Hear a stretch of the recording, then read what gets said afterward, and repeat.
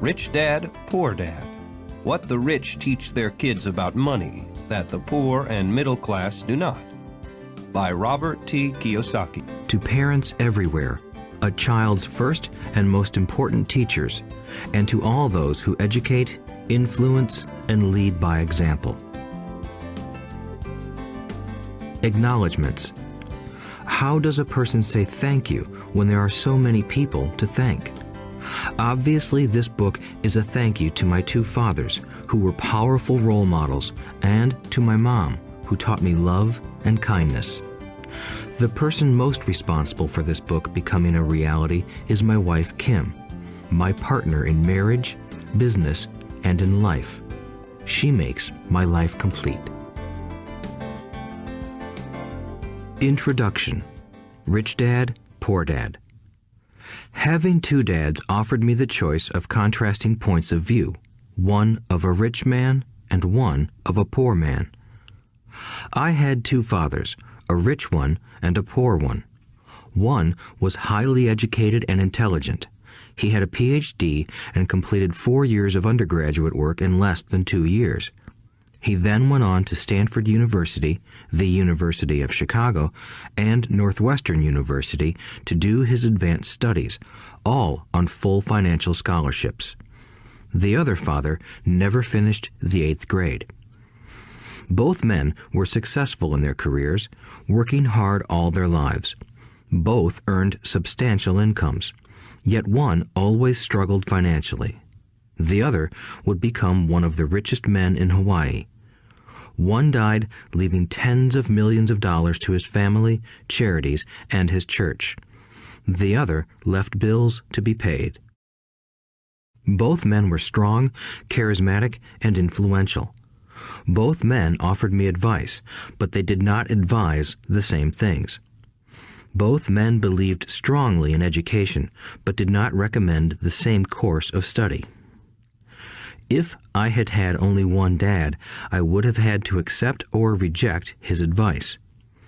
Having two dads offered me the choice of contrasting points of view, one of a rich man and one of a poor man. Instead of simply accepting or rejecting one or the other, I found myself thinking more, comparing, and then choosing for myself.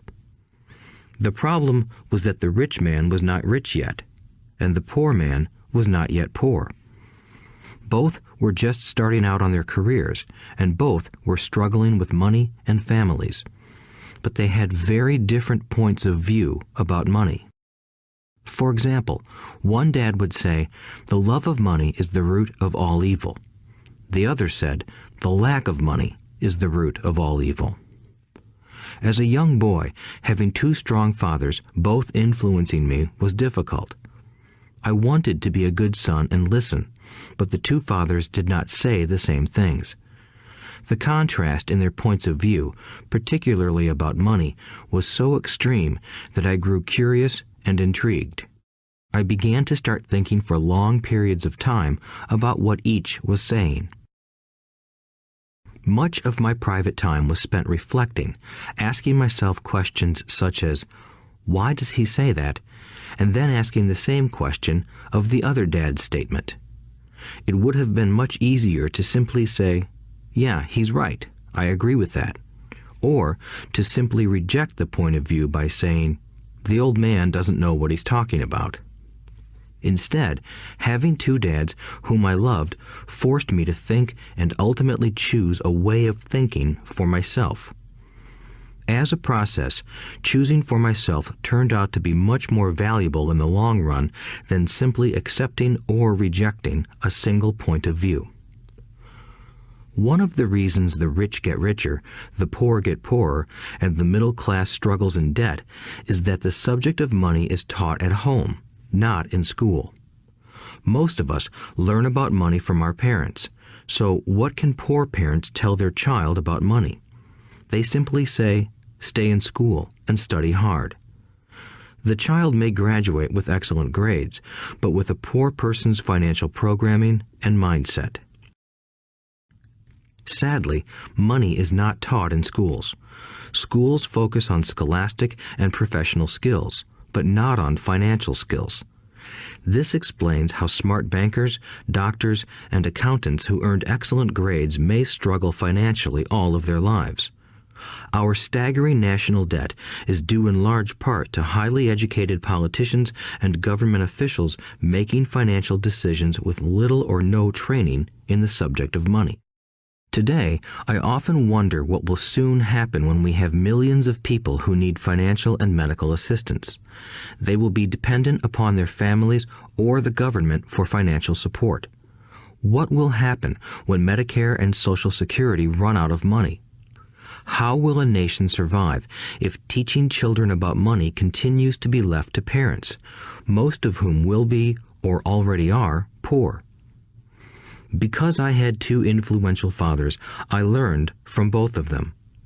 I had to think about each dad's advice, and in doing so, I gained valuable insight into the power and effect of one's thoughts on one's life. For example, one dad had a habit of saying, "I can't afford it."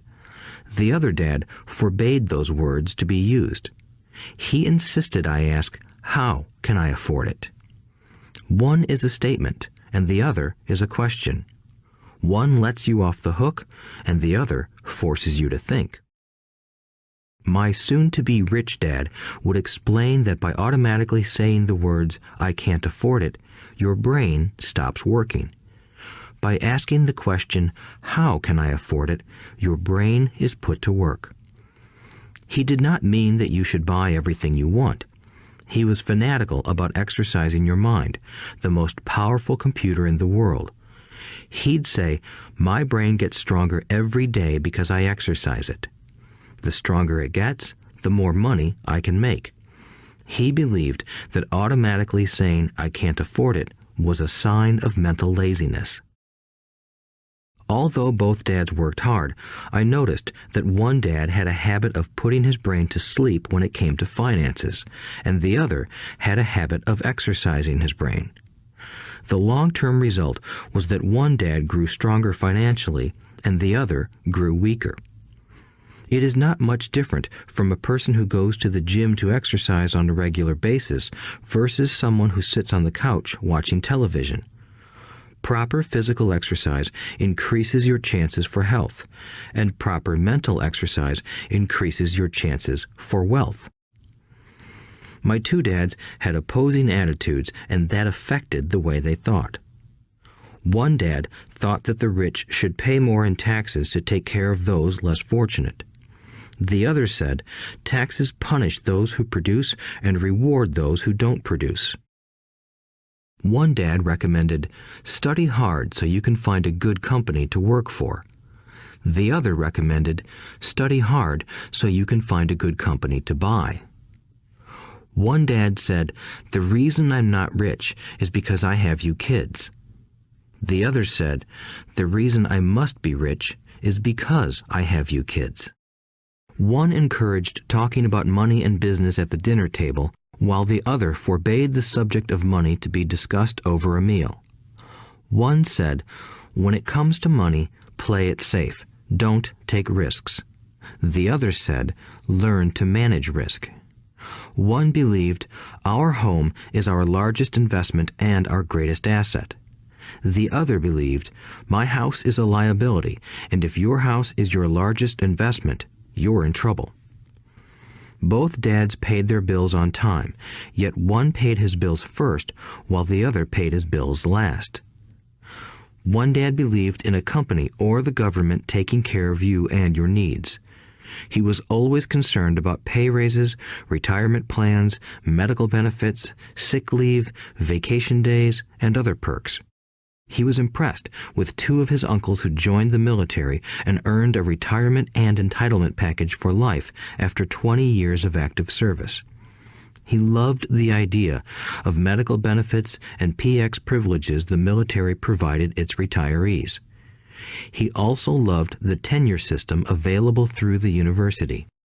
The idea of job protection for life and job benefits seemed more important at times than the job. He would often say, I've worked hard for the government and I'm entitled to these benefits. The other believed in total financial self-reliance. He spoke out against the entitlement mentality and how it created weak and financially needy people. He was emphatic about being financially competent.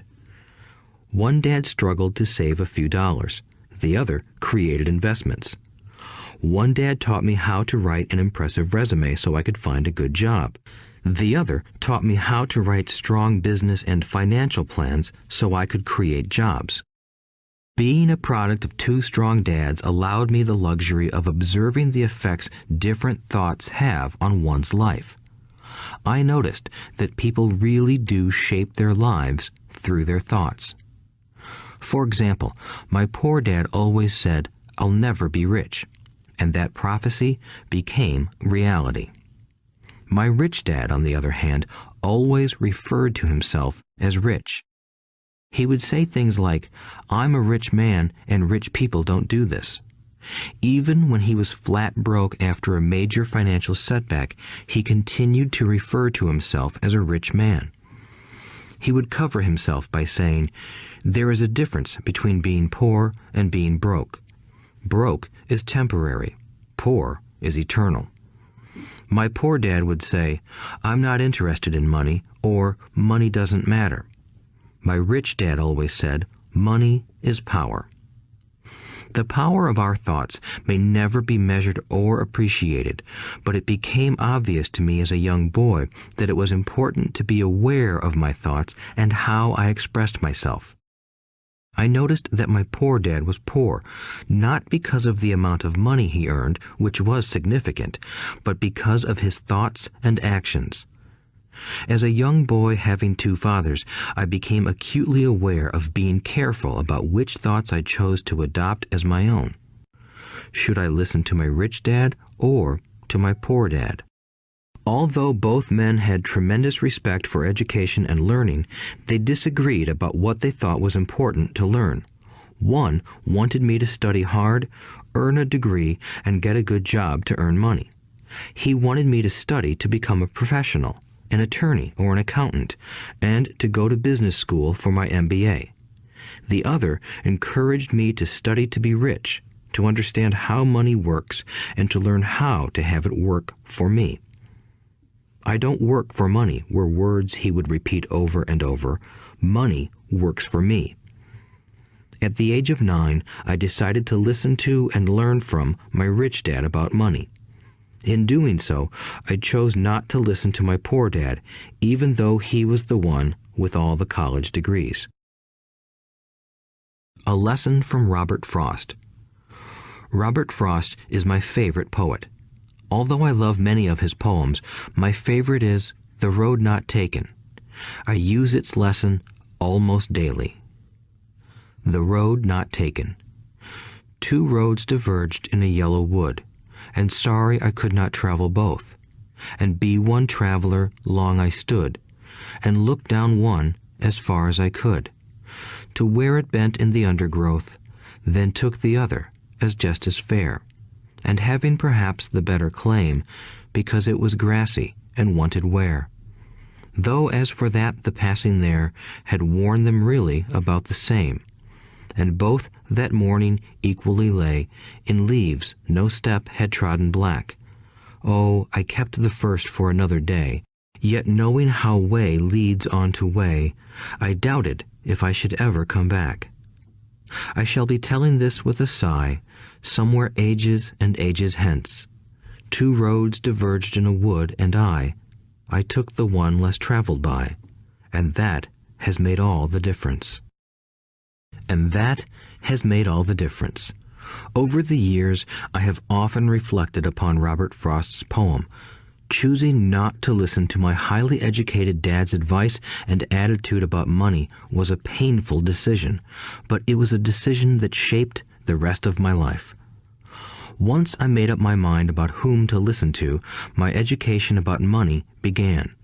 My rich dad taught me over a period of 30 years until I was 39 years old. He stopped once he realized that I knew and fully understood what he had been trying to drum into my often thick skull. Money is one form of power, but what is more powerful is financial education. Money comes and goes, but if you have the education about how money works, you gain power over it and can begin building wealth. The reason positive thinking alone does not work is because most people went to school and never learned how money works, so they spend their lives working for money. Because I was only 9 years old when I started, the lessons my rich dad taught me were simple. And when it was all said and done, there were only 6 main lessons, repeated over 30 years. This audiobook is about those 6 lessons, put as simply as possible, just as simply as my rich dad put forth those lessons to me.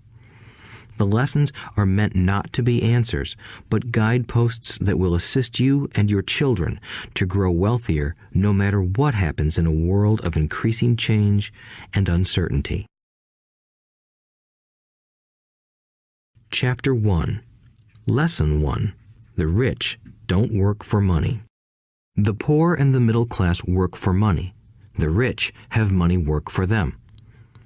Dad, can you tell me how to get rich? My dad put down the evening paper. Why do you want to get rich, son? Because today Jimmy's mom drove up in their new Cadillac and they were going to their beach house for the weekend. He took 3 of his friends, but Mike and I weren't invited. They told us we weren't invited because we were poor kids. They did? My dad asked incredulously. Yeah, they did, I replied in a hurt tone. My dad silently shook his head, pushed his glasses up the bridge of his nose, and went back to reading the paper. I stood waiting for an answer. The year was 1956. I was 9 years old. By some twist of fate, I attended the same public school where the rich people sent their kids. We were primarily a sugar plantation town. The managers of the plantation and the other affluent people, such as doctors, business owners, and bankers, sent their children to this elementary school. After grade 6, their children were generally sent off to private schools. Because my family lived on one side of the street, I went to this school. Had I lived on the other side of the street, I would have gone to a different school with kids from families more like mine. After grade 6, these kids and I would go on to the public intermediate and high school. There was no private school for them or for me. My dad finally put down the paper. I could tell he was thinking. Well, son, he began slowly, if you want to be rich, you have to learn to make money. How do I make money? I asked. Well, use your head, son, he said, smiling. Even then, I knew that really meant, that's all I'm going to tell you, or, I don't know the answer, so don't embarrass me. A partnership is formed. The next morning, I told my best friend, Mike, what my dad had said. As best as I could tell, Mike and I were the only poor kids in this school. Mike was also in this school by a twist of fate. Someone had drawn a jog in the line for the school district, and we wound up in school with the rich kids. We weren't really poor, but we felt as if we were because all the other boys had new baseball gloves, new bicycles, new everything. Mom and Dad provided us with the basics, like food and shelter and clothes, but that was about it.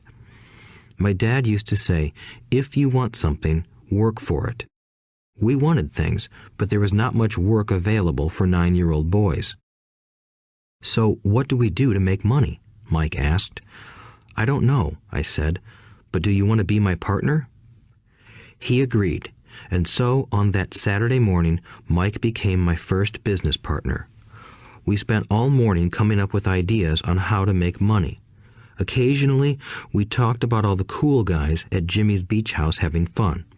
It hurt a little, but that hurt was good, because it inspired us to keep thinking of a way to make money. Finally, that afternoon, a bolt of lightning struck. It was an idea Mike got from a science book he had read. Excitedly, we shook hands, and the partnership now had a business. For the next several weeks, Mike and I ran around our neighborhood, knocking on doors and asking our neighbors if they would save their toothpaste tubes for us. With puzzled looks, most adults consented with a smile. Some asked us what we were doing, to which we replied, "We can't tell you. It's a business secret." My mom grew distressed as the weeks wore on. We had selected a site next to her washing machine as the place we would stockpile our raw materials. In a brown cardboard box that at one time held ketchup bottles, our little pile of used toothpaste tubes began to grow. Finally, my mom put her foot down. The sight of her neighbor's messy, crumpled used toothpaste tubes had gotten to her. "What are you boys doing?" she asked, "and I don't want to hear again that it's a business secret. Do something with this mess or I'm going to throw it out." Mike and I pleaded and begged, explaining that we would soon have enough and then we would begin production. We informed her that we were waiting on a couple of neighbors to finish their toothpaste so we could have their tubes. Mom granted us a 1-week extension. The date to begin production was moved up, and the pressure was on. My first partnership was already being threatened with an eviction notice by my own mom. It became Mike's job to tell the neighbors to quickly use up their toothpaste, saying their dentist wanted them to brush more often anyway. I began to put together the production line. One day, my dad drove up with a friend to see 2 9-year-old boys in the driveway with their production line operating at full speed. There was fine white powder everywhere. On a long table were small milk cartons from school, and our family's hibachi grill was glowing with red-hot coals at maximum heat. Dad walked up cautiously, having to park the car at the base of the driveway since the production line blocked the carport.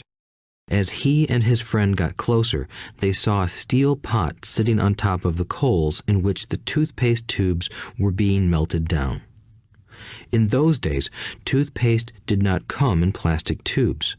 The tubes were made of lead, so once the paint was burned off, the tubes were dropped in the small steel pot. They melted until they became liquid, and with my mom's pot holders, we poured the lead through a small hole in the top of the milk cartons. The milk cartons were filled with plaster of Paris. White powder was everywhere. In my haste, I had knocked the bag over, and the entire area looked like it had been hit by a snowstorm. The milk cartons were the outer containers for plaster of Paris molds. My dad and his friend watched as we carefully poured the molten lead through a small hole in the top of the plaster of Paris cube. "Careful," my dad said. I nodded without looking up. Finally, once the pouring was through, I put the steel pot down and smiled at my dad. "What are you boys doing?" he asked with a cautious smile. "We're doing what you told me to do. We're going to be rich," I said. "Yup," said Mike, grinning and nodding his head. "We're partners." "And what is in those plaster molds?" my dad asked. "Watch," I said. "This should be a good batch." With a small hammer, I tapped at the seal that divided the cube in half. Cautiously, I pulled up the top half of the plaster mold, and a lead nickel fell out. "Oh my God," my dad said, "you're casting nickels out of lead." "That's right," Mike said. "We're doing as you told us to do. We're making money." My dad's friend turned and burst into laughter. My dad smiled and shook his head. Along with a fire and a box of spent toothpaste tubes, in front of him were 2 little boys covered with white dust, smiling from ear to ear. He asked us to put everything down and sit with him on the front step of our house. With a smile, he gently explained what the word counterfeiting meant. Our dreams were dashed. "You mean this is illegal?" asked Mike in a quivering voice. "Let them go," my dad's friend said. "They might be developing a natural talent." My dad glared at him. "Yes, it is illegal," my dad said gently, "but you boys have shown great creativity and original thought. Keep going. I'm really proud of you." Disappointed, Mike and I sat in silence for about 20 minutes before we began cleaning up our mess. The business was over on opening day. Sweeping the powder up, I looked at Mike and said, "I guess Jimmy and his friends are right. We are poor." My father was just leaving as I said that. "Boys," he said, "you're only poor if you give up. The most important thing is that you did something. Most people only talk and dream of getting rich. You've done something. I'm very proud of the two of you. I will say it again. Keep going. Don't quit." Mike and I stood there in silence. They were nice words, but we still did not know what to do. "So how come you're not rich, Dad?" I asked. "Because I chose to be a school teacher. School teachers really don't think about being rich. We just like to teach. I wish I could help you, but I really don't know how to make money." Mike and I turned and continued our cleanup. "I know," said my dad. "If you boys want to learn how to be rich, don't ask me. Talk to your dad, Mike." "My dad?" asked Mike with a scrunched-up face. "Yeah, your dad," repeated my dad with a smile. "Your dad and I have the same banker, and he raves about your father. He's told me several times that your father is brilliant when it comes to making money." "My dad?" Mike asked again in disbelief. "Then how come we don't have a nice car and a nice house like the rich kids at school?" "A nice car and a nice house don't necessarily mean you're rich or you know how to make money," my dad replied. "Jimmy's dad works for the sugar plantation. He's not much different from me. He works for a company and I work for the government. The company buys the car for him. The sugar company is in financial trouble, and Jimmy's dad may soon have nothing. Your dad is different, Mike. He seems to be building an empire, and I suspect in a few years he will be a very rich man." With that, Mike and I got excited again. With new vigor, we began cleaning up the mess caused by our now defunct first business. As we were cleaning, we made plans for how and when to talk to Mike's dad. The problem was that Mike's dad worked long hours and often did not come home until late. His father owned warehouses, a construction company, a chain of stores, and 3 restaurants. It was the restaurants that kept him out late. Mike caught the bus home after we had finished cleaning up. He was going to talk to his dad when he got home that night and ask him if he would teach us how to become rich. Mike promised to call as soon as he had talked to his dad, even if it was late. The phone rang at 8:30 p.m. "Okay," I said, "next Saturday." I put the phone down. Mike's dad had agreed to meet with us. On Saturday, I caught the 7:30 a.m. bus to the poor side of town. The lessons begin. Mike and I met with his dad that morning at 8 o'clock. He was already busy, having been at work for more than an hour. His construction supervisor was just leaving in his pickup truck as I walked up to his simple, small, and tidy home. Mike met me at the door. "Dad's on the phone, and he said to wait on the back porch," Mike said as he opened the door. The old wooden floor creaked as I stepped across the threshold of the aging house. There was a cheap mat just inside the door. The mat was there to hide the years of wear from countless footsteps that the floor had supported. Although clean, it needed to be replaced. I felt claustrophobic as I entered the narrow living room that was filled with old, musty, overstuffed furniture that today would be collector's items. Sitting on the couch were 2 women, both a little older than my mom. Across from the women sat a man in workman's clothes. He wore khaki slacks and a khaki shirt, neatly pressed but without starch, and polished work boots. He was about 10 years older than my dad. They smiled as Mike and I walked past them toward the back porch. I smiled back shyly. "Who are those people?" I asked. "Oh, they work for my dad. The older man runs his warehouses, and the women are the managers of the restaurants. And as you arrived, you saw the construction supervisor who was working on a road project about 50 miles from here. His other supervisor, who was building a track of houses, left before you got here." "Does this go on all the time?" I asked. "Not always, but quite often," said Mike, smiling as he pulled up a chair to sit down next to me. "I asked my dad if he would teach us to make money," Mike said. "Oh, and what did he say to that?" I asked with cautious curiosity. "Well, he had a funny look on his face at first, and then he said he would make us an offer." "Oh," I said, rocking my chair back against the wall. I sat there, perched on two rear legs of the chair. Mike did the same thing. "Do you know what the offer is?" I asked. "No, but we'll soon find out." Suddenly, Mike's dad burst through the rickety screen door and onto the porch. Mike and I jumped to our feet, not out of respect, but because we were startled. "Ready, boys?" he asked as he pulled up a chair to sit down with us. We nodded our heads as we pulled our chairs away from the wall to sit in front of him. He was a big man, about 6 feet tall and 200 pounds. My dad was taller, about the same weight, and 5 years older than Mike's dad. They sort of looked alike, though not of the same ethnic makeup. Maybe their energy was similar. "Mike says you want to learn to make money. Is that correct, Robert?"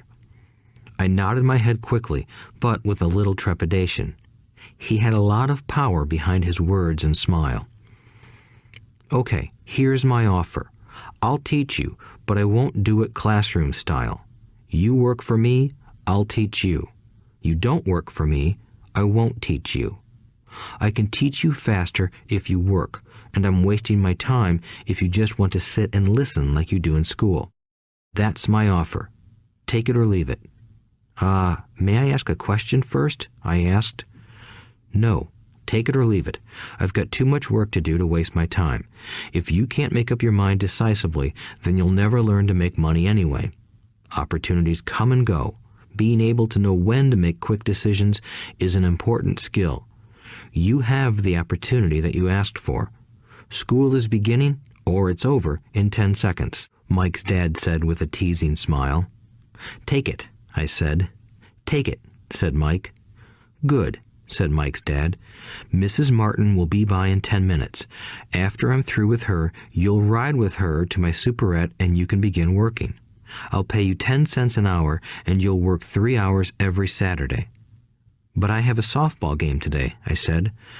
Mike's dad lowered his voice to a stern tone. "Take it or leave it," he said. "I'll take it," I replied, choosing to work and learn instead of playing. 30 cents later. By 9 a.m. that day, Mike and I were working for Mrs. Martin. She was a kind and patient woman. She always said that Mike and I reminded her of her 2 grown sons. Although kind, she believed in hard work and kept us moving. We spent 3 hours taking canned goods off the shelves, brushing each can with a feather duster to get the dust off, and then restacking them neatly. It was excruciatingly boring work. Mike's dad, whom I called my rich dad, owned 9 of these little superettes, each with a large parking lot. They were the early version of the 7-Eleven convenience stores, little neighborhood grocery stores where people bought items such as milk, bread, butter, and cigarettes. The problem was that this was Hawaii before air conditioning was widely used, and the stores could not close their doors because of the heat. On 2 sides of the store, the doors had to be wide open to the road and parking lot. Every time a car drove by or pulled into the parking lot, dust would swirl and settle in the store. We knew we had a job as long as there was no air conditioning. For 3 weeks, Mike and I reported to Mrs. Martin and worked our 3 hours. By noon, our work was over, and she dropped 3 little dimes in each of our hands. Now, even at the age of 9 in the mid-1950s, 30 cents was not too exciting. Comic books cost 10 cents back then, so I usually spent my money on comic books and went home. By Wednesday of the 4th week, I was ready to quit. I had agreed to work only because I wanted to learn to make money from Mike's dad, and now I was a slave for 10 cents an hour. On top of that, I had not seen Mike's dad since that first Saturday. "I'm quitting," I told Mike at lunchtime. School was boring, and now I did not even have my Saturdays to look forward to. But it was the 30 cents that really got to me. This time, Mike smiled. "What are you laughing at?" I asked with anger and frustration. "Dad said this would happen. He said to meet with him when you were ready to quit." "What?" I said indignantly. "He's been waiting for me to get fed up?" Sort of, Mike said. Dad's kind of different. He doesn't teach like your dad. Your mom and dad lecture a lot. My dad is quiet and a man of few words. You just wait till this Saturday. I'll tell him you're ready. You mean I've been set up? No, not really. But maybe. Dad will explain on Saturday. Waiting in line on Saturday. I was ready to face Mike's dad. Even my real dad was angry with him. My real dad, the one I called the poor one, thought that my rich dad was violating child labor laws and should be investigated. My educated poor dad told me to demand what I deserve, at least 25 cents an hour. My poor dad told me that if I did not get a raise, I was to quit immediately. You don't need that damn job anyway, said my poor dad with indignation. At 8 o'clock Saturday morning, I walked through the door of Mike's house when Mike's dad opened it. Take a seat and wait in line, he said as I entered. He turned and disappeared into his little office next to a bedroom. I looked around the room and didn't see Mike anywhere. Feeling awkward, I cautiously sat down next to the same two women who were there 4 weeks earlier. They smiled and slid down the couch to make room for me. 45 minutes went by, and I was steaming. The two women had met with him and left 30 minutes earlier. An older gentleman was in there for 20 minutes and was also gone. The house was empty, and here I sat in a musty, dark living room on a beautiful, sunny Hawaiian day, waiting to talk to a cheapskate who exploited children. I could hear him rustling around the office, talking on the phone, and ignoring me. I was ready to walk out, but for some reason I stayed. Finally, 15 minutes later, at exactly 9 o'clock, Rich Dad walked out of his office, said nothing, and signaled with his hand for me to enter.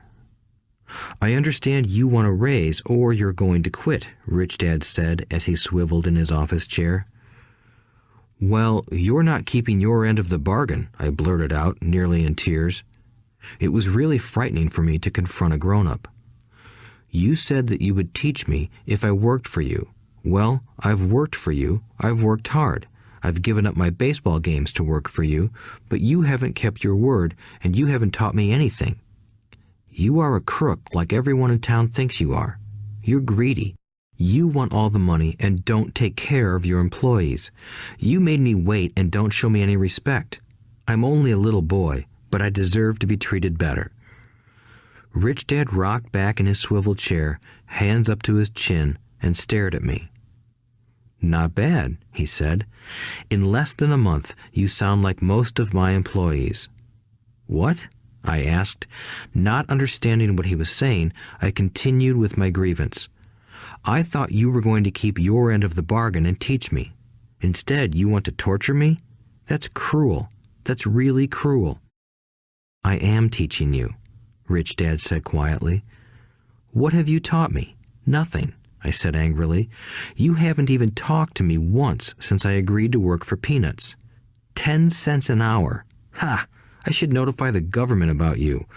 We have child labor laws, you know. My dad works for the government, you know. Wow, said Rich Dad. Now you sound just like most of the people who used to work for me. People I've either fired or who have quit. So, what do you have to say? I demanded, feeling pretty brave for a little kid. You lied to me. I've worked for you, and you have not kept your word. You haven't taught me anything. How do you know that I've not taught you anything? Asked Rich Dad calmly. Well, you've never talked to me. I've worked for 3 weeks, and you have not taught me anything, I said with a pout. Does teaching mean talking or a lecture?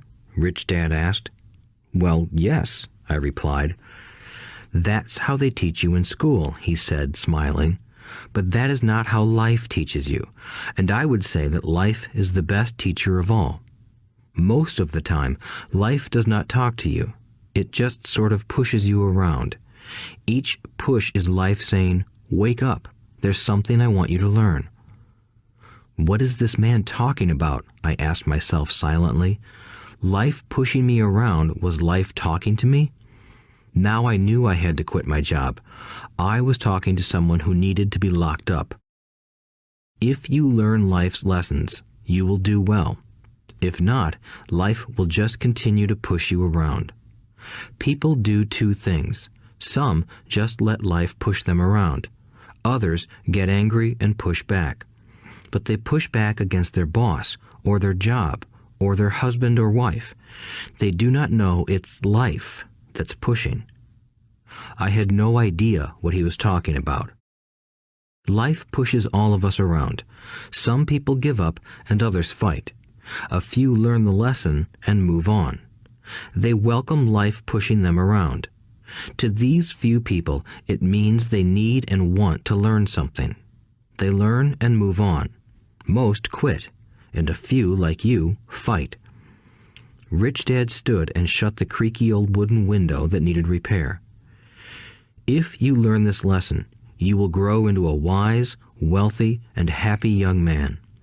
If you don't, you will spend your life blaming a job, low pay, or your boss for your problems. You'll live life always hoping for that big break that will solve all your money problems. Rich Dad looked over at me to see if I was still listening. His eyes met mine. We stared at each other, communicating through our eyes. Finally, I looked away once I had absorbed his message. I knew he was right. I was blaming him, and I did ask to learn. I was fighting. Rich Dad continued. Or, if you are the kind of person who has no guts, you just give up every time life pushes you. If you are that kind of person, you'll live all your life playing it safe, doing the right things, saving yourself for some event that never happens. Then you die a boring old man. You'll have lots of friends who really like you because you were such a nice, hard-working guy. But the truth is that you let life push you into submission. Deep down, you were terrified of taking risks. You really wanted to win, but the fear of losing was greater than the excitement of winning. Deep inside, you and only you will know you didn't go for it. You chose to play it safe. Our eyes met again. "You've been pushing me around?" I asked. "Some people might say that," smiled Rich Dad. "I would say that I just gave you a taste of life." "What taste of life?" I asked, still angry, but now curious and ready to learn. "You boys are the first people that have ever asked me to teach them how to make money. I have more than 150 employees, and not one of them has asked me what I know about money. They ask me for a job and a paycheck, but never to teach them about money.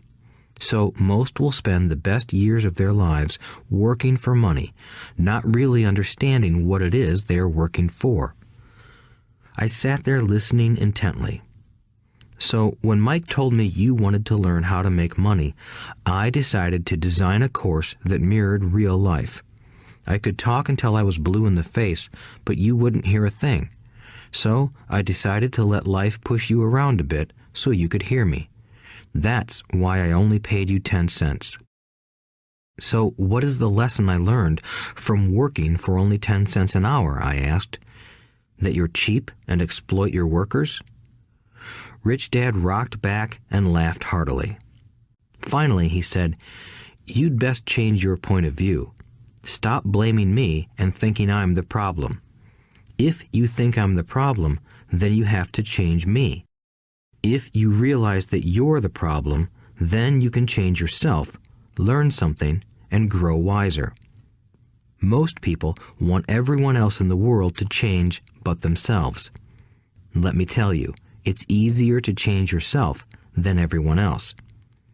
"I don't understand," I said. "Don't blame me for your problems," Rich Dad said, growing impatient. "But you only pay me 10 cents. "So what are you learning?" Rich Dad asked, smiling. "That you're cheap," I said with a sly grin. "See, you think I'm the problem," said Rich Dad. "But you are. Well, keep that attitude and you'll learn nothing. Keep the attitude that I'm the problem, and what choices do you have?" "Well, if you don't pay me more or show me more respect and teach me, I'll quit."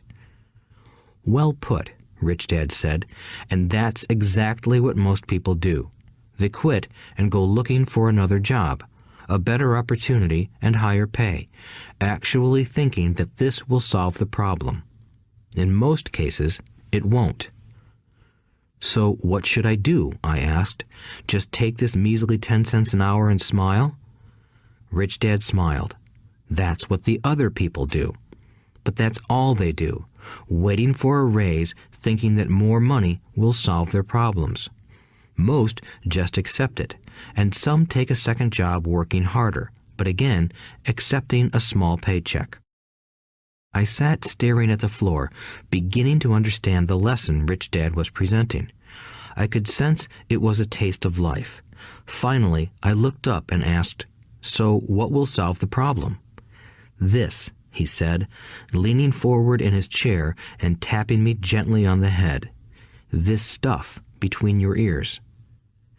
It was at that moment that Rich Dad shared the pivotal point of view that separated him from his employees and my poor dad, and led him to eventually become one of the richest men in Hawaii, while my highly educated but poor dad struggled financially all his life. It was a singular point of view that made all the difference over a lifetime. Rich Dad said this point of view over and over, which I call lesson number 1. The poor and the middle class work for money. The rich have money work for them. On that bright Saturday morning, I learned a completely different point of view from what I had been taught by my poor dad. At the age of 9, I understood that both dads wanted me to learn. Both dads encouraged me to study, but not the same things. My highly educated dad recommended that I do what he did. "Son, I want you to study hard, get good grades so you can find a safe, secure job with a big company, and make sure it has excellent benefits." My rich dad wanted me to learn how money works so I could make it work for me.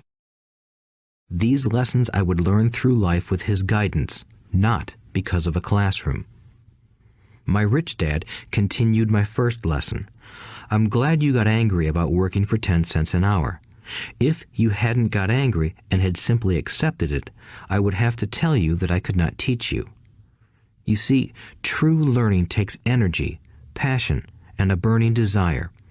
Anger is a big part of that formula, for passion is anger and love combined. When it comes to money, most people want to play it safe and feel secure, so passion does not direct them. Fear does."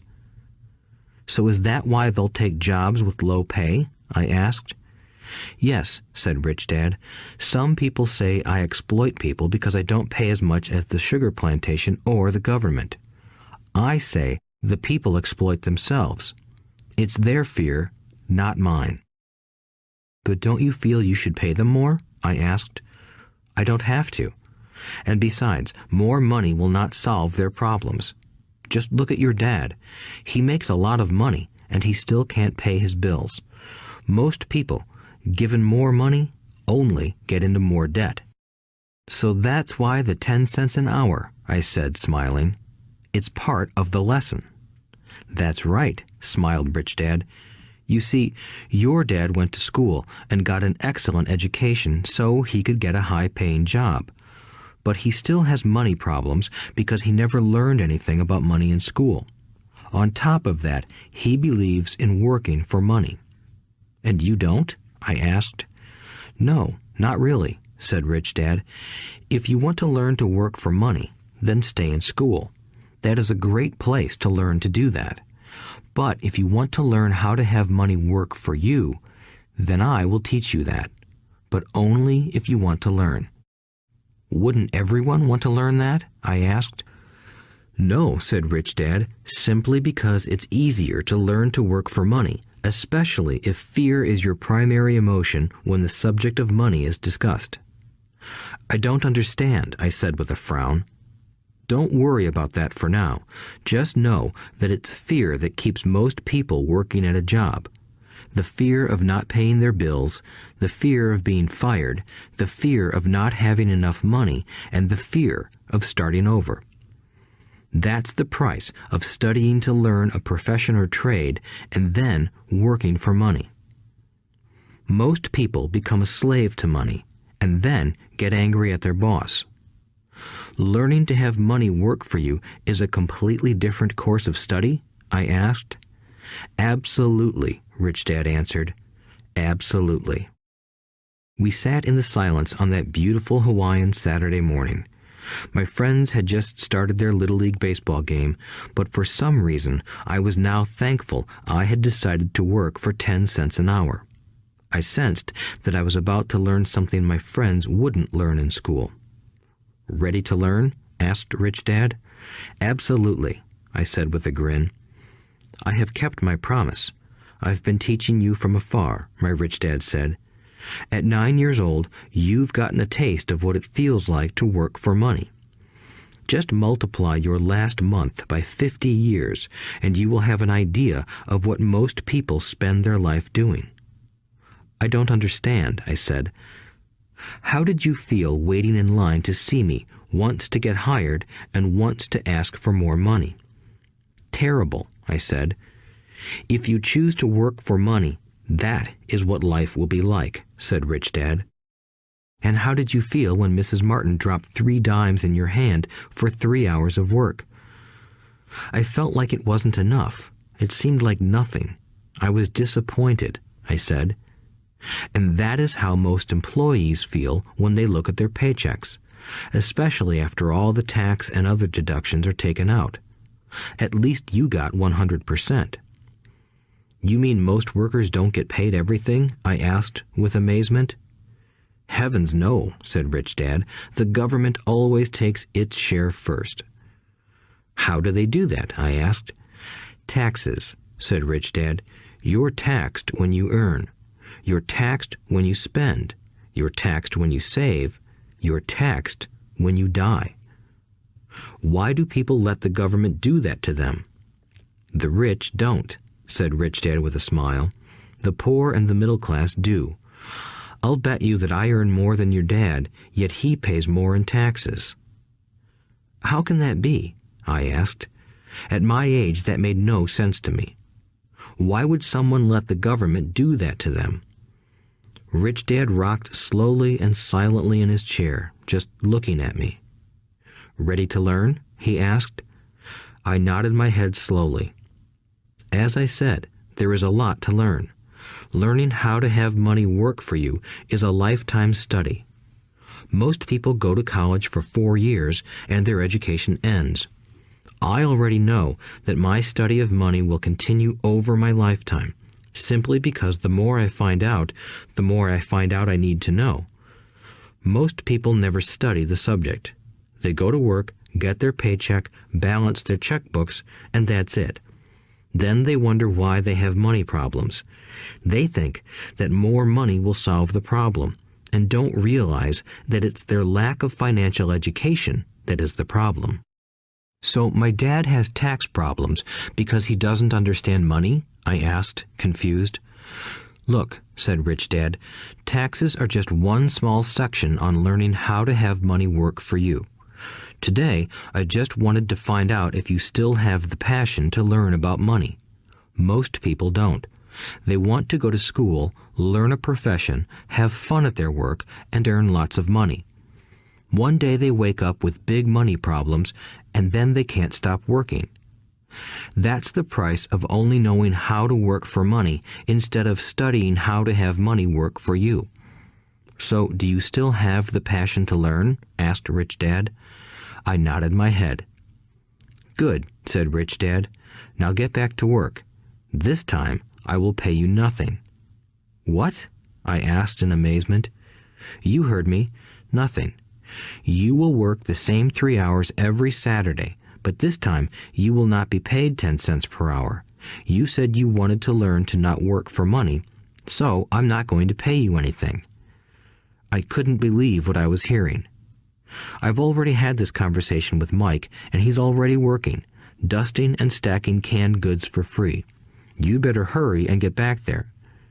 That's not fair, I shouted. You've got to pay something.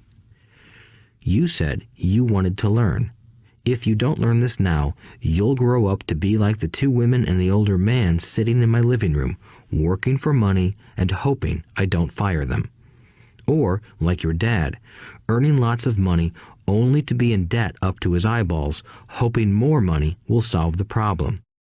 If that's what you want, I'll go back to our original deal of 10 cents an hour. Or you can do what most adults do. Complain that there is not enough pay, quit, and go looking for another job. But what do I do? I asked. Rich Dad tapped me on the head. Use this, he said. If you use it well, you will soon thank me for giving you an opportunity, and you will grow into a rich man. I stood there, still not believing what a raw deal I was handed. I came to ask for a raise, and somehow I was instead working for nothing. Rich Dad tapped me on the head again and said, "Use this. Now, get out of here and get back to work." Lesson number 1. The rich don't work for money. I didn't tell my poor dad I wasn't being paid. He wouldn't have understood, and I didn't want to try to explain something I didn't understand myself. For 3 more weeks, Mike and I worked 3 hours every Saturday for nothing. The work didn't bother me, and the routine got easier. But it was the missed baseball games and not being able to afford to buy a few comic books that got to me. Rich Dad stopped by at noon on the 3rd week. We heard his truck pull up in the parking lot and sputter when the engine was turned off. He entered the store and greeted Mrs. Martin with a hug. After finding out how things were going in the store, he reached into the ice cream freezer, pulled out 2 bars, paid for them, and signaled to Mike and me. "Let's go for a walk, boys." We crossed the street, dodging a few cars, and walked across a large grassy field where a few adults were playing softball.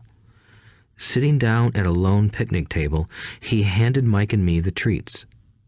"How's it going, boys?" "Okay," Mike said. I nodded in agreement. "Learn anything yet?" Rich Dad asked. Mike and I looked at each other, shrugged our shoulders, and shook our heads in unison. Avoiding one of life's biggest traps. Well, you boys had better start thinking. You're staring at one of life's biggest lessons. If you learn it, you'll enjoy a life of great freedom and security. If you don't, you'll wind up like Mrs. Martin and most of the people playing softball in this park. They work very hard for little money, clinging to the illusion of job security and looking forward to a 3-week vacation each year and maybe a skimpy pension after 45 years of service. If that excites you, I'll give you a raise to 25 cents an hour. But these are good, hard-working people. Are you making fun of them? I demanded. A smile came over Rich Dad's face. Mrs. Martin is like a mother to me. I would never be that cruel. I may sound unkind because I'm doing my best to point something out to the two of you. I want to expand your point of view so you can see something most people never have the benefit of seeing because their vision is too narrow. Most people never see the trap they are in. Mike and I sat there, uncertain of his message. He sounded cruel, yet we could sense he was trying to drive home a point. With a smile, Rich Dad said, "Doesn't that 25 cents an hour sound good? Doesn't it make your heart beat a little faster?" I shook my head no, but it really did. 25 cents an hour would be big bucks to me. "Okay, I'll pay you $1 an hour," Rich Dad said, with a sly grin. Now my heart started to race. My brain was screaming, "Take it, take it." I could not believe what I was hearing. Still, I said nothing. "Okay, $2 an hour." My little brain and heart nearly exploded. After all, it was 1956, and being paid $2 an hour would have made me the richest kid in the world. I couldn't imagine earning that kind of money. I wanted to say yes. I wanted the deal. I could picture a new bicycle, new baseball glove, and the adoration of my friends when I flashed some cash. On top of that, Jimmy and his rich friends could never call me poor again. But somehow, my mouth stayed shut. The ice cream had melted and was running down my hand. Rich Dad was looking at two boys staring back at him, eyes wide open and brains empty. He was testing us, and he knew there was a part of our emotions that wanted to take the deal. He understood that every person has a weak and needy part of their soul that can be bought, and he knew that every individual also had a part of their soul that was resilient and could never be bought. It was only a question of which one was stronger. Okay, $5 an hour. Suddenly, I was silent. Something had changed. The offer was too big and ridiculous.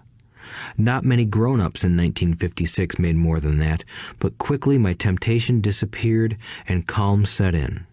Slowly, I turned to my left to look at Mike. He looked back at me. The part of my soul that was weak and needy was silenced. The part of me that had no price took over. I knew Mike had gotten to that point too.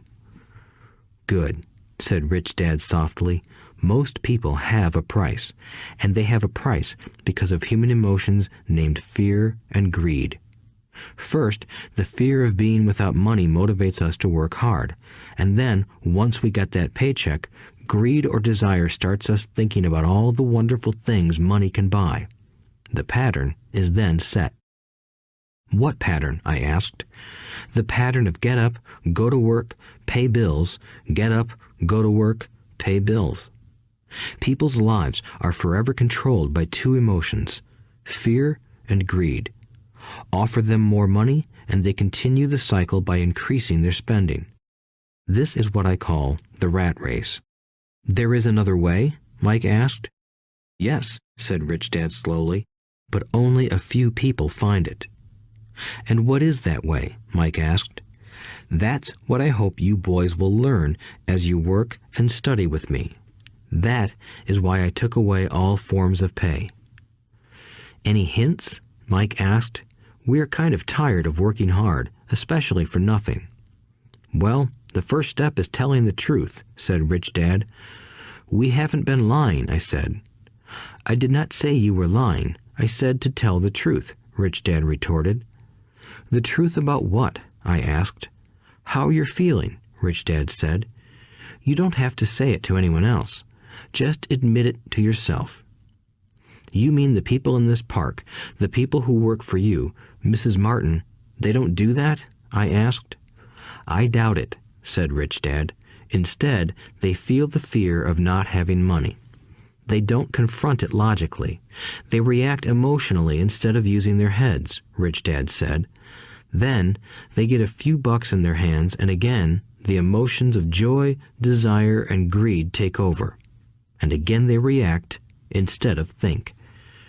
"So their emotions control their brain," Mike said. "That's correct," said Rich Dad. "Instead of admitting the truth about how they feel, they react to their feelings and fail to think. They feel the fear, so they go to work, hoping that money will soothe the fear, but it doesn't. It continues to haunt them, and they return to work, hoping again that money will calm their fears, and again it doesn't. Fear keeps them in this trap of working, earning money, hoping the fear will go away. But every day they get up, and that old fear wakes up with them. For millions of people, that old fear keeps them awake all night, causing a night of turmoil and worry. So they get up and go to work, hoping that a paycheck will kill that fear gnawing at their souls. Money is running their lives, and they refuse to tell the truth about that. Money is in control of their emotions and their souls." Rich Dad sat quietly, letting his words sink in. Mike and I had heard what he said, but didn't understand fully what he was talking about. I just knew that I often wondered why grown-ups hurried off to work. It did not seem like much fun, and they never looked that happy, but something kept them going. Realizing we had absorbed as much as possible of what he was talking about, Rich Dad said, "I want you boys to avoid that trap. That is really what I want to teach you. Not just to be rich, because being rich does not solve the problem." "It doesn't?" I asked, surprised. No, it doesn't. Let me explain the other emotion, desire. Some call it greed, but I prefer desire. It's perfectly normal to desire something better, prettier, more fun, or exciting. So people also work for money because of desire. They desire money for the joy they think it can buy. But the joy that money brings is often short-lived, and they soon need more money for more joy, more pleasure, more comfort, and more security. So they keep working, thinking money will soothe their souls that are troubled by fear and desire. But money can't do that.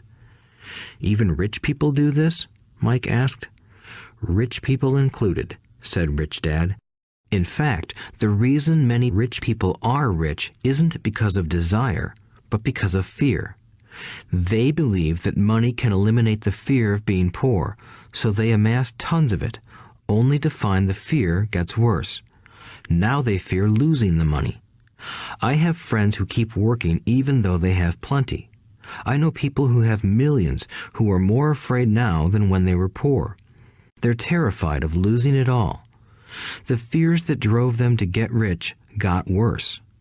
That weak and needy part of their soul is actually screaming louder. They don't want to lose the big houses, the cars, and the high life money has bought them. They worry about what their friends would say if they lost all their money.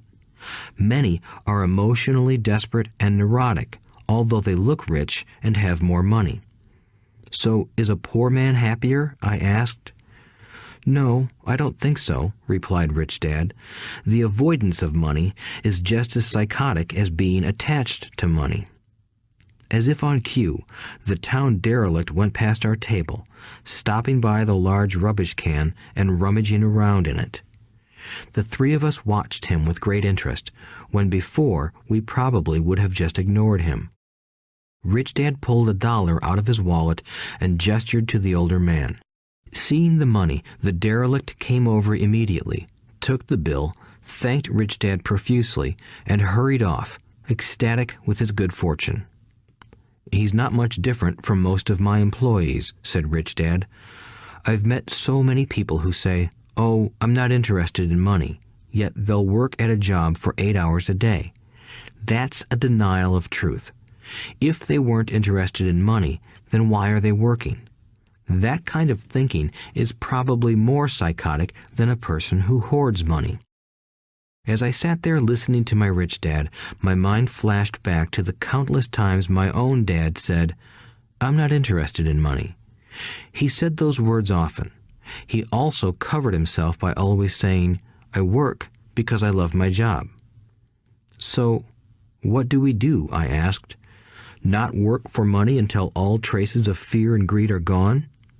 No, that would be a waste of time, said Rich Dad. Emotions are what make us human. The word emotion stands for energy in motion. Be truthful about your emotions and use your mind and emotions in your favor, not against yourself. Whoa, said Mike. Don't worry about what I just said. It will make more sense in years to come. Just be an observer, not a reactor, to your emotions. Most people do not know that it's their emotions that are doing the thinking. Your emotions are your emotions, but you have got to learn to do your own thinking. Can you give me an example? I asked. Sure, replied Rich Dad. When a person says, "I need to find a job," it's most likely an emotion doing the thinking. Fear of not having money generates that thought. But people do need money if they have bills to pay, I said. Sure they do, smiled Rich Dad. All I'm saying is that it's fear that is all too often doing the thinking. I don't understand, said Mike. For example, said Rich Dad, if the fear of not having enough money arises, instead of immediately running out to get a job, they instead might ask themselves this question. Will a job be the best solution to this fear over the long run? In my opinion, the answer is no. A job is really a short-term solution to a long-term problem. But my dad is always saying, stay in school and get good grades so you can find a safe, secure job, I interjected, somewhat confused. Yes, I understand he says that, said Rich Dad, smiling. Most people recommend that, and it's a good path for most people. But people make that recommendation primarily out of fear. You mean my dad says that because he's afraid? Yes, said Rich Dad. He's terrified that you won't earn enough money and won't fit into society. Don't get me wrong. He loves you and wants the best for you. I, too, believe an education and a job are important, but it won't handle the fear. You see, that same fear that makes him get up in the morning to earn a few bucks is the fear that is causing him to be so fanatical about your going to school. So what do you recommend? I asked. I want to teach you to master the power of money instead of being afraid of it. They don't teach that in school, and if you don't learn it, you become a slave to money. It was finally making sense. He wanted us to widen our views and to see what the Mrs. Martins of this world couldn't see. He used examples that sounded cruel at the time, but I've never forgotten them. My vision widened that day, and I began to see the trap that lay ahead for most people. You see, we're all employees ultimately. We just work at different levels, said Rich Dad. I just want you boys to have a chance to avoid the trap caused by those two emotions, fear and desire. Use them in your favor, not against you. That's what I want to teach you. I'm not interested in just teaching you to make a pile of money. That won't handle the fear or desire. If you don't first handle fear and desire, and you get rich, you'll only be a highly paid slave. So how do we avoid the trap? I asked. The main cause of poverty or financial struggle is fear and ignorance, not the economy or the government or the rich. It's self-inflicted fear and ignorance that keep people trapped. So you boys go to school and get your college degrees, and I'll teach you how to stay out of the trap. The pieces of the puzzle were appearing. My highly educated dad had a great education and a great career, but school never told him how to handle money or his fear of it. It became clear that I could learn different and important things from two fathers. So you've been talking about the fear of not having money. How does the desire for money affect our thinking? Mike asked. How did you feel when I tempted you with a pay raise? Did you notice your desires rising? We nodded our heads. By not giving in to your emotions, you were able to delay your reactions and think. That is important. We will always have emotions of fear and greed. From here on in, it's imperative for you to use those emotions to your advantage, and for the long term to not let your emotions control your thinking. Most people use fear and greed against themselves. That's the start of ignorance. Most people live their lives chasing paychecks, pay raises, and job security because of the emotions of desire and fear, not really questioning where those emotion-driven thoughts are leading them. It's just like the picture of a donkey dragging a cart with its owner dangling a carrot just in front of its nose. The donkey's owner may be going where he wants to, but the donkey is chasing an illusion. Tomorrow, there will only be another carrot for the donkey. You mean the moment I pictured a new baseball glove, candy, and toys, that's like a carrot to a donkey? Mike asked. Yes, and as you get older, your toys get more expensive. A new car, a boat, and a big house to impress your friends, said Rich Dad with a smile. Fear pushes you out the door, and desire calls to you. That's the trap. So what's the answer? Mike asked. What intensifies fear and desire is ignorance. That is why rich people with lots of money often have more fear the richer they get. Money is the carrot, the illusion. If the donkey could see the whole picture, it might rethink its choice to chase the carrot. Rich Dad went on to explain that a human's life is a struggle between ignorance and illumination. He explained that once a person stops searching for information and self-knowledge, ignorance sets in. That struggle is a moment-to-moment decision to learn to open or close one's mind. Look, school is very important. You go to school to learn a skill or profession to become a contributing member of society. Every culture needs teachers, doctors, mechanics, artists, cooks, business people, police officers, firefighters, and soldiers. Schools train them so society can thrive and flourish, said Rich Dad. Unfortunately, for many people, school is the end, not the beginning. There was a long silence. Rich Dad was smiling. I didn't comprehend everything he said that day, but as with most great teachers, his words continued to teach for years.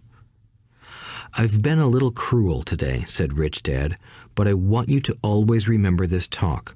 I want you to always think of Mrs. Martin, and I want you always to remember that donkey. Never forget that fear and desire can lead you into life's biggest trap if you are not aware of them controlling your thinking. To spend your life living in fear, never exploring your dreams, is cruel. To work hard for money, thinking that it will buy you things that will make you happy, is also cruel. To wake up in the middle of the night terrified about paying bills is a horrible way to live. To live a life dictated by the size of a paycheck is not really living a life. Thinking that a job makes you secure is lying to yourself. That's cruel, and that's the trap I want you to avoid. I've seen how money runs people's lives. Don't let that happen to you. Please, don't let money run your life. A softball rolled under our table. Rich Dad picked it up and threw it back. So what does ignorance have to do with greed and fear? I asked. Because it is ignorance about money that causes so much greed and fear, said Rich Dad. Let me give you some examples. A doctor, wanting more money to better provide for his family, raises his fees. By raising his fees, it makes healthcare more expensive for everyone. It hurts the poor people the most, so they have worse health than those with money. Because the doctors raise their fees, the attorneys raise their fees. Because the attorneys' fees have gone up, school teachers want a raise, which raises our taxes, and on and on and on. Soon, there will be such a horrifying gap between the rich and the poor that chaos will break out and another great civilization will collapse. History proves that great civilizations collapse when the gap between the haves and have-nots is too great. Sadly, America is on that same course because we haven't learned from history. We only memorize historical dates and names, not the lesson. Aren't prices supposed to go up? I asked. In an educated society with a well-run government, prices should actually come down. Of course, that is often only true in theory. Prices go up because of greed and fear caused by ignorance. If schools taught people about money, there would be more money and lower prices. But schools focus only on teaching people to work for money, not how to harness money's power. But don't we have business schools? Mike asked. And haven't you encouraged me to go for my MBA? Yes, said Rich Dad, but all too often business schools train employees to become sophisticated bean counters. Heaven forbid a bean counter takes over a business. All they do is look at the numbers, fire people, and kill the business. I know this because I hire bean counters. All they think about is cutting costs and raising prices, which cause more problems. Bean counting is important. I wish more people knew it, but it, too, is not the whole picture, added Rich Dad angrily. So, is there an answer? Asked Mike. Yes, said Rich Dad. Learn to use your emotions to think, not think with your emotions. When you boys mastered your emotions by agreeing to work for free, I knew there was hope. When you again resisted your emotions when I tempted you with more money, you were again learning to think in spite of being emotionally charged. That's the first step. Why is that step so important? I asked. Well, that's up to you to find out. If you want to learn, I'll take you boys into the briar patch, a place almost everyone else avoids. If you go with me, you'll let go of the idea of working for money and instead learn to have money work for you. And what will we get if we go with you? What if we agree to learn from you? What will we get? I asked. The same thing Brer Rabbit got, said Rich Dad, referring to the classic children's story. Is there a briar patch? I asked. Yes, said Rich Dad. The briar patch is our fear and greed.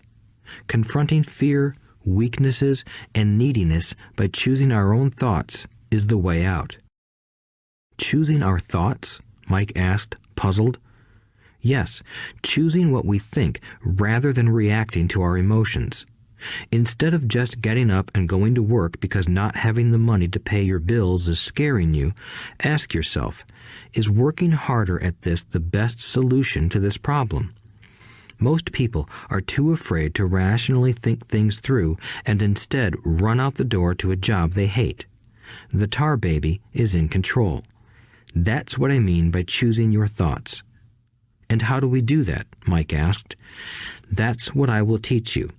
I'll teach you to have a choice of thoughts rather than a knee-jerk reaction, like gulping down your morning coffee and running out the door. Remember what I said before.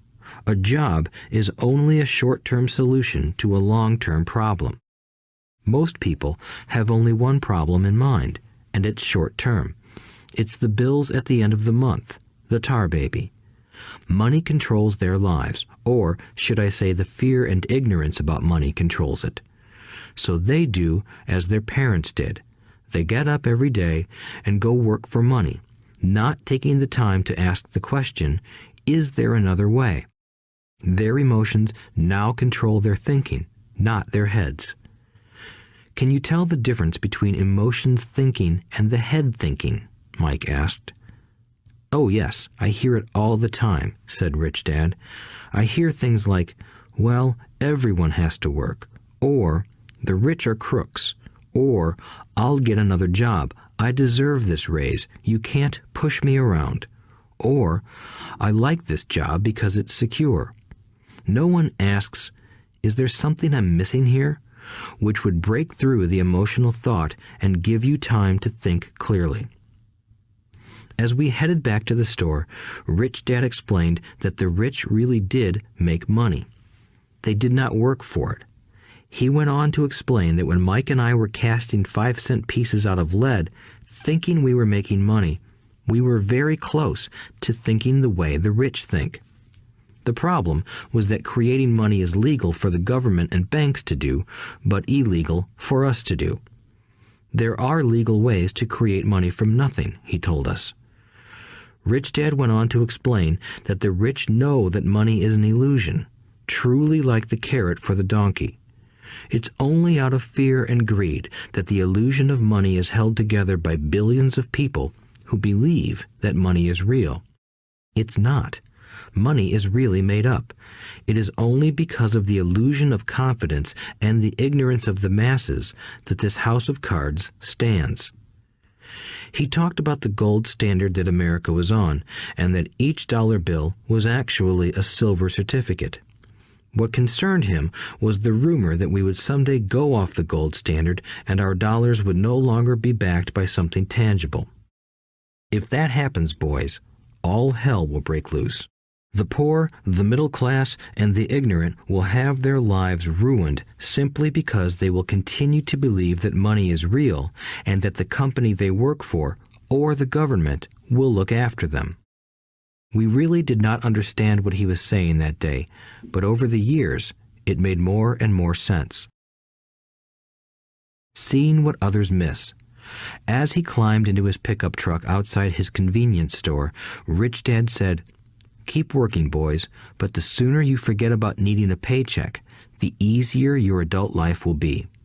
Keep using your brain, work for free, and soon your mind will show you ways of making money far beyond what I could ever pay you. You will see things that other people never see. Most people never see these opportunities because they're looking for money and security, so that's all they get. The moment you see one opportunity, you'll see them for the rest of your life. The moment you do that, I'll teach you something else. Learn this, and you'll avoid one of life's biggest traps. Mike and I picked up our things from the store and waved goodbye to Mrs. Martin.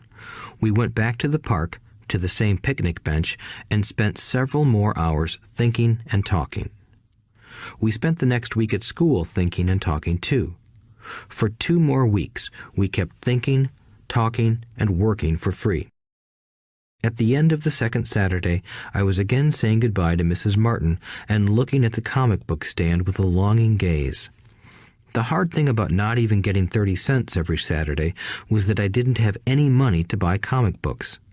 Suddenly, as Mrs. Martin said goodbye to Mike and me, I saw her do something I'd never seen her do before. Mrs. Martin was cutting the front page of the comic book in half. She kept the top half of the comic book cover and threw the rest of the book into a large cardboard box. When I asked her what she did with the comic books, she said, "I throw them away. I give the top half of the cover back to the comic book distributor for credit when he brings in the new comics. He's coming in an hour." Mike and I waited for an hour. Soon the distributor arrived, and I asked him if we could have the comic books. To my delight, he said, "You can have them if you work for this store and do not resell them." Remember our old business partnership? Well, Mike and I revived it. Using a spare room in Mike's basement, we began piling hundreds of comic books in that room. Soon, our comic book library was open to the public. We hired Mike's younger sister, who loved to study, to be head librarian. She charged each child 10 cents admission to the library, which was open from 2:30 p.m. to 4:30 p.m. every day after school. The customers, the children of the neighborhood, could read as many comics as they wanted in 2 hours. It was a bargain for them since a comic cost 10 cents each, and they could read 5 or 6 in 2 hours. Mike's sister would check the kids as they left to make sure they weren't borrowing any comic books. She also kept the books, logging in how many kids showed up each day, who they were, and any comments they might have. Mike and I averaged $9.50 per week over a 3-month period. We paid his sister $1 a week and allowed her to read the comics for free, which she rarely did since she was always studying. Mike and I kept our agreement by working in the store every Saturday and collecting all the comic books from the different stores. We kept our agreement to the distributor by not selling any comic books. We burned them once they got too tattered. We tried opening a branch office, but we could never quite find someone as trustworthy and dedicated as Mike's sister. At an early age, we found out how hard it was to find good staff. 3 months after the library first opened, a fight broke out in the room. Some bullies from another neighborhood pushed their way in, and Mike's dad suggested we shut down the business. So our comic book business shut down, and we stopped working on Saturdays at the convenience store. But Rich Dad was excited because he had new things he wanted to teach us. He was happy because we had learned our first lessons so well. We learned to make money work for us. By not getting paid for our work at the store, we were forced to use our imaginations to identify an opportunity to make money. By starting our own business, the comic book library, we were in control of our own finances, not dependent on an employer. The best part was that our business generated money for us even when we weren't physically there. Our money worked for us. Instead of paying us money, Rich Dad had given us so much more. Chapter 2. Lesson 2. Why teach financial literacy? It's not how much money you make, it's how much money you keep. In 1990, Mike took over his father's empire and is, in fact, doing a better job than his dad did. We see each other once or twice a year on the golf course. He and his wife are wealthier than you can imagine. Rich Dad's empire is in great hands, and Mike is now grooming his son to take his place, as his dad had groomed us. In 1994, I retired at the age of 47, and my wife Kim was 37. Retirement does not mean not working. For us, it means that, barring unforeseen cataclysmic changes, we can work or not work, and our wealth grows automatically, staying ahead of inflation. Our assets are large enough to grow by themselves. It's like planting a tree. You water it for years, and then one day it doesn't need you anymore. Its roots are implanted deep enough. Then the tree provides shade for your enjoyment. Mike chose to run the empire, and I chose to retire. Whenever I speak to groups of people, they often ask what I would recommend that they do. How do I get started? Is there a book you would recommend? What should I do to prepare my children? What is your secret to success? How do I make millions? Whenever I hear one of these questions, I'm reminded of the following story. The Richest Businessmen. In 1923, a group of our greatest leaders and richest businessmen held a meeting at the Edgewater Beach Hotel in Chicago. Among them were Charles Schwab, head of the largest independent steel company; Samuel Insull, president of the world's largest utility; Howard Hobson, head of the largest gas company; Ivar Kruger, president of International Match Company, one of the world's largest companies at that time; Leon Fraser, president of the Bank of International Settlements; Richard Whitney, president of the New York Stock Exchange; Arthur Cotton and Jesse Livermore, two of the biggest stock speculators; and Albert Fall, a member of President Harding's cabinet. 25 years later, 9 of these titans ended their lives as follows.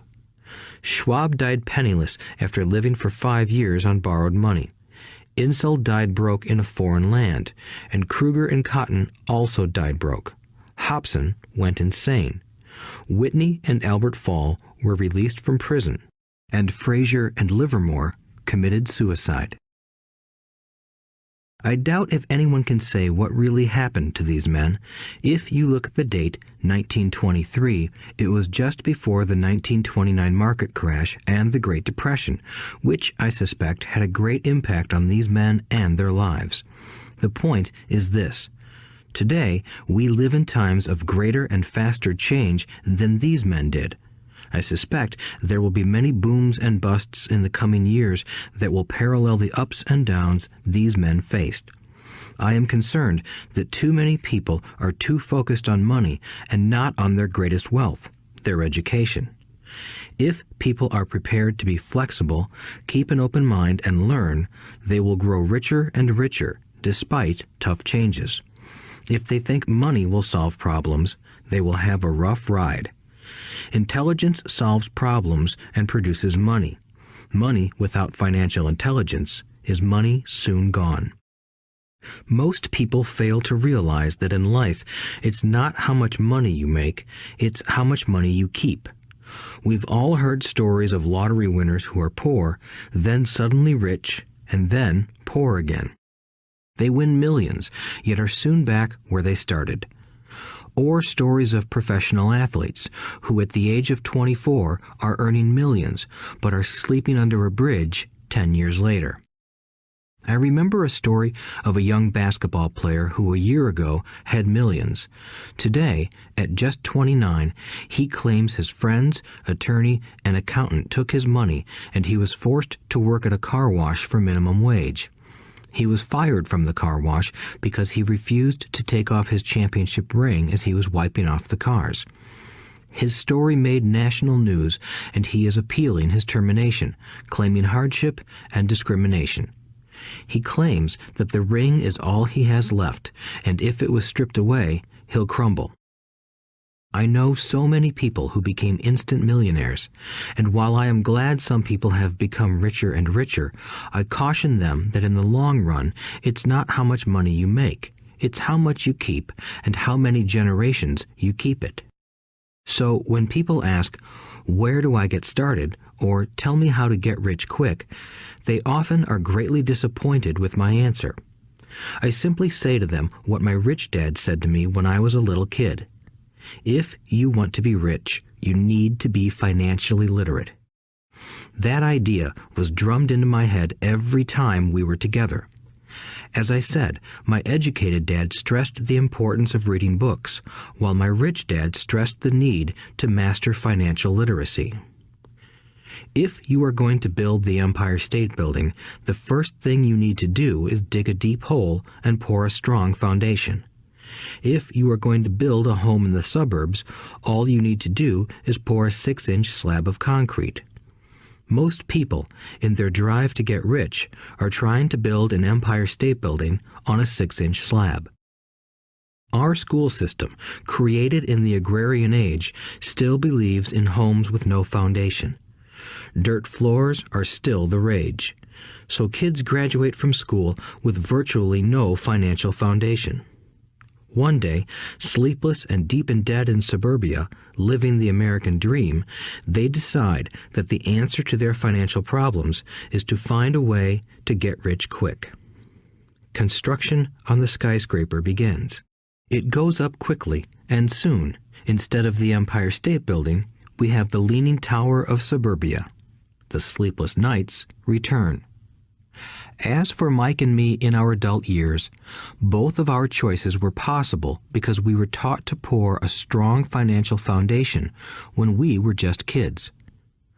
Accounting is possibly the most confusing, boring subject in the world, but if you want to be rich long-term, it could be the most important subject. For Rich Dad, the question was how to take a boring and confusing subject and teach it to kids. The answer he found was to make it simple by teaching it in pictures. My rich dad poured a strong financial foundation for Mike and me. Since we were just kids, he created a simple way to teach us. For years, he only drew pictures and used few words. Mike and I understood the simple drawings, the jargon, the movement of money, and then in later years, Rich Dad began adding numbers. Today, Mike has gone on to master much more complex and sophisticated accounting analysis because he had to in order to run his empire. I am not as sophisticated because my empire is smaller, yet we come from the same simple foundation. Over the following pages, we will discuss those same simple line drawings Mike's dad created for us. Though basic, those drawings helped guide two little boys in building great sums of wealth on a solid and deep foundation. Rule number 1. You must know the difference between an asset and a liability, and buy assets. If you want to be rich, this is all you need to know. It is rule number 1. It is the only rule. This may sound absurdly simple, but most people have no idea how profound this rule is. Most people struggle financially because they do not know the difference between an asset and a liability. Rich people acquire assets. The poor and middle class acquire liabilities that they think are assets, said Rich Dad. When Rich Dad explained this to Mike and me, we thought he was kidding. Here we were, nearly teenagers, and waiting for the secret to getting rich, and this was his answer. It was so simple that we stopped for a long time to think about it. "What is an asset?" asked Mike. "Don't worry right now," said Rich Dad. "Just let the idea sink in. If you can comprehend the simplicity, your life will have a plan and be financially easy. It is simple. That is why the idea is missed." "You mean all we need to know is what an asset is, acquire them, and we'll be rich?" I asked. Rich Dad nodded his head. "It's that simple." "If it's that simple, how come everyone is not rich?" I asked. Rich Dad smiled. "Because people do not know the difference between an asset and a liability." I remember asking, how could adults be so misguided? If it is that simple, if it is that important, why would everyone not want to find out? It took Rich Dad only a few minutes to explain what assets and liabilities were. As an adult, I have difficulty explaining it to other adults.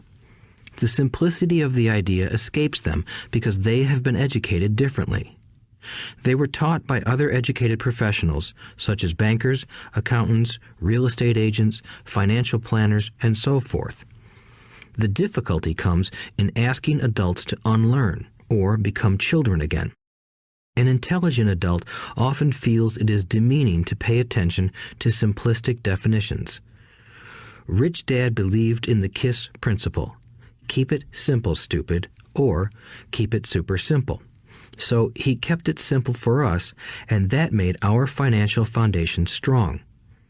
So what causes the confusion? How could something so simple be so screwed up? Why would someone buy an asset that was really a liability? The answer is found in basic education. We focus on the word literacy and not financial literacy. What defines something to be an asset or a liability are not words.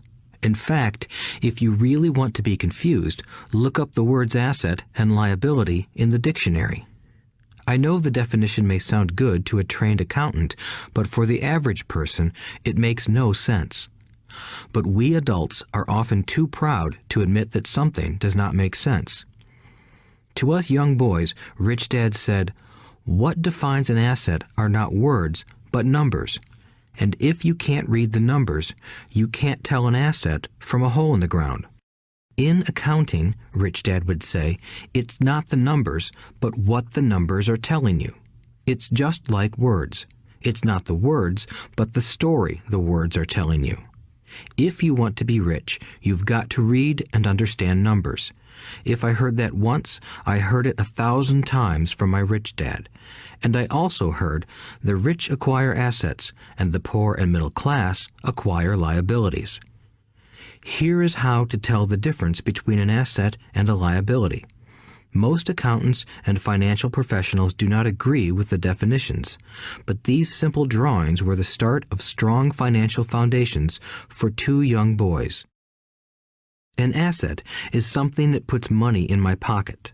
A liability is something that takes money out of my pocket. This is really all you need to know. If you want to be rich, simply spend your life buying assets. If you want to be poor or middle class, spend your life buying liabilities. Illiteracy, both in words and numbers, is the foundation of financial struggle. If people are having difficulties financially, there is something that they don't understand, either in words or numbers. The rich are rich because they are more literate in different areas than people who struggle financially. So if you want to be rich and maintain your wealth, it's important to be financially literate in words as well as numbers. Numbers alone mean little, just as words out of context mean little. It's the story that counts. In financial reporting, reading numbers is looking for the plot, the story of where the cash is flowing. In 80% of most families, the financial story paints a picture of hard work to get ahead. However, this effort is for naught because they spend their lives buying liabilities instead of assets. Everyone has living expenses, the need for food, shelter, and clothing. It is the cash flow that tells the story of how a person handles their money.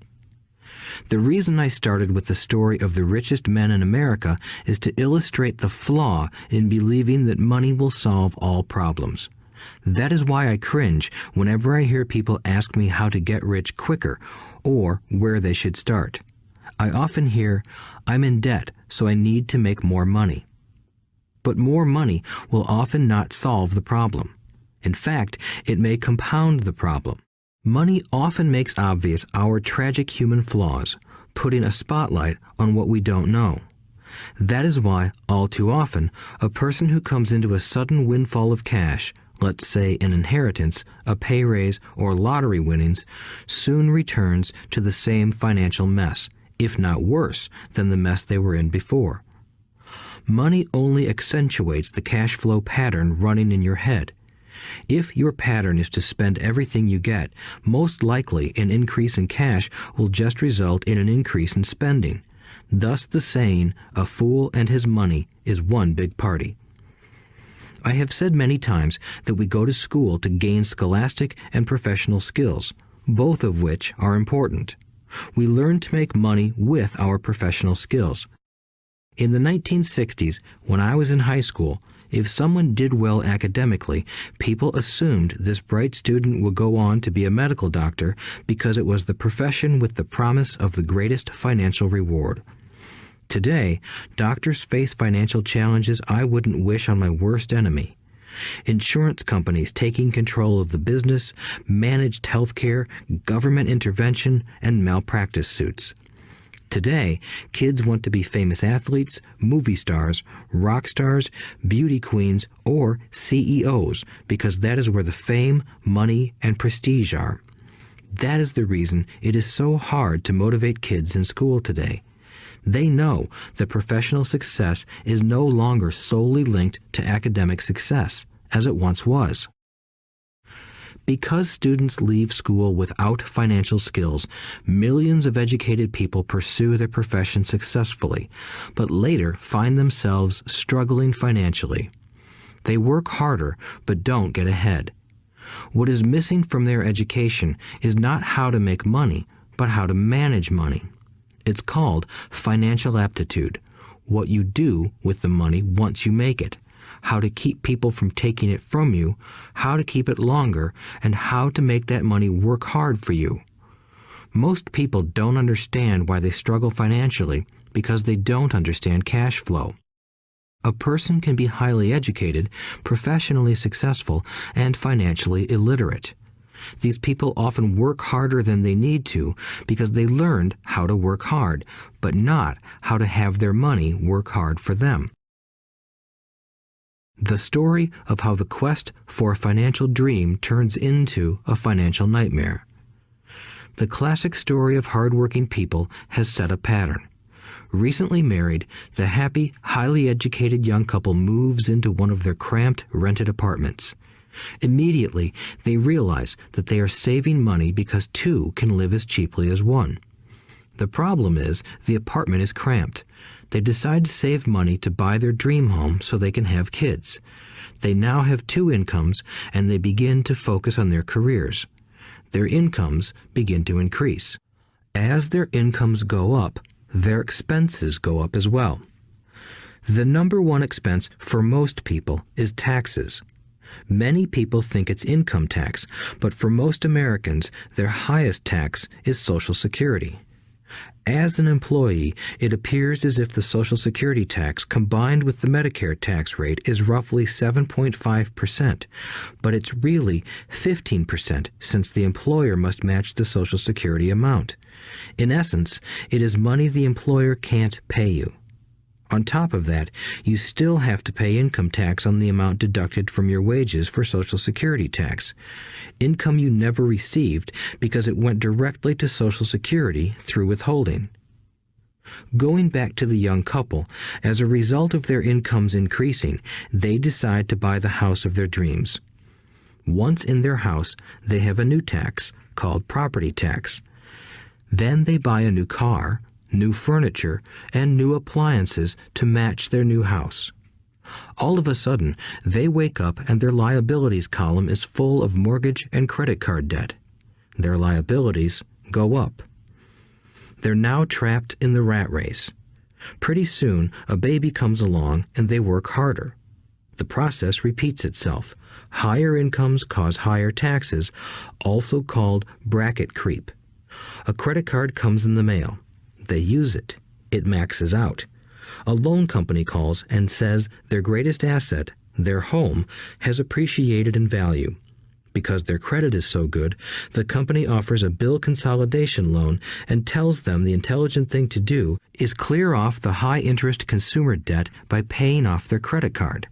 And besides, interest on their home is a tax deduction. They go for it and pay off those high-interest credit cards. They breathe a sigh of relief. Their credit cards are paid off. They've now folded their consumer debt into their home mortgage. Their payments go down because they extend their debt over 30 years. It is the smart thing to do. Their neighbor calls to invite them to go shopping. The Memorial Day sale is on. They promise themselves they'll just window shop, but they take a credit card, just in case. I run into this young couple all the time. Their names change, but their financial dilemma is the same. They come to one of my talks to hear what I have to say. They ask me, "Can you tell us how to make more money?" They don't understand that their trouble is really how they choose to spend the money they do have. It is caused by financial illiteracy and not understanding the difference between an asset and a liability. More money seldom solves someone's money problems. Intelligence solves problems. There is a saying a friend of mine says over and over to people in debt. If you find you have dug yourself into a hole, stop digging. As a child, my dad often told us that the Japanese were aware of 3 powers: the power of the sword, the jewel, and the mirror. The sword symbolizes the power of weapons. America has spent trillions of dollars on weapons, and because of this is a powerful military presence in the world. The jewel symbolizes the power of money. There is some degree of truth to the saying, "Remember the golden rule. He who has the gold makes the rules." The mirror symbolizes the power of self-knowledge. This self-knowledge, according to Japanese legend, was the most treasured of the 3. All too often, the poor and middle class allow the power of money to control them. By simply getting up and working harder, failing to ask themselves if what they do makes sense, they shoot themselves in the foot as they leave for work every morning. By not fully understanding money, the vast majority of people allow its awesome power to control them. If they used the power of the mirror, they would have asked themselves, "Does this make sense?" All too often, instead of trusting their inner wisdom, that genius inside, most people follow the crowd. They do things because everybody else does them. They conform rather than question. Often, they mindlessly repeat what they have been told. Diversify. Your home is an asset. Your home is your biggest investment. You get a tax break for going into greater debt. Get a safe job. Don't make mistakes. Don't take risks. It is said that the fear of public speaking is a fear greater than death for most people. According to psychiatrists, the fear of public speaking is caused by the fear of ostracism, the fear of standing out, the fear of criticism, the fear of ridicule, and the fear of being an outcast. The fear of being different prevents most people from seeking new ways to solve their problems. That is why my educated dad said the Japanese valued the power of the mirror the most, for it is only when we look into it that we find truth. Fear is the main reason that people say, "Play it safe." That goes for anything, be it sports, relationships, careers, or money. It is that same fear, the fear of ostracism, that causes people to conform to, and not question, commonly accepted opinions or popular trends. Your home is an asset. Get a bill consolidation loan and get out of debt. Work harder. It's a promotion. Someday I'll be a vice president. Save money. When I get a raise, I'll buy us a bigger house. Mutual funds are safe. Many financial problems are caused by trying to keep up with the Joneses. Occasionally, we all need to look in the mirror and be true to our inner wisdom rather than our fears. By the time Mike and I were 16 years old, we began to have problems in school. We were not bad kids. We just began to separate from the crowd. We worked for Mike's dad after school and on weekends. Mike and I often spent hours after work just sitting at a table with his dad while he held meetings with his bankers, attorneys, accountants, brokers, investors, managers, and employees. Here was a man who had left school at 13, who was now directing, instructing, ordering, and asking questions of educated people. They came at his beck and call and cringed when he didn't approve of them. Here was a man who had not gone along with the crowd. He was a man who did his own thinking and detested the words, "We have to do it this way because that's the way everyone else does it." He also hated the word "can't." If you wanted him to do something, just say, "I don't think you can do it." Mike and I learned more sitting in on his meetings than we did in all our years of school, college included. Mike's dad was not book smart, but he was financially educated and successful as a result. He told us over and over again, an intelligent person hires people who are more intelligent than he is. So Mike and I had the benefit of spending hours listening to and learning from intelligent people. But because of this, Mike and I couldn't go along with the standard dogma our teachers preached, and that caused problems. Whenever the teacher said, "If you don't get good grades, you won't do well in the real world," Mike and I just raised our eyebrows. When we were told to follow set procedures and not deviate from the rules, we could see how school discouraged creativity. We started to understand why our rich dad told us that schools were designed to produce good employees instead of employers. Occasionally, Mike or I would ask our teachers how what we studied was applicable to the real world, or why we never studied money and how it worked. To the latter question, we often got the answer that money was not important, that if we excelled in our education, the money would follow. The more we knew about the power of money, the more distant we grew from the teachers and our classmates. My highly educated dad never pressured me about my grades, but we did begin to argue about money. By the time I was 16, I probably had a far better foundation with money than both my parents. I could keep books, I listened to tax accountants, corporate attorneys, bankers, real estate brokers, investors, and so forth. By contrast, my dad talked to other teachers. One day, my dad told me that our home was his greatest investment. A not too pleasant argument took place when I showed him why I thought a house was not a good investment. I showed him the ancillary expenses that went along with owning the home. A bigger home meant bigger expenses, and the cash flow kept going out through the expense column. Today, people still challenge me on the idea of a house not being an asset. I know that for many people, it is their dream as well as their largest investment. And owning your own home is better than nothing. I simply offer an alternative way of looking at this popular dogma. If my wife and I were to buy a bigger, flashier house, we realize it wouldn't be an asset. It would be a liability since it would take money out of our pocket. So here is the argument I put forth. I really don't expect most people to agree with it because your home is an emotional thing, and when it comes to money, high emotions tend to lower financial intelligence. I know from personal experience that money has a way of making every decision emotional. 1. When it comes to houses, most people work all their lives paying for a home they never own. In other words, most people buy a new house every few years, each time incurring a new 30-year loan to pay off the previous one. 2. Even though people receive a tax deduction for interest on mortgage payments, they pay for all their other expenses with after-tax dollars, even after they pay off their mortgage. 3. My wife's parents were shocked when the property taxes on their home increased to $1,000 a month. This was after they had retired, so the increase put a strain on their retirement budget and they felt forced to move. 4. Houses do not always go up in value.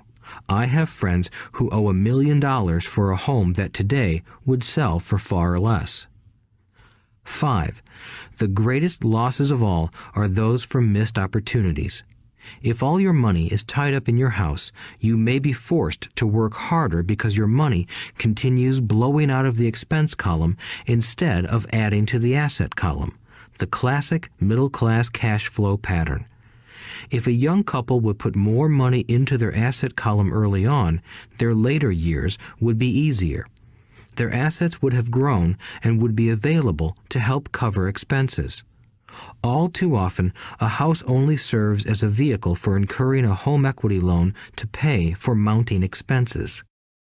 In summary, the end result in making a decision to own a house that is too expensive in lieu of starting an investment portfolio impacts an individual in at least the following 3 ways.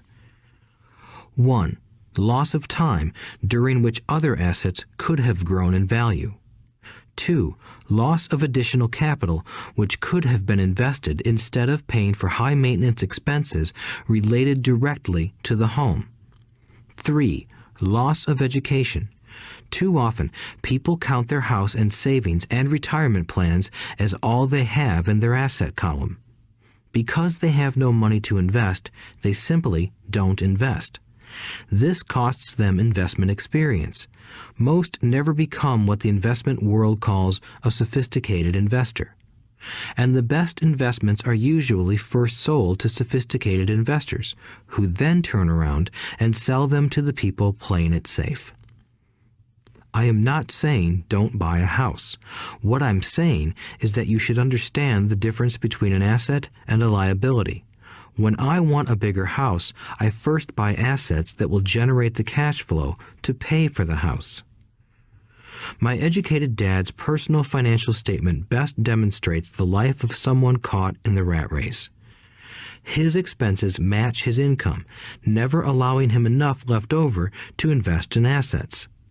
As a result, his liabilities are larger than his assets. Why the rich get richer. A review of my rich dad's financial statement shows why the rich get richer. The asset column generates more than enough income to cover expenses, with the balance reinvested into the asset column. The asset column continues to grow, and therefore the income it produces grows with it. The result is that the rich get richer. Why the middle class struggle. The middle class finds itself in a constant state of financial struggle. Their primary income is through their salary. As their wages increase, so do their taxes. Their expenses tend to increase in proportion to their salary increase, hence the phrase, the rat race. They treat their home as their primary asset instead of investing in income-producing assets. This pattern of treating your home as an investment and the philosophy that a pay raise means you can buy a larger home or spend more is the foundation of today's debt-ridden society. Increased spending throws families into greater debt and into more financial uncertainty, even though they may be advancing in their jobs and receiving raises on a regular basis. This is high-risk living caused by weak financial education. The massive loss of jobs in recent times proves how shaky the middle class really is financially. Company pension plans are being replaced by 401k plans. Social Security is obviously in trouble and can't be relied upon as a source for retirement. Panic has set in for the middle class. Today, mutual funds are popular because they supposedly represent safety. Average mutual fund buyers are too busy working to pay taxes and mortgages, save for their children's college, and pay off credit cards. They do not have time to study investing, so they rely on the expertise of the manager of a mutual fund. Also, because the mutual fund includes many different types of investments, they feel their money is safer because it is diversified. This educated middle class subscribes to the dogma put out by mutual fund brokers and financial planners. Play it safe, avoid risk. The real tragedy is that the lack of early financial education is what creates the risk faced by average middle-class people. The reason they have to play it safe is because their financial positions are tenuous at best. Their balance sheets are not balanced. Instead, they are loaded with liabilities and have no real assets that generate income. Typically, their only source of income is their paycheck. Their livelihood becomes entirely dependent on their employer. So when genuine deals of a lifetime come along, these people can't take advantage of them because they are working so hard, are taxed to the max, and are loaded with debt. As I said at the start of this section, the most important rule is to know the difference between an asset and a liability. Once you understand the difference, concentrate your efforts on buying income-generating assets. That's the best way to get started on a path to becoming rich. Keep doing that and your asset column will grow. Keep liabilities and expenses down so more money is available to continue pouring into the asset column. Soon, the asset base will be so deep that you can afford to look at more speculative investments. Investments that may have returns of 100% to infinity. $5,000 investments that are soon turned into $1 million or more. Investments that the middle class calls too risky. The investment is not risky for the financially literate. As an employee who is also a homeowner, your working efforts are generally as follows. 1. You work for the company. Employees make their business owner or the shareholders rich, not themselves. Your efforts and success will help provide for the owner's success and retirement. 2. You work for the government. The government takes its share from your paycheck before you even see it. By working harder, you simply increase the amount of taxes taken by the government. Most people work from January to May just for the government. 3. You work for the bank. After taxes, your next largest expense is usually your mortgage and credit card debt. The problem with simply working harder is that each of these 3 levels takes a greater share of your increased efforts. You need to learn how to have your increased efforts benefit you and your family directly. Once you have decided to concentrate on minding your own business, focusing your efforts on acquiring assets instead of a bigger paycheck, how do you set your goals? Most people must keep their job and rely on their wages to fund their acquisition of assets. As their assets grow, how do they measure the extent of their success? When does someone know that they are rich, that they have wealth?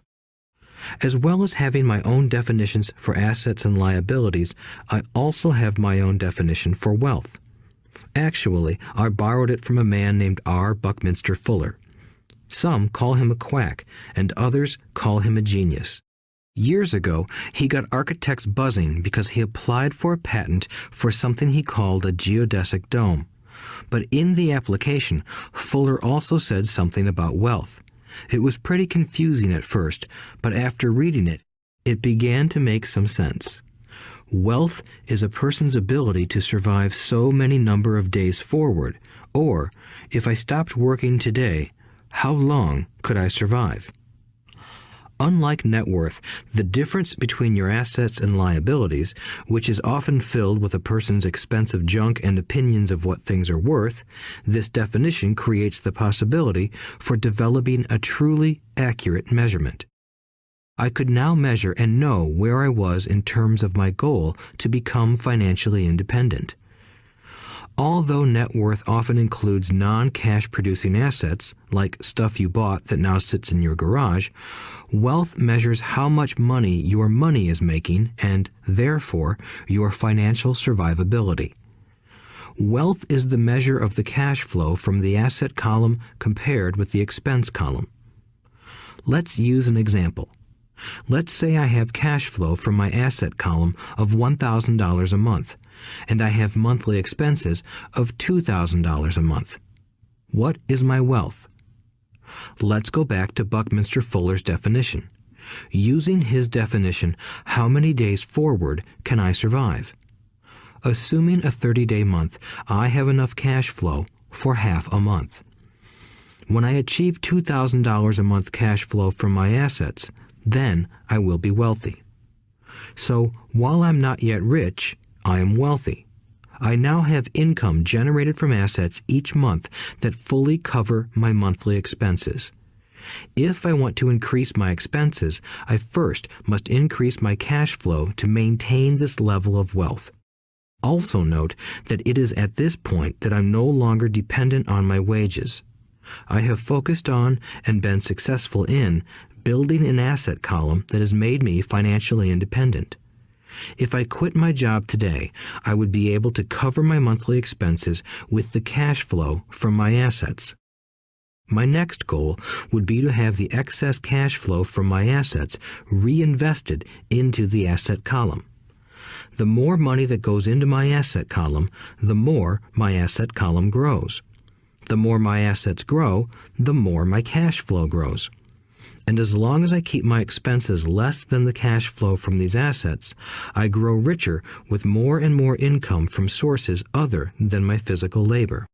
As this reinvestment process continues, I am well on my way to becoming rich. Just remember this simple observation. The rich buy assets. The poor only have expenses. The middle class buy liabilities they think are assets. So how do I start minding my own business?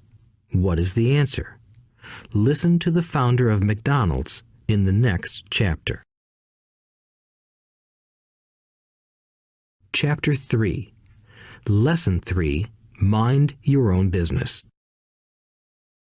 The rich focus on their asset columns while everyone else focuses on their income statements. In 1974, Ray Kroc, the founder of McDonald's, was asked to speak to the MBA class at the University of Texas at Austin. A friend of mine was a student in that MBA class. After a powerful and inspiring talk, the class adjourned and the students asked Ray if he would join them at their favorite hangout to have a few beers. Ray graciously accepted. "What business am I in?" Ray asked once the group had all their beers in hand. Everyone laughed, my friend said. Most of the MBA students thought Ray was just fooling around. No one answered, so Ray asked again. "What business do you think I'm in?" The students laughed again, and finally one brave soul yelled out, "Ray, who in the world doesn't know that you're in the hamburger business?" Ray chuckled. "That's what I thought you would say." He paused and then quickly added, "Ladies and gentlemen, I'm not in the hamburger business. My business is real estate." As my friend tells the story, Ray spent a good amount of time explaining his viewpoint. In his business plan, Ray knew that the primary business focus was to sell hamburger franchises, but what he never lost sight of was the location of each franchise. He knew that the land and its location were the most significant factors in the success of each franchise. Basically, the person who bought the franchise was also buying the real estate under the franchise for Ray Kroc's organization. Today, McDonald's is the largest single owner of real estate in the world, owning even more than the Catholic Church. McDonald's owns some of the most valuable intersections and street corners in America and around the globe. My friend considers this as one of the most important lessons in his life. Today, he owns car washes, but his business is the real estate under those car washes. The previous chapter presented that most people work for everyone but themselves. They work first for the owners of the company, then for the government through taxes, and finally for the bank that owns their mortgage. When I was a young boy, we did not have a McDonald's nearby. Yet my rich dad was responsible for teaching Mike and me the same lesson that Ray Kroc talked about at the University of Texas. It is secret number 3 of the rich. The secret is mind your own business. Financial struggle is often directly the result of people working all their lives for someone else. Many people will simply have nothing at the end of their working days to show for their efforts. Our current educational system focuses on preparing today's youth to get good jobs by developing scholastic skills. Their lives will revolve around their wages or, as described earlier, their income column. Many will study further to become engineers, scientists, cooks, police officers, artists, writers, and so on. These professional skills allow them to enter the workforce and work for money. But there is a big difference between your profession and your business. Often I ask people, "What is your business?" And they will say, "Oh, I'm a banker." Then I ask them if they own the bank, and they usually respond, "No, I work there." In that instance, they have confused their profession with their business. Their profession may be a banker, but they still need their own business. A problem with school is that you often become what you study. So if you study cooking, you become a chef. If you study the law, you become an attorney. And a study of auto mechanics makes you a mechanic. The mistake in becoming what you study is that too many people forget to mind their own business. They spend their lives minding someone else's business and making that person rich. To become financially secure, a person needs to mind their own business. Your business revolves around your asset column, not your income column. As stated earlier, the number one rule is to know the difference between an asset and a liability and to buy assets. The rich focus on their asset columns, while everyone else focuses on their income statements. That is why we hear so often, "I need a raise. If only I had a promotion. I am going back to school to get more training so I can get a better job. I am going to work overtime. Maybe I can get a second job." In some circles, these are sensible ideas, but you are still not minding your own business. These ideas all still focus on the income column and will only help a person become more financially secure if the additional money is used to purchase income-generating assets. The primary reason the majority of the poor and middle class are fiscally conservative, which means I can't afford to take risks, is that they have no financial foundation. They have to cling to their jobs and play it safe. When downsizing became the in thing to do, millions of workers found out their largest so-called asset, their home, was eating them alive. Their asset was costing them money every month. Their car, another asset, was eating them alive. The golf clubs in the garage that cost $1,000 were not worth $1,000 anymore. Without job security, they had nothing to fall back on. What they thought were assets could not help them survive in a time of financial crisis. I assume most of us have filled out a credit application to buy a house or a car. It's always interesting to look at the net worth section because of what accepted banking and accounting practices allow a person to count as assets. One day when I wanted a loan, my financial position did not look too good. So I added my new golf clubs, my art collection, books, electronics, Armani suits, wristwatches, shoes, and other personal effects to boost the number in the asset column. But I was turned down because I had too much investment real estate. The loan committee didn't like that I made so much money from rent. They wanted to know why I did not have a normal job with a salary. They did not question the Armani suits, golf clubs, or art collection. Life is sometimes tough when you do not fit the standard profile. I cringe every time I hear someone say to me that their net worth is $1 million or $100,000 or whatever. One of the main reasons net worth is not accurate is simply because the moment you begin selling your assets, you are taxed for any gains. So many people have put themselves in deep financial trouble when they run short of income. To raise cash, they sell their assets, but their personal assets can generally be sold for only a fraction of the value that is listed on their personal balance sheet. Or, if there is a gain on the sale of the assets, they are taxed on the gain. So again, the government takes its share, thus reducing the amount available to help them out of debt. That is why I say someone's net worth is often worth less than they think. Start minding your own business. Keep your daytime job, but start buying real assets, not liabilities or personal effects that have no real value once you get them home. A new car loses nearly 25% of the price you pay for it the moment you drive it off the lot. It is not a true asset even if your banker lets you list it as one. My $400 new titanium driver was worth $150 the moment I teed off. Keep expenses low. reduce liabilities, and diligently build a base of solid assets. For young people who have not yet left home, it is important for parents to teach them the difference between an asset and a liability. Get them to start building a solid asset column before they leave home, get married, buy a house, have kids, and get stuck in a risky financial position, clinging to a job and buying everything on credit. I see so many young couples who get married and trap themselves into a lifestyle that will not let them get out of debt for most of their working years.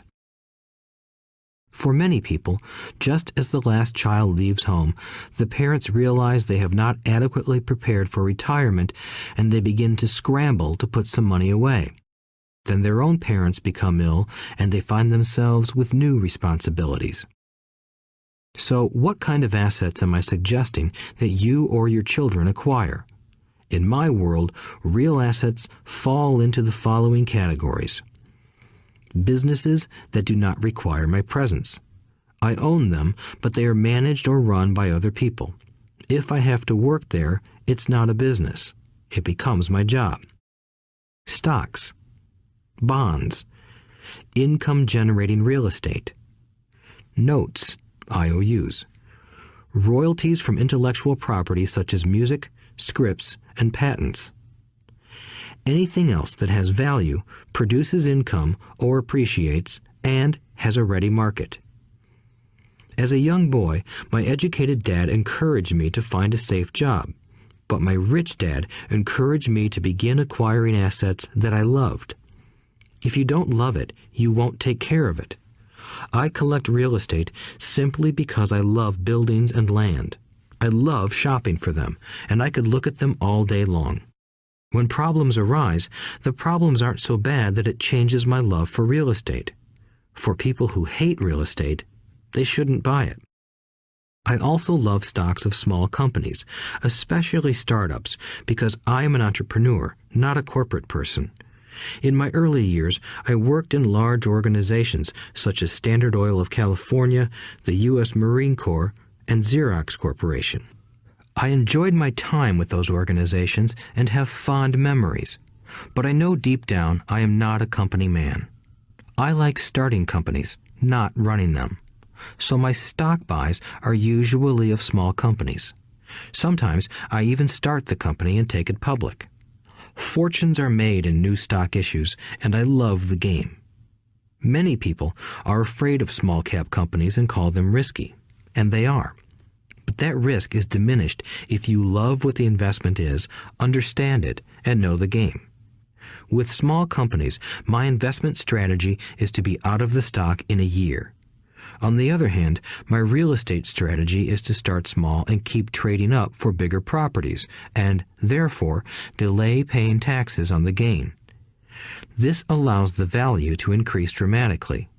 I generally hold real estate less than 7 years. For years, even while I was with the Marine Corps and Xerox, I did what my rich dad recommended. I kept my day job, but I still minded my own business. I was active in my asset column trading real estate and small stocks. Rich Dad always stressed the importance of financial literacy. The better I was at understanding the accounting and cash management, the better I would be at analyzing investments and eventually starting and building my own company. I don't encourage anyone to start a company unless they really want to. Knowing what I know about running a company, I wouldn't wish that task on anyone. There are times when people can't find employment and starting a company seems like the best solution. But the odds are against success. 9 out of 10 companies fail in 5 years. Of those that survive the first 5 years, 9 out of every 10 of those eventually fail as well. So only if you really have the desire to own your own company do I recommend it. Otherwise, keep your day job and mind your own business. When I say mind your own business, I mean to build and keep your asset column strong. Once a dollar goes into it, never let it come out. Think of it this way. Once a dollar goes into your asset column, it becomes your employee. The best thing about money is that it works 24 hours a day and can work for generations. Keep your day job, Be a great hard-working employee, but keep building that asset column. As your cash flow grows, you can indulge in some luxuries. An important distinction is that rich people buy luxuries last, while the poor and middle class tend to buy luxuries first. The poor and the middle class often buy luxury items like big houses, diamonds, furs, jewelry, or boats because they want to look rich. They look rich, but in reality they just get deeper in debt on credit. The old money people, the long-term rich, build their asset column first. Then the income generated from the asset column buys their luxuries. The poor and middle class buy luxuries with their own sweat, blood, and children's inheritance. A true luxury is a reward for investing in and developing a real asset. For example, when my wife Kim and I had extra money coming from our apartment houses, she went out and bought her Mercedes. It didn't take any extra work or risk on her part because the apartment house bought the car. She did, however, have to wait 4 years while the real estate investment portfolio grew and began generating enough extra cash flow to pay for the car. But the luxury, the Mercedes, was a true reward because she proved she knew how to grow her asset column. That car now means a lot more to her than simply another pretty car. It means she used her financial intelligence to afford it. Instead, most people impulsively go out and buy a new car or some other luxury on credit. They may feel bored and just want a new toy. Buying a luxury on credit often causes a person to eventually resent that luxury because the debt becomes a financial burden. After you've taken the time and invested in and built your own business, you are now ready to learn the biggest secret of the rich, the secret that puts the rich way ahead of the pack.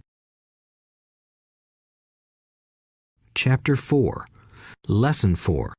The History of Taxes and the Power of Corporations.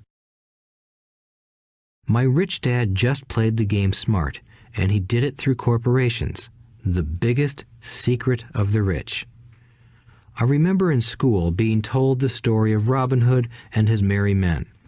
My teacher thought it was a wonderful story of a romantic hero who robbed from the rich and gave to the poor. My rich dad did not see Robin Hood as a hero. He called Robin Hood a crook. Robin Hood may be long gone, but his followers live on. I often still hear people say, "Why don't the rich pay for it?" or "The rich should pay more in taxes and give it to the poor." It is this Robin Hood fantasy, or taking from the rich to give to the poor, that has caused the most pain for the poor and the middle class. The reason the middle class is so heavily taxed is because of the Robin Hood ideal. The reality is that the rich are not taxed. It's the middle class who pays for the poor, especially the educated upper-income middle class. Again, to understand fully how things happen, we need to look at the history of taxes. Although my highly educated dad was an expert on the history of education, my rich dad fashioned himself an expert on the history of taxes. Rich Dad explained to Mike and me that originally in England and America, there were no taxes. Occasionally, there were temporary taxes levied in order to pay for wars. The king or the president would put the word out and ask everyone to chip in. Taxes were levied in Britain for the fight against Napoleon from 1799 to 1816, and in America to pay for the Civil War from 1861 to 1865. In 1874, England made income tax a permanent levy on its citizens. In 1913, an income tax became permanent in the United States with the adoption of the 16th Amendment to the U.S. Constitution. At one time, Americans were anti-tax. It had been the tax on tea that led to the famous Tea Party in Boston Harbor, an incident that helped ignite the Revolutionary War. It took approximately 50 years in both England and the United States to sell the idea of a regular income tax. What these historical dates fail to reveal is that both of these taxes were initially levied against only the rich. It was this point that Rich Dad wanted Mike and me to understand. He explained that the idea of taxes was made popular and accepted by the majority by telling the poor and the middle class that taxes were created only to punish the rich.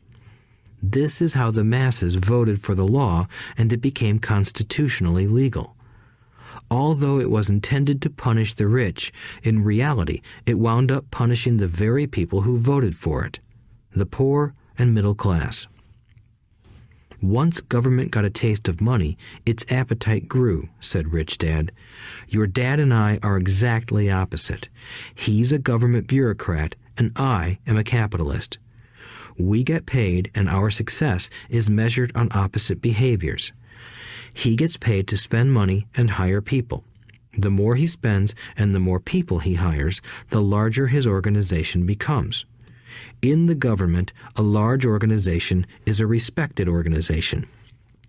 On the other hand, within my organization, the fewer people I hire and the less money I spend, the more I am respected by my investors. That's why I don't like government people. They have different objectives than most business people.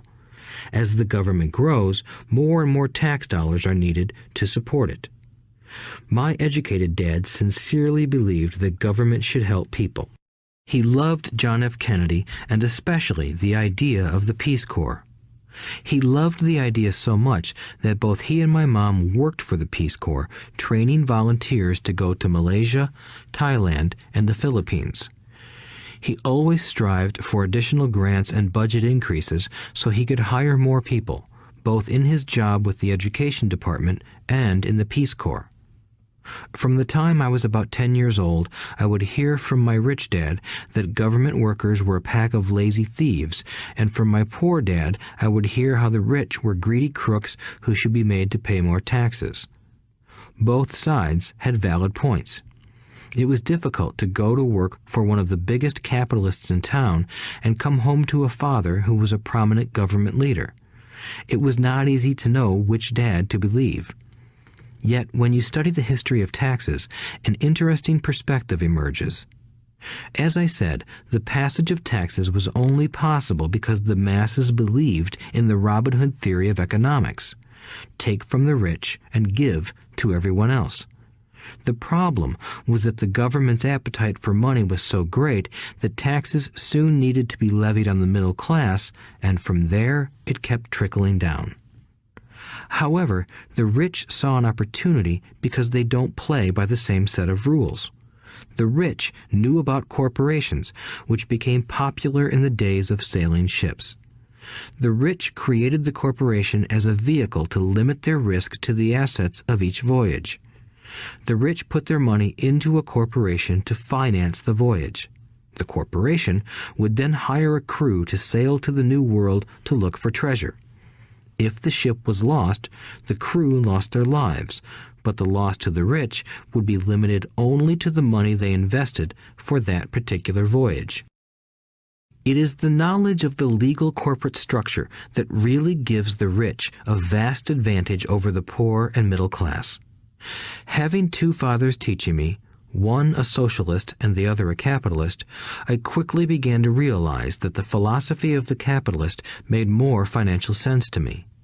It seemed to me that the socialists ultimately penalized themselves due to their lack of financial education.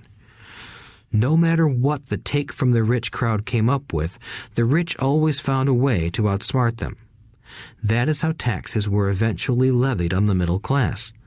The rich outsmarted the intellectuals solely because they understood the power of money, a subject not taught in schools. How did the rich outsmart the intellectuals? Once the take from the rich tax was passed, cash started flowing into government coffers. Initially, people were happy. Money was handed out to government workers and the rich. It went to government workers in the form of jobs and pensions, and it went to the rich via their factories receiving government contracts. The government received a large pool of money, but the problem was the fiscal management of that money. The government ideal is to avoid having excess money. If you fail to spend your allotted funds, you risk losing it in the next budget. You would certainly not be recognized for being efficient. Business people, on the other hand, are rewarded for having excess money and are applauded for their efficiency. As this cycle of growing government spending continued, the demand for money increased, and the tax the rich idea was adjusted to include lower income levels down to the very people who voted it in, the poor and the middle class. True capitalists used their financial knowledge to simply find an escape. They headed back to the protection of a corporation. But what many people who have never formed a corporation don't know is that a corporation is not really a thing. A corporation is merely a file folder with some legal documents in it, sitting in some attorney's office and registered with a state government agency. It's not a big building or a factory or a group of people. A corporation is merely a legal document that creates a legal body without a soul. Using it, the wealth of the rich was once again protected. It was popular because the income tax rate of a corporation is less than the individual income tax rates. In addition, certain expenses could be paid by a corporation with pre-tax dollars. This war between the haves and have-nots has raged for hundreds of years. The battle is waged whenever and wherever laws are made, and it will go on forever. The problem is that the people who lose are the uninformed, the ones who get up every day and diligently go to work and pay taxes. If they only understood the way the rich play the game, they could play it too. Then they would be on their way to their own financial independence. This is why I cringe every time I hear a parent advise their children to go to school so they can find a safe, secure job. An employee with a safe, secure job without financial aptitude has no escape. Average Americans today work 5 to 6 months for the government just to cover their taxes. In my opinion, that is simply too long. The harder you work, the more you pay the government. That is why I believe that the idea of take from the rich backfired on the very people who voted it in. Every time people try to punish the rich don't simply comply. They react. They have the money, power, and intent to change things. They don't just sit there and voluntarily pay more taxes. Instead, they search for ways to minimize their tax burden. They hire smart attorneys and accountants and persuade politicians to change laws or create legal loopholes. They use their resources to effect change. The tax code of the United States also allows other ways to reduce taxes. Most of these vehicles are available to anyone, but it is the rich who find them because they are minding their own business. For example, 1031 is jargon for Section 1031 of the Internal Revenue Code, which allows a seller to delay paying taxes on a piece of real estate that is sold for a capital gain through an exchange for a more expensive piece of real estate. Real estate is one investment vehicle that has a great tax advantage. As long as you keep trading up in value, you will not be taxed on the gains until you liquidate. People who don't take advantage of these legal tax savings are missing a great opportunity to build their asset columns. The poor and middle class don't have the same resources. They sit there and let the government's needles enter their arm and allow the blood donation to begin. Today, I am constantly shocked at the number of people who pay more taxes or take fewer deductions simply because they are afraid of the government. I have friends who have had their businesses shut down and destroyed, only to find out it was a mistake on the part of the government. I realize all that, but the price of working from January to May is a high price to pay for that intimidation. My poor dad never fought back. My rich dad didn't either. He just played the game smarter, and he did it through corporations, the biggest secret of the rich. You may remember the first lesson I learned from my rich dad. I was a little boy of 9 who had to sit and wait for him to choose to talk to me. I sat in his office waiting for him to get to me. He was ignoring me on purpose. He wanted me to recognize his power and to desire to have that power for myself one day. During all the years I studied and learned from him, he always reminded me that knowledge is power. and with money comes great power that requires the right knowledge to keep it and make it multiply. Without that knowledge, the world pushes you around. Rich Dad constantly reminded Mike and me that the biggest bully was not the boss or the supervisor, but the tax man. The tax man will always take more if you let him. The first lesson of having money work for you, as opposed to you working for money, is all about power. If you work for money, you give the power to your employer. If money works for you, you keep the power and control it. Once we had this knowledge of the power of money working for us, he wanted us to be financially smart and not let anyone or anything push us around. If you're ignorant, it's easy to be bullied. If you know what you're talking about, you have a fighting chance. That is why he paid so much for smart tax accountants and attorneys. It was less expensive to pay them than to pay the government. His best lesson to me was, be smart and you won't be pushed around as much. He knew the law because he was a law-abiding citizen and because it was expensive to not know the law. If you know you're right, you're not afraid of fighting back, even if you are taking on Robin Hood and his band of merry men. My highly educated dad always encouraged me to land a good job with a strong corporation. He spoke of the virtues of working your way up the corporate ladder.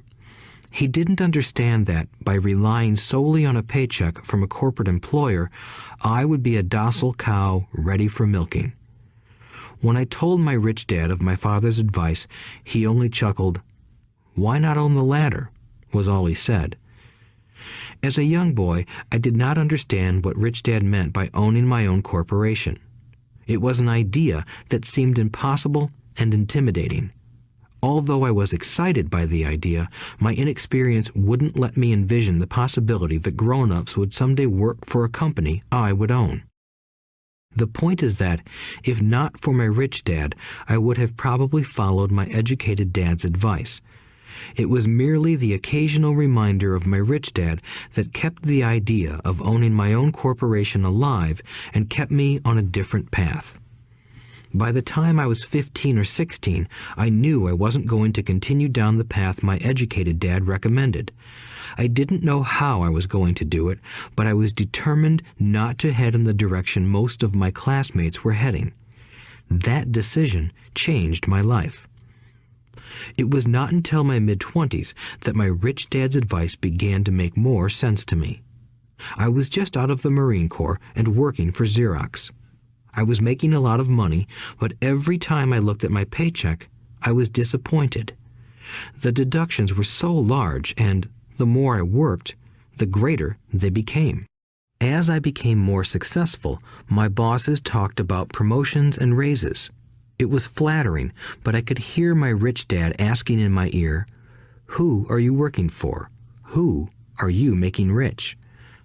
In 1974, while still an employee for Xerox, I formed my first corporation and began minding my own business. There were already a few assets in my asset column, but now I was determined to focus on making it bigger. Those paychecks, with all the deductions, made all the years of my rich dad's advice make total sense. I could see the future if I followed my educated dad's advice. Many employers feel that advising their workers to mind their own business is bad for business. But for me, focusing on my own business and developing assets made me a better employee because I now had a purpose. I came in early and worked diligently, amassing as much money as possible so I could invest in real estate. Hawaii was just set to boom, and there were fortunes to be made.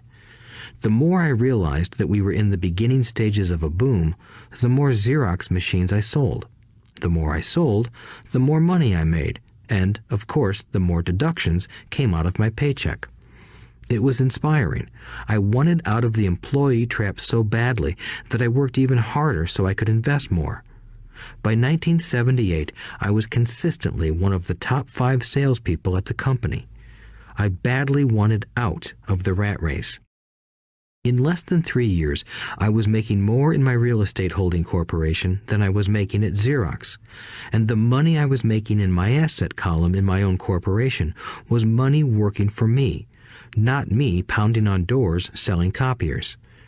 My rich dad's advice made much more sense. Soon, the cash flow from my properties were so strong that my company bought me my first Porsche. My fellow Xerox salespeople thought I was spending my commissions. I wasn't. I was investing my commissions in assets. My money was working hard to make more money. Each dollar in my asset column was a great employee, working hard to make more employees and buy the boss a new Porsche with before-tax dollars. I began to work harder for Xerox. The plan was working, and my Porsche was the proof. By using the lessons I learned from my rich dad, I was able to get out of the proverbial rat race at an early age. It was made possible because of the strong financial knowledge I had acquired through Rich Dad's lessons. Without this financial knowledge, which I call financial intelligence or financial IQ, my road to financial independence would have been much more difficult. I now teach others in the hope that I may share my knowledge with them. I remind people that financial IQ is made up of knowledge from 4 broad areas of expertise. 1. Accounting. Accounting is financial literacy or the ability to read numbers. This is a vital skill if you want to build an empire. The more money you are responsible for, the more accuracy is required, or the house comes tumbling down. This is the left brain side, or the details. Financial literacy is the ability to read and understand financial statements, which allows you to identify the strengths and weaknesses of any business. 2. Investing. Investing is the science of money making money. This involves strategies and formulas which use the creative right brain side. 3. Understanding markets. Understanding markets is the science of supply and demand. You need to know the technical aspects of the market, which are emotion-driven, in addition to the fundamental or economic aspects of an investment. Does an investment make sense or does it not make sense based on current market conditions? 4. The law. A corporation wrapped around the technical skills of accounting, investing, and markets can contribute to explosive growth. A person who understands the tax advantages and protections provided by a corporation can get rich so much faster than someone who is an employee or a small business sole proprietor. It's like the difference between someone walking and someone flying. The difference is profound when it comes to long-term wealth. Tax advantages. A corporation can do many things that an employee cannot, like pay expenses before paying taxes. That is a whole area of expertise that is very exciting. Employees earn and get taxed, and then try to live on what is left. A corporation earns, spends everything it can, and is taxed on anything that is left. It's one of the biggest legal tax loopholes that the rich use. They're easy to set up and are not expensive if you own investments that are producing good cash flow. For example, by owning your own corporation, your vacations can be board meetings in Hawaii. Car payments, insurance, repairs, and health club memberships are company expenses. Most restaurant meals are partial expenses, and on. But it's done legally with pre-tax dollars. Protection from lawsuits. We live in a litigious society. Everybody wants a piece of your action. The rich hide much of their wealth using vehicles such as corporations and trusts to protect their assets from creditors. When someone sues a wealthy individual, they are often met with layers of legal protection and often find that the wealthy person actually owns nothing. They control everything, but own nothing. The poor and middle class try to own everything and lose it to the government or to fellow citizens who like to sue the rich. They learned it from the Robin Hood story. Take from the rich and give it to the poor. It is not the purpose of this audiobook to go into the specifics of owning a corporation. But I will say that if you own any kind of legitimate assets, I would consider finding out more about the benefits and protection offered by a corporation as soon as possible. There are many books written on the subject that will detail the benefits and even walk you through the steps necessary to set up a corporation. Garrett Sutton's books on corporations provide wonderful insight into the power of personal corporations. Financial IQ is actually the synergy of many skills and talents. I would say it is the combination of the 4 technical skills listed above that make up basic financial intelligence. If you aspire to great wealth, it is the combination of these skills that will greatly amplify your financial intelligence. In summary, business owners with corporations 1. Earn, 2. Spend, 3. Pay taxes. Employees who work for corporations 1. Earn, 2. Pay taxes, 3. Spend. As part of your overall financial strategy, I recommend that you learn about the protection that legal entities can provide for businesses and assets. Chapter 5. Lesson 5. The rich invent money.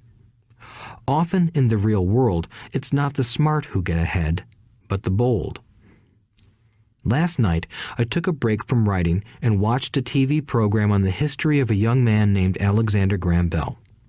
Bell had just patented his telephone and was having growing pains because the demand for his new invention was so strong.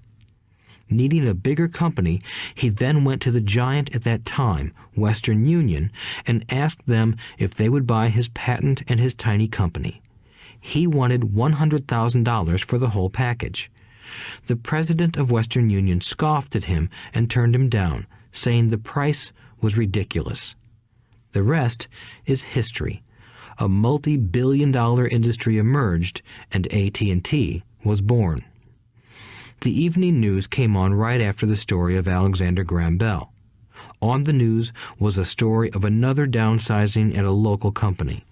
The workers were angry and complained that the company ownership was unfair. A terminated manager of about 45 years of age had his wife and 2 babies at the plant and was begging the guards to let him talk to the owners to ask if they would reconsider his termination. He had just bought a house and was afraid of losing it.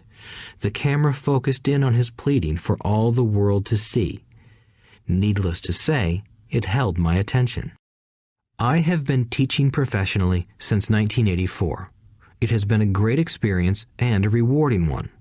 It is also a disturbing profession, for I have taught thousands of individuals, and I see one thing in common in all of us, myself included. We all have tremendous potential, and we all are blessed with gifts. Yet the one thing that holds all of us back is some degree of self-doubt. It is not so much the lack of technical information that holds us back, but more the lack of self-confidence. Some are more affected than others. Once we leave school, most of us know that it is not so much a matter of college degrees or good grades that count. In the real world, outside of academics, something more than just grades is required. I have heard it called many things: guts, chutzpah, balls, audacity, bravado, cunning, daring, tenacity, and brilliance. This factor, whatever it is labeled, ultimately decides one's future much more than school grades do. Inside each of us is one of these brave, brilliant, and daring characters. There is also the flip side of that character, people who could get down on their knees and beg if necessary.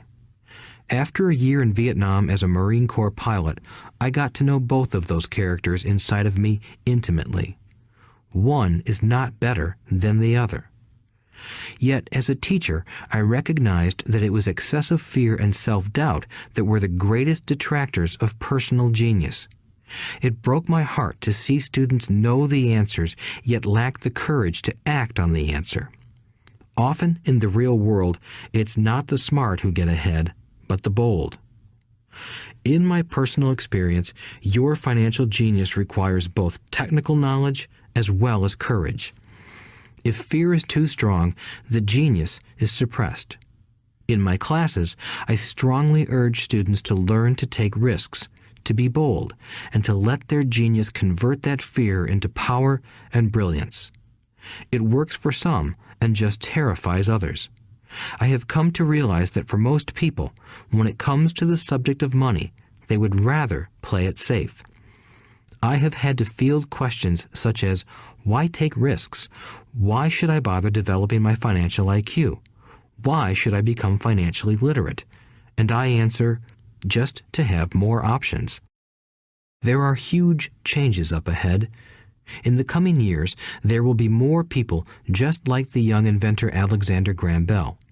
There will be 100 people like Bill Gates and hugely successful companies like Microsoft created every year all over the world. And there will also be many more bankruptcies, layoffs, and downsizings. So why bother developing your financial IQ? No one can answer that but you. Yet I can tell you why I myself do it. I do it because it is the most exciting time to be alive. I'd rather be welcoming change than dreading change. I'd rather be excited about making millions than worrying about not getting a raise. This period we are in now is a most exciting time, unprecedented in our world's history. Generations from now, people will look back at this period of time and remark at what an exciting era it must have been. It was the death of the old and birth of the new. It was full of turmoil, and it was exciting. So why bother developing your financial IQ? Because if you do, you will prosper greatly. And if you don't, this period of time will be a frightening one. It will be a time of watching some people move boldly forward while others cling to worn-out life preservers.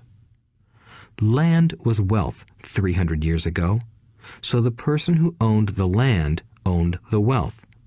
Later, wealth was in factories and production, and America rose to dominance. The industrialist owned the wealth. Today, wealth is in information, and the person who has the most timely information owns the wealth. The problem is that information flies around the world at the speed of light. The new wealth cannot be contained by boundaries and borders as land and factories were. The changes will be faster and more dramatic. There will be a dramatic increase in the number of new multimillionaires. There also will be those who are left behind.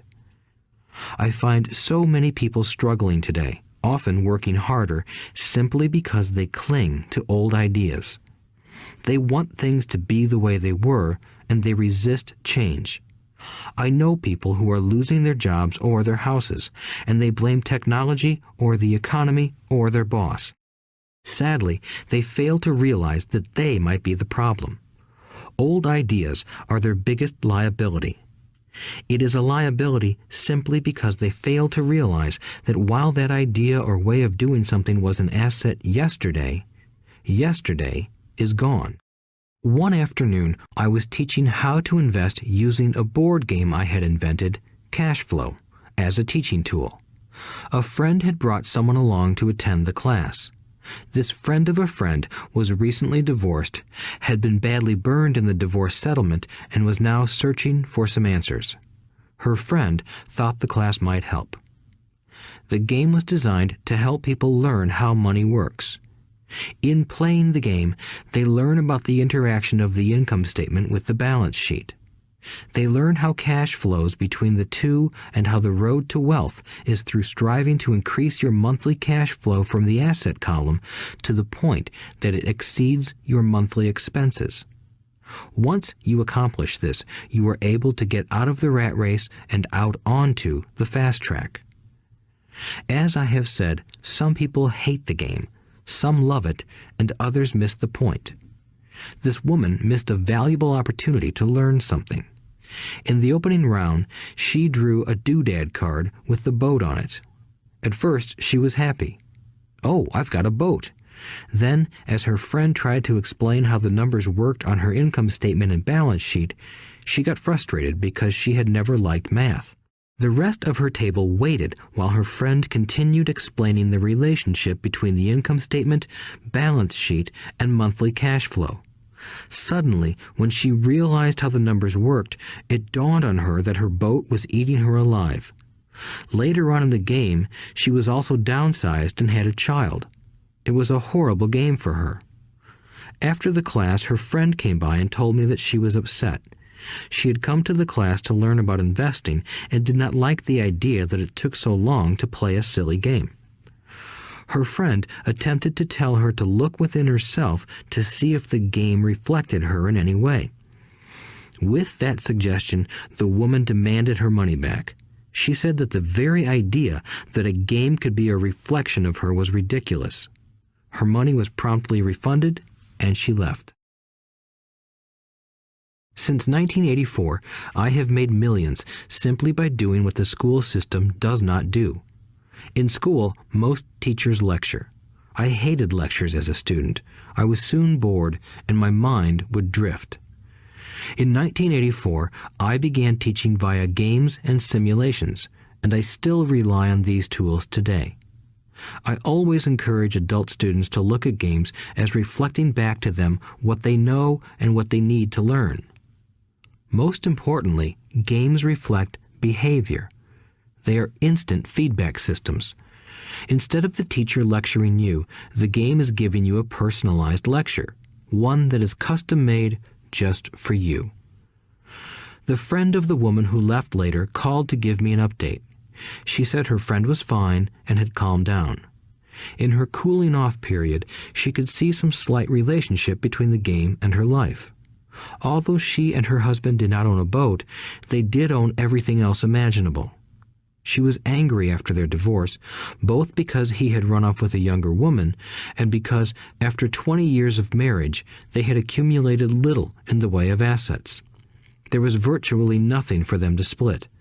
Their 20 years of married life had been incredible fun, but all they had accumulated was a ton of doodads.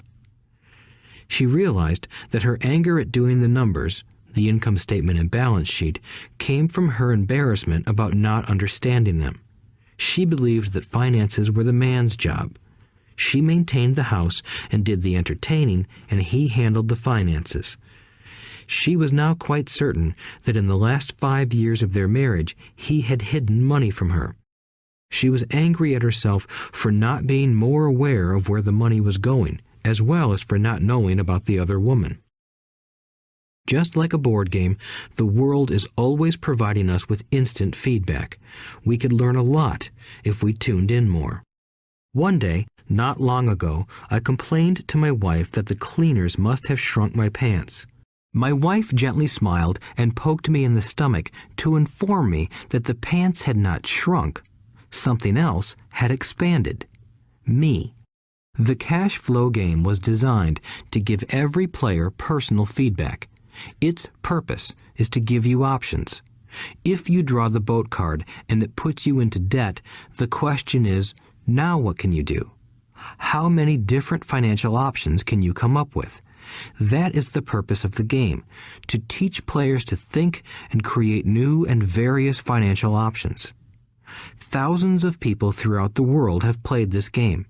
The players who get out of the rat race the quickest are the people who understand numbers and have creative financial minds. They recognize different financial options. Rich people are often creative and take calculated risks. People who take the longest are people who are not familiar with numbers and often do not understand the power of investing. Some people playing cash flow gain lots of money in the game, but they don't know what to do with it. Even though they have money, everyone else seems to be getting ahead of them. And that is true in real life. There are a lot of people who have a lot of money and do not get ahead financially. Limiting your options is the same as hanging on to old ideas. I have a friend from high school who now works at 3 jobs. Years ago, he was the richest of all my classmates. When the local sugar plantation closed, the company he worked for went down with the plantation. In his mind, he had but one option, and that was the old option: work hard. The problem was that he couldn't find an equivalent job that recognized his seniority from the old company. As a result, he is overqualified for the jobs he currently has. so his salary is lower. He now works 3 jobs to earn enough to survive. I have watched people playing cash flow complain that the right opportunity cards are not coming their way, so they sit there. I know people who do that in real life. They wait for the right opportunity. I have watched people get the right opportunity card and then not have enough money. Then they complain that they would have gotten out of the rat race if they had had more money. So they sit there. I know people in real life who do that also. They see all the great deals, but they have no money. And I have seen people pull a great opportunity card, read it out loud, and have no idea that it is a great opportunity. They have the money, the time is right, they have the card, but they can't see the opportunity staring them in the face. They fail to see how it fits into their financial plan for escaping the rat race.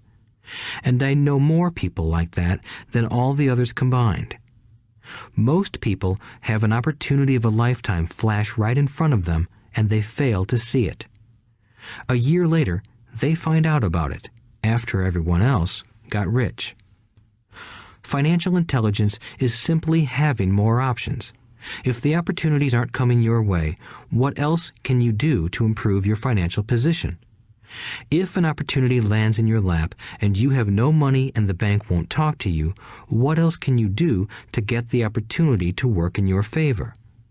If your hunch is wrong and what you've been counting on doesn't happen, how can you turn a lemon into millions? That is financial intelligence. It is not so much what happens, but how many different financial solutions you can think of to turn a lemon into millions. It is how creative you are in solving financial problems. Most people only know one solution: work hard, save, and borrow. So why would you want to increase your financial intelligence? Because you want to be the kind of person who creates your own luck. You take whatever happens and make it better. Few people realize that luck is created, just as money is. And if you want to be luckier and create money instead of working hard, then your financial intelligence is important. If you are the kind of person who is waiting for the right thing to happen, you might wait for a long time. It's like waiting for all the traffic lights to be green for 5 miles before you'll start your trip. As young boys, Mike and I were constantly told by my rich dad that money is not real. Rich Dad occasionally reminded us of how close we came to the secret of money on that first day we got together and began making money out of plaster of Paris. The poor and middle class work for money, he would say. The rich make money. The more real you think money is, the harder you will work for it. If you can grasp the idea that money is not real, you will grow richer faster. What is it? Was a question Mike and I often came back with. What is money if it is not real? What we agree it is, was all Rich Dad would say. The single most powerful asset we all have is our mind. If it is trained well, it can create enormous wealth seemingly instantaneously. An untrained mind can also create extreme poverty that can crush a family for generations. In the information age, money is increasing exponentially. A few individuals are getting ridiculously rich from nothing, just ideas and agreements. If you ask many people who trade stocks or other investments for a living, they see it done all the time. Often, millions can be made instantaneously from nothing. And by nothing, I mean no money was exchanged. It is done via agreement, a hand signal in a trading pit, a blip on a trader's screen in Lisbon from a trader's screen in Toronto and back to Lisbon, a call to my broker to buy and a moment later to sell. Money did not change hands. Agreements did. So why develop your financial genius? Only you can answer that. I can tell you why I have been developing this area of my intelligence. I do it because I want to make money fast. Not because I need to, but because I want to. It is a fascinating learning process. I develop my financial IQ because I want to participate in the fastest game and biggest game in the world. And, in my own small way, I would like to be part of this unprecedented evolution of humanity, the era where humans work purely with their minds and not with their bodies. Besides, it is where the action is. It is what is happening. It's hip, it's scary, and it's fun. That is why I invest in my financial intelligence, developing the most powerful asset I have. I want to be with people moving boldly forward.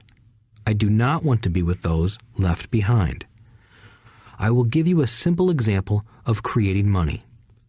In the early 1990s, the economy of Phoenix, Arizona was horrible. I was watching a TV show when a financial planner came on and began forecasting doom and gloom. His advice was to save money. Put $100 away every month, he said. In 40 years, you will be a multimillionaire. Well, putting money away every month is a sound idea. It is one option, the option most people subscribe to. The problem is this. It blinds the person to what is really going on. It causes them to miss major opportunities for much more significant growth of their money. The world is passing them by. As I said, the economy was terrible at that time. For investors, this is the perfect market condition. A chunk of my money was in the stock market and in apartment houses. I was short of cash. Because people were giving properties away, I was buying. I was not saving money. I was investing. Kim and I had more than $1 million in cash working in a market that was rising fast. It was the best opportunity to invest. The economy was terrible. I just could not pass up these small deals. Houses that were once $100,000 were now $75,000. But instead of shopping with local real estate agents, I began shopping at the bankruptcy attorney's office or the courthouse steps. In these shopping places, a $75,000 house could sometimes be bought for $20,000 or less. For $2,000, which was loaned to me from a friend for 90 days for $200, I gave an attorney a cashier's check as a down payment. While the acquisition was being processed, I ran an ad advertising a $75,000 house for only $60,000 and no money down. The phone rang hard and heavy. Prospective buyers were screened, and once the property was legally mine, all the prospective buyers were allowed to look at the house. It was a feeding frenzy. The house sold in a few minutes. I asked for a $2,500 processing fee, which they gladly handed over, and the escrow and title company took over from there. I returned the $2,000 to my friend with an additional $200. He was happy, the home buyer was happy, the attorney was happy, and I was happy. I had sold a house for $60,000 that cost me $20,000. The $40,000 was created from money in my asset column in the form of a promissory note from the buyer. Total working time, 5 hours. So, now that you are on your way to becoming more financially literate and skilled at reading numbers, I will tell you why this is an example of money being invented. During this depressed market, Kim and I were able to do 6 of these simple transactions in our spare time. While the bulk of our money was in larger properties and the stock market, we were able to create more than $190,000 in assets, notes at 10% interest, in those 6 buy, create, and sell transactions. That comes to approximately $19,000 a year income, much of it sheltered through our private corporation. Much of that $19,000 a year goes to pay for our company cars, gas, trips, insurance, dinners with clients, and other things.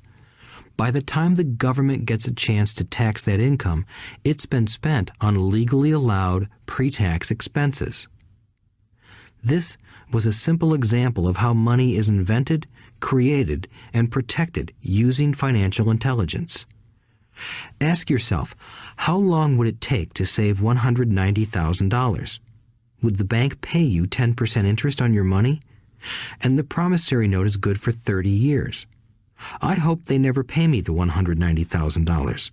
I have to pay a tax if they pay me the principal, and besides, $19,000 paid over 30 years is a little over $500,000 in income. I have people ask what happens if the person doesn't pay. That does happen, and it's good news. That $60,000 home could be taken back and resold for $70,000 and another $2,500 collected as a loan processing fee. It would still be a zero-down transaction in the mind of the new buyer, and the process would go on. The first time I sold the house, I paid back the $2,000, so technically I have no money in the transaction. My return on investment, ROI, is infinity. It's an example of no money making a lot of money. In the second transaction, when resold, I would have put $2,000 in my pocket and re-extended the loan to 30 years. What would my ROI be if I got paid money to make money? I do not know, but it sure beats saving $100 a month, which actually starts out as $150 because it's after-tax income for 40 years earning low interest. And again, you're taxed on the interest. That is not too intelligent. It may be safe, but it's not smart.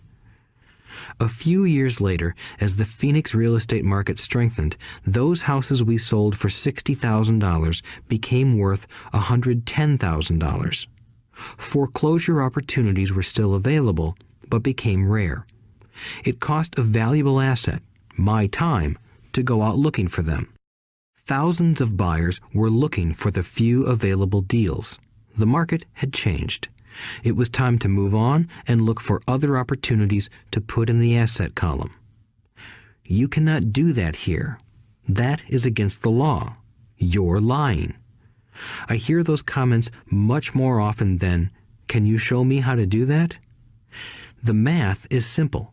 You do not need algebra or calculus, and the escrow company handles the legal transaction and the servicing of the payments. I have no roofs to fix or toilets to unplug because the owners do that. It's their house.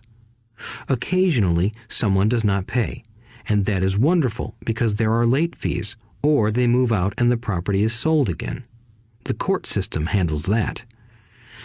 And it may not work in your area. The market conditions may be different, but the example illustrates how a simple financial process can create hundreds of thousands of dollars with little money and low risk. It is an example of money being only an agreement. Anyone with a high school education can do it. Yet most people won't. Most people listen to the standard advice of work hard and save money. For about 30 hours of work, approximately $190,000 was created in the asset column, and no taxes were paid. Which one sounds harder to you? 1. Work hard, pay 50% in taxes, save what is left, your savings, then earn 5%, which is also taxed. Or 2. Take the time to develop your financial intelligence, harness the power of your brain and the asset column. If you use option number 1, be sure to factor in how much time it takes you to save $190,000. Time is one of your greatest assets. Now, you may understand why I silently shake my head when I hear parents say, "My child is doing well in school and receiving a good education." It may be good, but is it adequate? I know the above investment strategy is a small one. It is used to illustrate how small can grow into big. Again, my success reflects the importance of a strong financial foundation, which starts with a strong financial education. I have said it before, but it's worth repeating. Financial intelligence is made up of these 4 main technical skills. 1. Accounting. Accounting is financial literacy, or the ability to read numbers. This is a vital skill if you want to build businesses or investments. 2. Investing. Investing is the science of money making money. 3. Understanding markets. Understanding markets is the science of supply and demand. Alexander Graham Bell gave the market what it wanted. So did Bill Gates. A $75,000 house offered for $60,000 that cost $20,000 was also the result of seizing an opportunity created by the market. Somebody was buying, and someone was selling. 4. The law. The law is the awareness of accounting, corporate, state, and federal regulations. I recommend playing by the rules. It is this basic foundation, or the combination of these skills, that is needed to be successful in the pursuit of wealth, whether it be through the buying of small homes, apartment buildings, companies, stocks, bonds, precious metals, baseball cards, or the like. A few years later, the real estate market rebounded and everyone else was getting in. The stock market was booming and everyone was getting in. The U.S. economy was getting back on its feet. I began selling and was now traveling to Peru, Norway, Malaysia, and the Philippines. The investment landscape had changed. We were no longer buying real estate.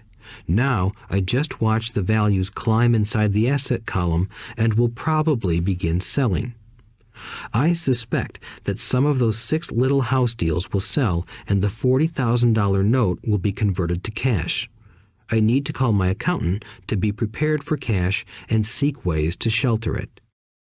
The point I would like to make is that investments come and go. The market goes up and comes down. Economies improve and crash. The world is always handing you opportunities of a lifetime, every day of your life, but all too often we fail to see them. But they are there. And the more the world changes and the more technology changes, the more opportunities there will be to allow you and your family to be financially secure for generations to come. So why bother developing your financial intelligence? Again, only you can answer that. I know why I continue to learn and develop. I do it because I know there are changes coming. I'd rather welcome change than cling to the past. I know there will be market booms and market crashes. I want to continually develop my financial intelligence because at each market change, some people will be on their knees begging for their jobs. Others, meanwhile, will take the lemons that life hands them, and we are all handed lemons occasionally, and turn them into millions. That's financial intelligence. I am often asked about the lemons I have turned into millions. I hesitate using many more examples of personal investments because I am afraid it comes across as bragging or tooting my own horn. That is not my intention. I use the examples only as numerical and chronological illustrations of actual and simple cases. I use the examples because I want you to know that it is easy. And the more familiar you become with the 4 pillars of financial intelligence, the easier it becomes. Personally, I use 2 main vehicles to achieve financial growth: real estate and small cap stocks. I use real estate as my foundation. Day in and day out, my properties provide cash flow and occasional spurts of growth and value. The small cap stocks are used for fast growth. I do not recommend anything that I do. The examples are just that, examples. If the opportunity is too complex and I do not understand the investment, I don't do it. Simple math and common sense are all you need to do well financially. There are 5 reasons for using examples. 1. To inspire people to learn more. 2. To let people know it is easy if the foundation is strong. 3. To show that anyone can achieve great wealth. 4. To show that there are millions of ways to achieve your goals. 5. To show that it's not rocket science.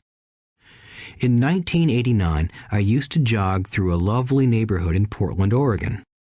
It was a suburb that had little gingerbread houses. They were small and cute. I almost expected to see Little Red Riding Hood skipping down the sidewalk on her way to Granny's. There were for sale signs everywhere. The timber market was terrible. The stock market had just crashed, and the economy was depressed. On one street, I noticed a for sale sign that was up longer than most. It looked old. Jogging past it one day, I ran into the owner, who looked troubled. "What are you asking for your house?" I asked. The owner turned and smiled weakly. "Make me an offer," he said. "It's been for sale for over a year. Nobody even comes by anymore to look at it." "I'll look," I said, and I bought the house a half hour later for $20,000 less than his asking price. It was a cute little 2-bedroom home with gingerbread trim on all the windows. It was light blue with gray accents and had been built in 1930. Inside, there was a beautiful rock fireplace, as well as 2 tiny bedrooms. It was a perfect rental house. I gave the owner $5,000 down for a $45,000 house that was really worth $65,000, except that no one wanted to buy it. The owner moved out in a week, happy to be free, and my first tenant moved in, a local college professor. After the mortgage, expenses, and management fees were paid, I put a little less than $40 in my pocket at the end of each month. Hardly exciting. A year later, the depressed Oregon real estate market had begun to pick up.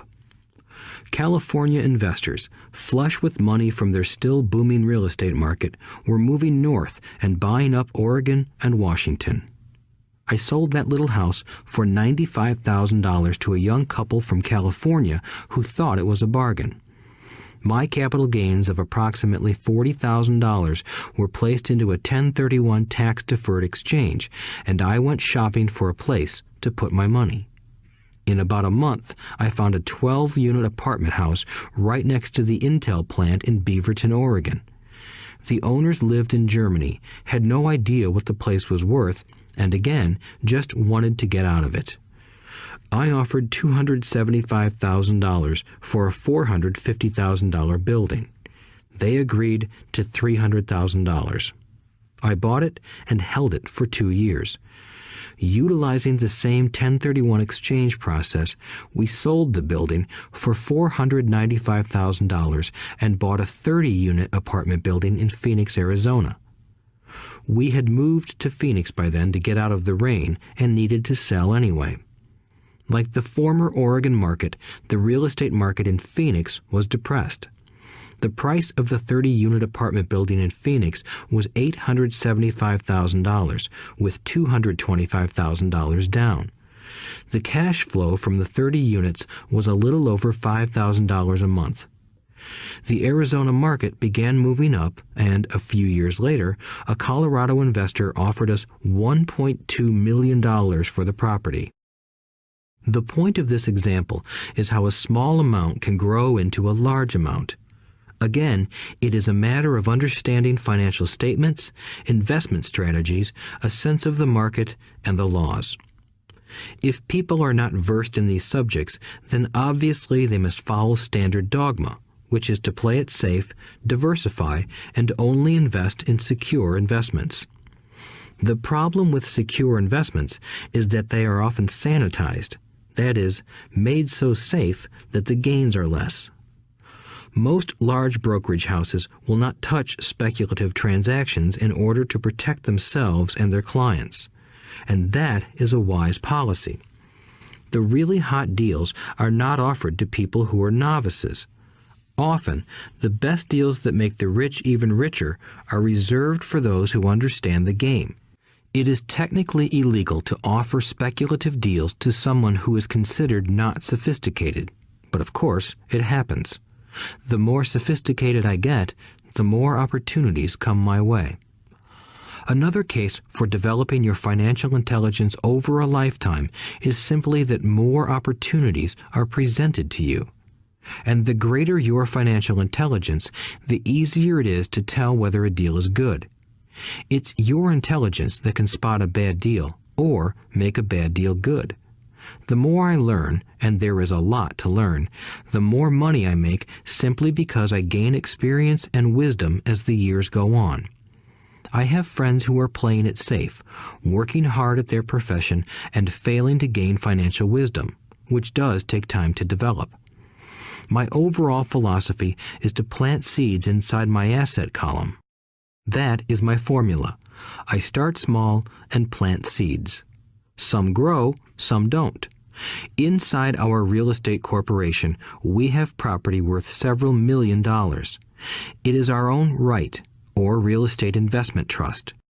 The point I'm making is that most of those millions started out as little $5,000 to $10,000 investments. All of those down payments were fortunate to catch a fast-rising market and increase tax-free. We traded in and out several times over a number of years. We also own a stock portfolio, surrounded by a corporation that Kim and I call our personal mutual fund.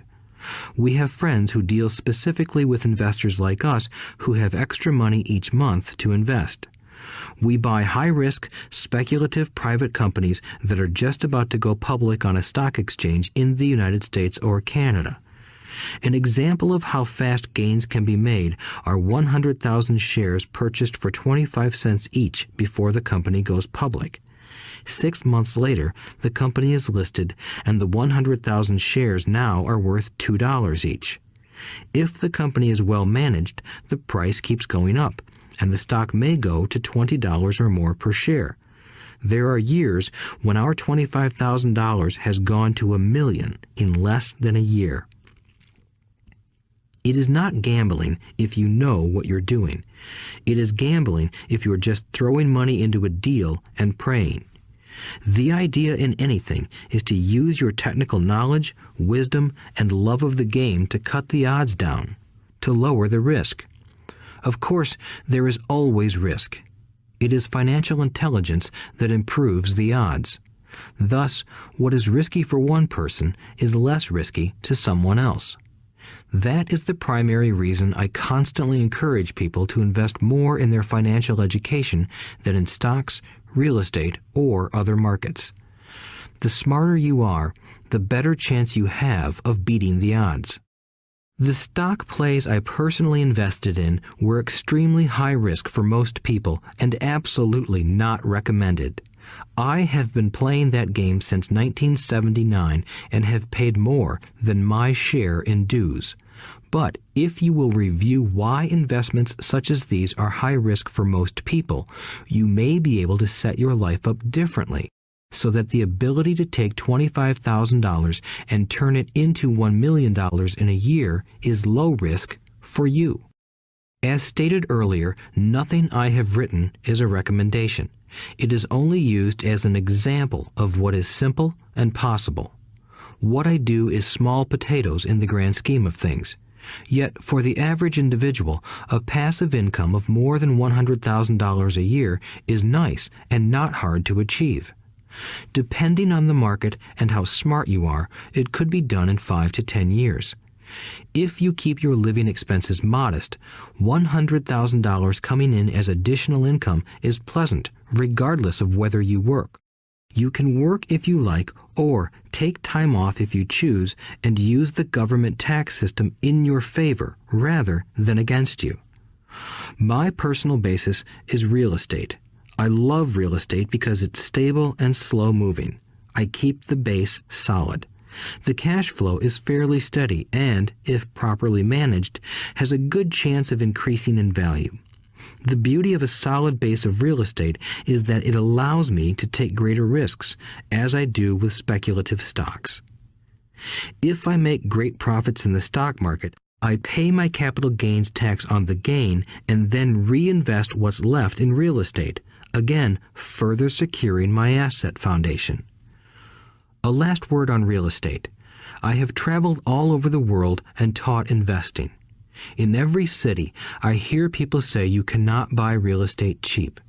That is not my experience.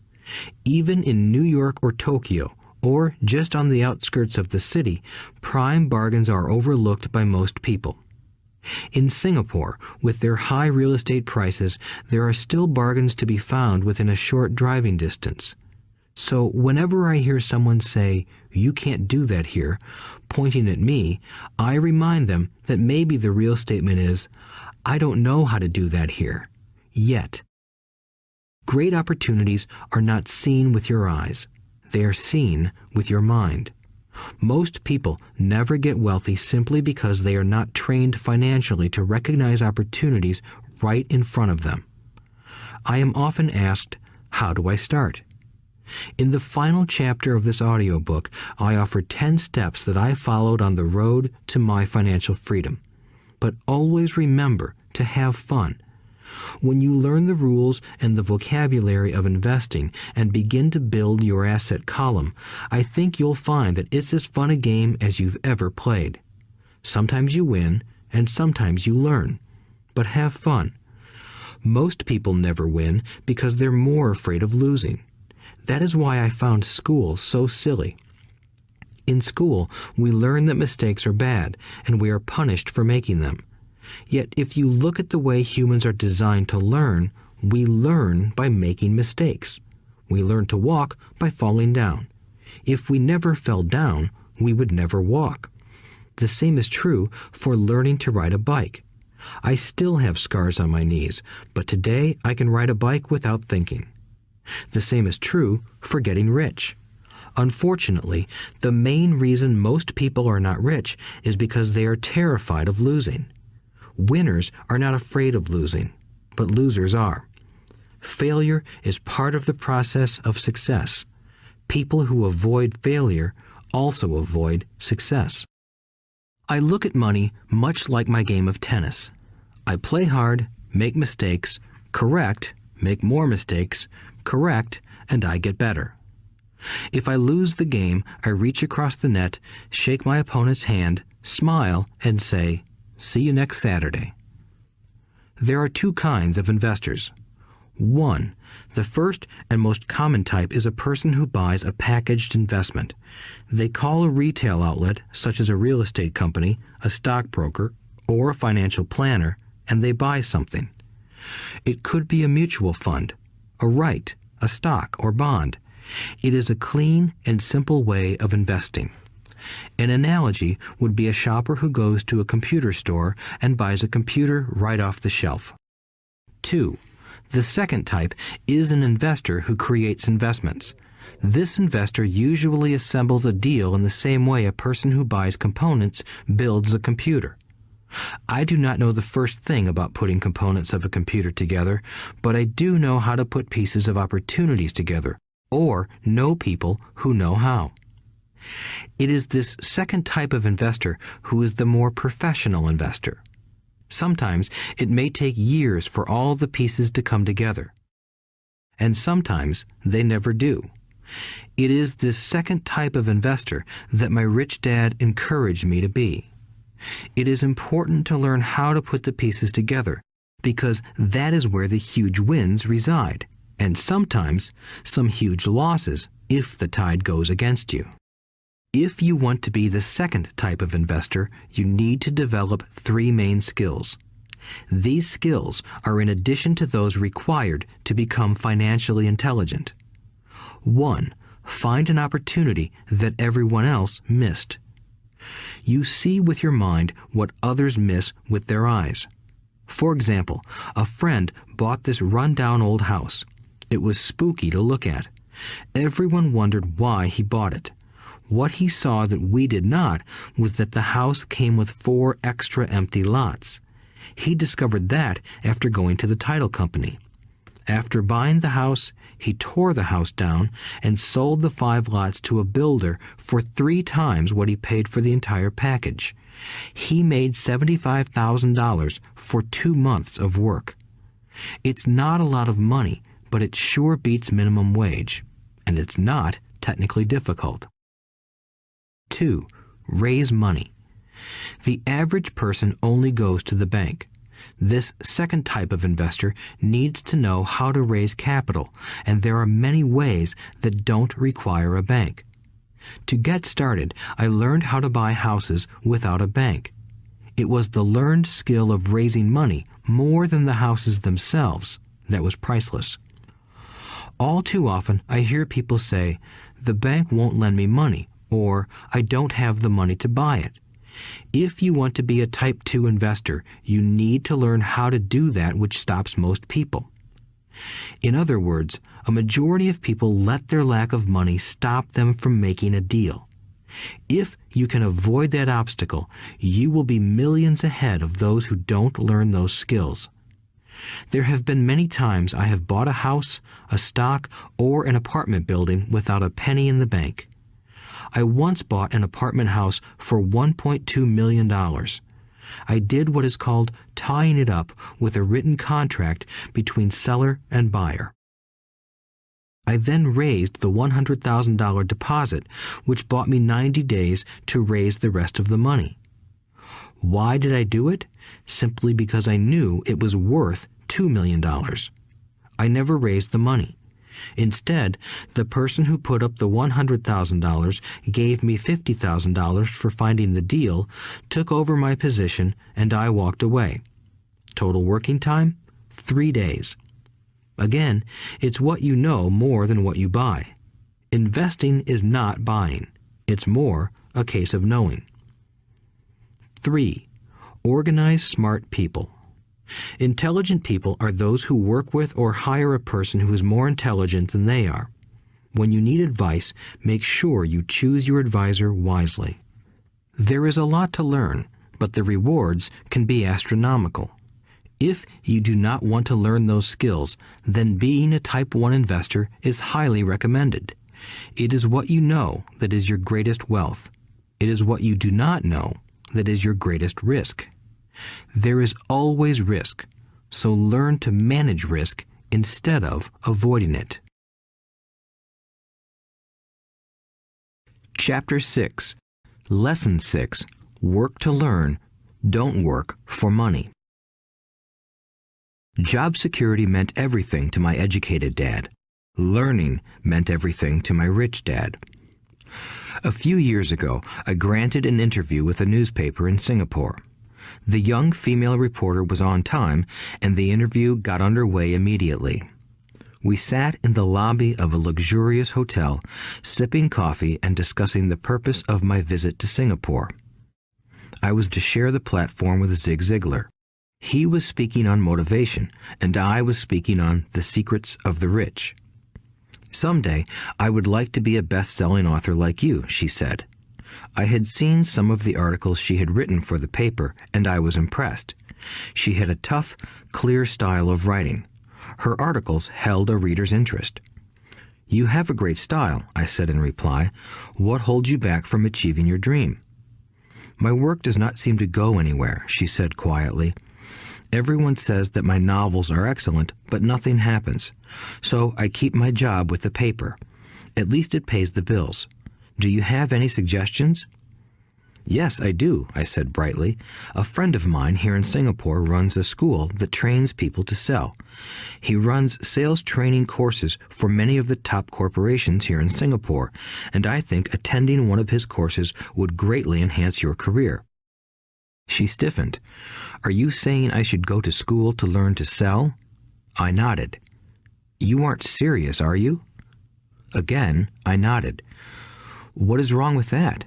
I was now backpedaling. She was offended by something, and now I was wishing I had not said anything. In my attempt to be helpful, I found myself defending my suggestion. I have a master's degree in English literature. Why would I go to school to learn to be a salesperson? I am a professional. I went to school to be trained in a profession so I would not have to be a salesperson. I hate salespeople. All they want is money. So tell me why I should study sales. She was packing her briefcase. The interview was over. On the coffee table sat a copy of an earlier best-selling book I wrote. I picked it up as well as the notes she had jotted down on her legal pad. Do you see this? I said, pointing to her notes. She looked down at her notes. What? She said, confused. Again, I pointed deliberately to her notes. On her pad she had written, Robert Kiyosaki, best-selling author. It says best-selling author, not best writing author, I said quietly. Her eyes widened. I am a terrible writer, I said. You are a great writer. I went to sales school. You have a master's degree. Put them together, and you get a best-selling author and a best-writing author. Anger flared from her eyes. I'll never stoop so low as to learn how to sell. People like you have no business writing. I'm a professionally trained writer, and you are a salesman. It is not fair, she fumed. She put the rest of her notes away and hurried out through the large glass doors into the humid Singapore morning. At least she gave me a fair and favorable write-up the next morning. The world is filled with smart, talented, educated, and gifted people. We meet them every day. They are all around us. A few days ago, my car was not running well. I pulled into a garage, and the young mechanic had it fixed in just a few minutes. He knew what was wrong by simply listening to the engine. I was amazed. I am constantly shocked at how little talented people earn. I have met brilliant, highly educated people who earn less than $20,000 a year. A business consultant who specializes in the medical trade was telling me how many doctors, dentists, and chiropractors struggle financially. All this time, I thought that when they graduated, the dollars would pour in. It was this business consultant who gave me the phrase, "They are one skill away from great wealth." What this phrase means is that most people need only to learn and master one more skill, and their income would jump exponentially. I have mentioned before that financial intelligence is a synergy of accounting, investing, marketing, and law. Combine those 4 technical skills, and making money with money is easier than most people would believe. When it comes to money, the only skill most people know is to work hard. The classic example of a synergy of skills was that young writer for the newspaper. If she diligently learned the skills of sales and marketing, her income would jump dramatically. If I were her, I would take some courses in advertising copywriting as well as sales. Then, instead of working at the newspaper, I would seek a job at an advertising agency. Even if it were a cut in pay, she would learn how to communicate in shortcuts that are used in successful advertising. She also would spend time learning public relations, an important skill. She would learn how to get millions in free publicity. Then, at night and on weekends, she could be writing her great novel. When it was finished, she would be better able to sell her book. Then, in a short while, she could be a best-selling author. When I came out with my first book, If You Want to Be Rich and Happy, Don't Go to School, a publisher suggested I change the title to The Economics of Education. I told the publisher that, with a title like that, I would sell 2 books, one to my family and one to my best friend. The problem is that they would expect it for free. The obnoxious title, If You Want to Be Rich and Happy, Don't Go to School, was chosen because we knew it would get tons of publicity. I am pro-education and believe in education reform. If I were not pro-education, why would I continue to press for changing our antiquated educational system? So I chose a title that would get me on more TV and radio shows simply because I was willing to be controversial. Many people thought I was a fruitcake, but the book sold and sold. When I graduated from the U.S. Merchant Marine Academy in 1969, my educated dad was happy. Standard Oil of California had hired me for its oil tanker fleet as a third mate. The pay was low compared with my classmates, but it was okay for a first real job after college. My starting pay was about $42,000 a year, including overtime, and I only had to work for 7 months. I had 5 months of vacation. If I had wanted to, I could have taken the run to Vietnam with a subsidiary shipping company and easily doubled my pay instead of taking 5 months of vacation. I had a great career ahead of me, yet I resigned after 6 months with the company and joined the Marine Corps to learn how to fly.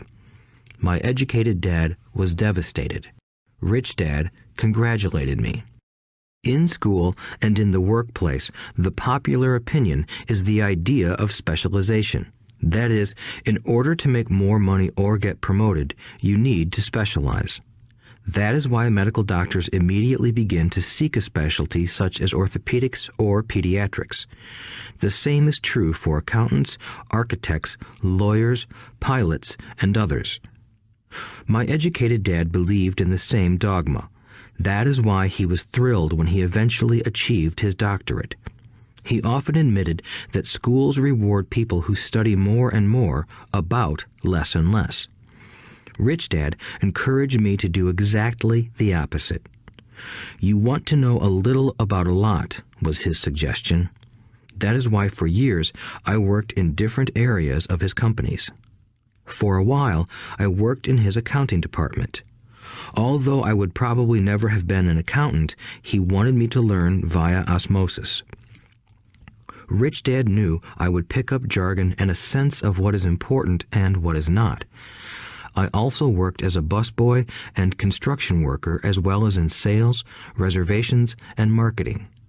He was grooming Mike and me. That is why he insisted we sit in on the meetings with his bankers, lawyers, accountants, and brokers. He wanted us to know a little about every aspect of his empire. When I quit my high-paying job with Standard Oil, my educated dad had a heart-to-heart talk with me. He was bewildered. He could not understand my decision to resign from a career that offered high pay, great benefits, lots of time off, and opportunity for promotion. When he asked me one evening, "Why did you quit?" I could not explain it to him, though I tried hard to.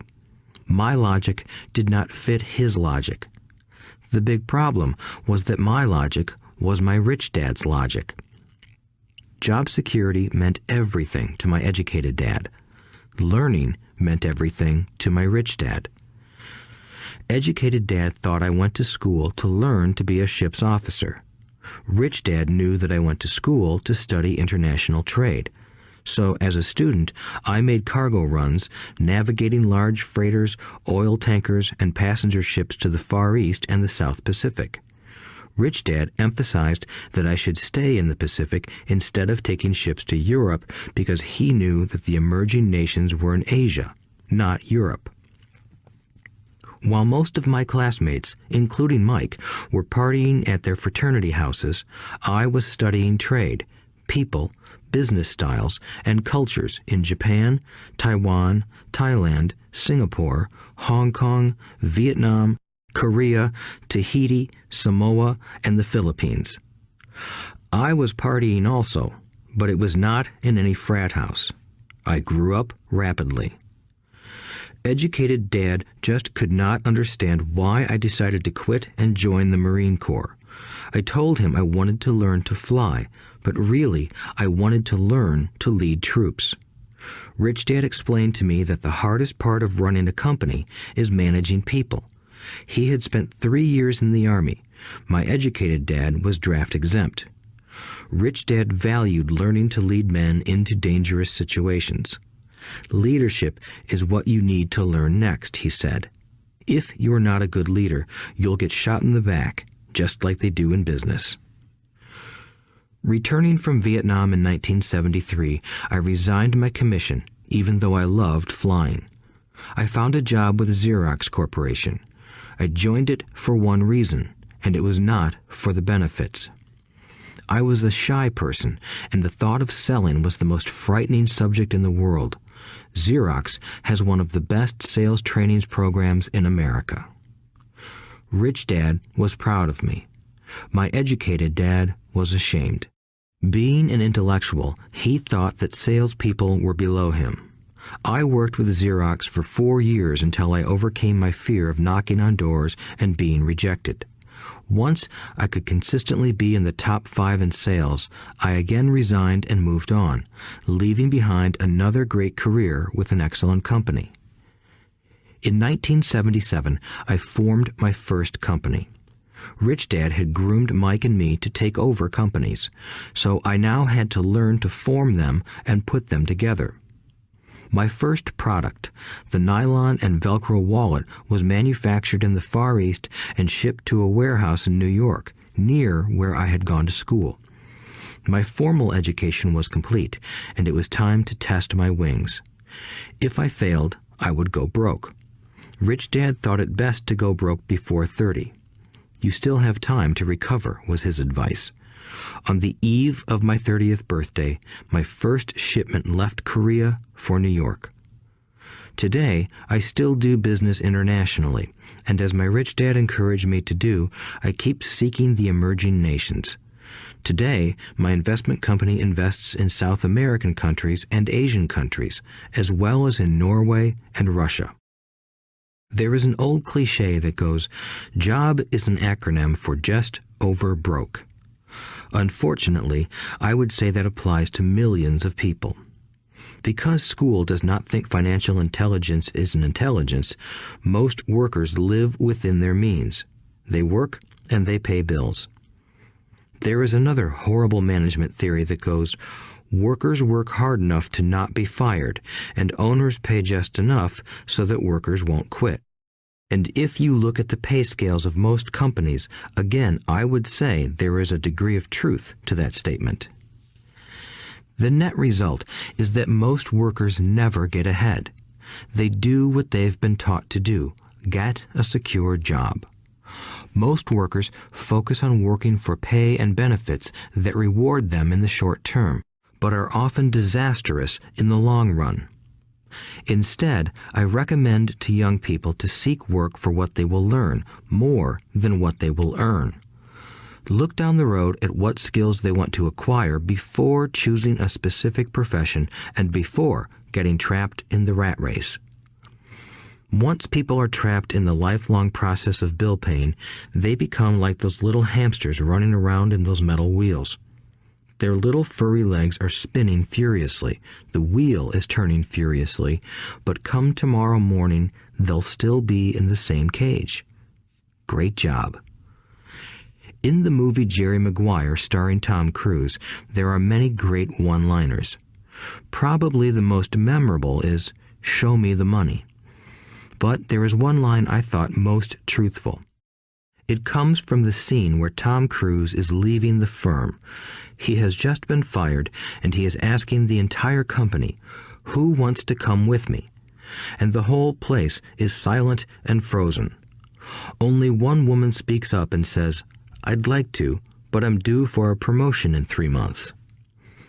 That statement is probably the most truthful statement in the whole movie. It is the type of statement that people use to keep themselves busy, working away to pay bills. I know my educated dad looked forward to his pay raise every year, and every year he was disappointed.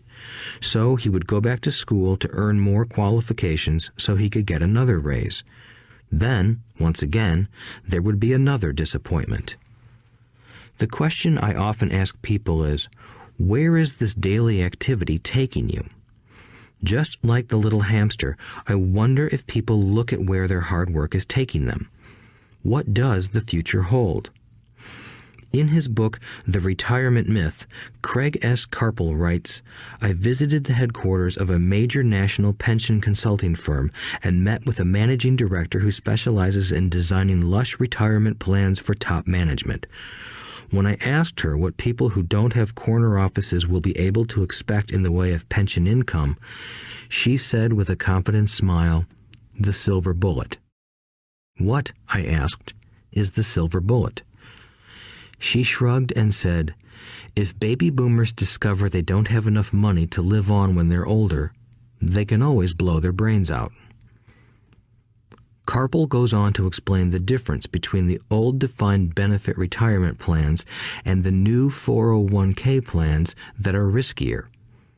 It is not a pretty picture for most people working today, and that is just for retirement. Add medical fees and long-term nursing home care, and the picture is frightening. Already, many hospitals in countries with socialized medicine need to make tough decisions such as who will live and who will die.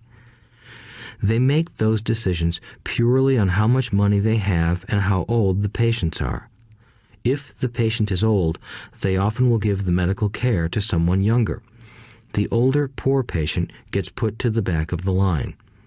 Just as the rich can afford better education, the rich will be able to keep themselves alive, while those who have little wealth will die. So I wonder, are workers looking into the future or just until their next paycheck, never questioning where they are headed?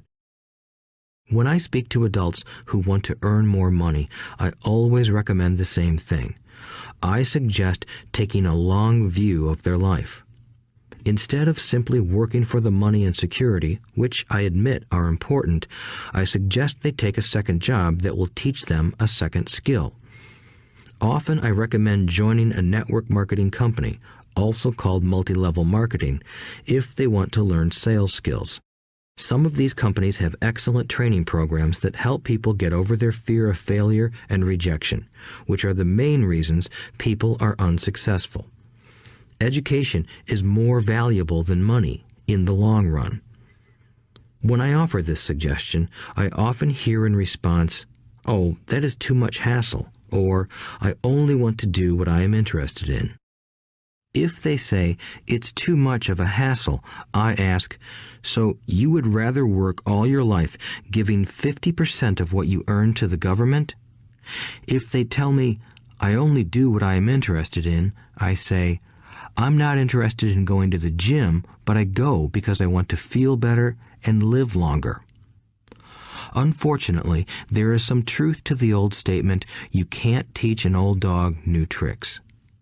Unless a person is used to changing, it's hard to change. But for those of you who might be on the fence when it comes to the idea of working to learn something new, I offer this word of encouragement. Life is much like going to the gym. The most painful part is deciding to go. Once you get past that, it's easy. There have been many days I have dreaded going to the gym, but once I am there and in motion, it is a pleasure.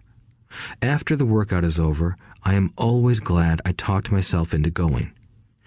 If you are unwilling to work to learn something new and instead insist on becoming highly specialized within your field, make sure the company you work for is unionized. Labor unions are designed to protect specialists. My educated dad, after falling from grace with the governor, became the head of the teachers' union in Hawaii. He told me that it was the hardest job he ever held. My rich dad, on the other hand, spent his life doing his best to keep his companies from becoming unionized. He was successful. Although the unions came close, rich dad was always able to fight them off. Personally, I take no sides because I can see the need for and the benefits of both sides.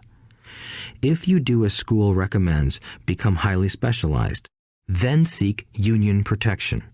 For example, had I continued with my flying career, I would have sought a company that had a strong pilots union. Why? Because my life would be dedicated to learning a skill that was valuable in only one industry. If I were pushed out of that industry, my life's skills would not be as valuable to another industry.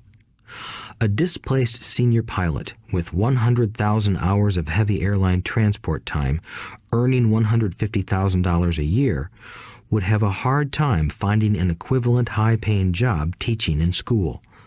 Skills do not necessarily transfer from industry to industry. Skills the pilots are paid for in the airline industry are not as important in, say, the school system.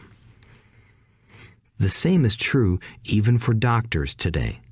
With all the changes in medicine, many medical specialists are needing to conform to medical organizations such as HMOs. School teachers definitely need to be union members. Today in America, the teachers' union is the largest and the richest labor union of all. The NEA, the National Education Association, has tremendous political clout. Teachers need the protection of their union because their skills are also of limited value to an industry outside of education. So the rule of thumb is, highly specialized, then unionize. It's the smart thing to do. When I ask the classes I teach, how many of you can cook a better hamburger than McDonald's, almost all the students raise their hands. I then ask, so if most of you can cook a better hamburger, how come McDonald's makes more money than you? The answer is obvious. McDonald's is excellent at business systems. The reason so many talented people are poor is because they focus on building a better hamburger and know little to nothing about business systems. A friend of mine in Hawaii is a great artist. He makes a sizable amount of money.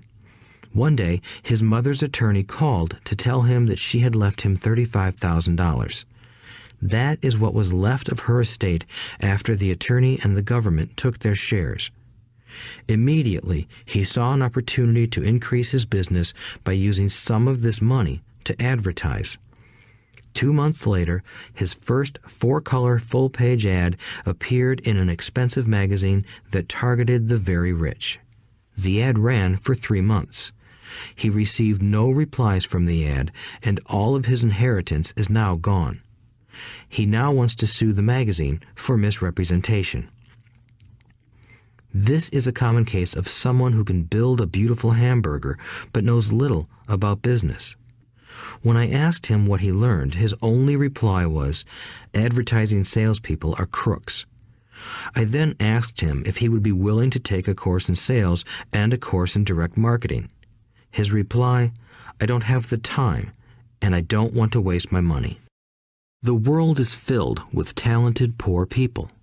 All too often, they're poor or struggle financially or earn less than they are capable of, not because of what they know, but because of what they do not know. They focus on perfecting their skills at building a better hamburger rather than the skills of selling and delivering the hamburger. Maybe McDonald's does not make the best hamburger, but they are the best at selling and delivering a basic average burger. Poor Dad wanted me to specialize. That was his view on how to be paid more. Even after being told by the governor of Hawaii that he could no longer work in state government, my educated dad continued to encourage me to get specialized. Educated Dad then took up the cause of the teachers' union, campaigning for further protection and benefits for these highly skilled and educated professionals. We argued often, but I know he never agreed that over-specialization is what caused the need for union protection. He never understood that the more specialized you become, the more you are trapped and dependent on that specialty. Rich Dad advised that Mike and I groom ourselves. Many corporations do the same thing. They find a young, bright student just out of business school and begin grooming that person to someday take over the company. So these bright young employees do not specialize in one department. They are moved from department to department to learn all the aspects of business systems. The rich often groom their children or the children of others. By doing so, their children gain an overall knowledge of the operations of the business and how the various departments interrelate. For the World War II generation, it was considered bad to skip from company to company. Today, it is considered smart.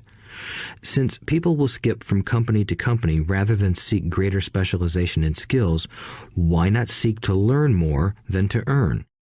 In the short term, it may earn you less, but it will pay dividends in the long term.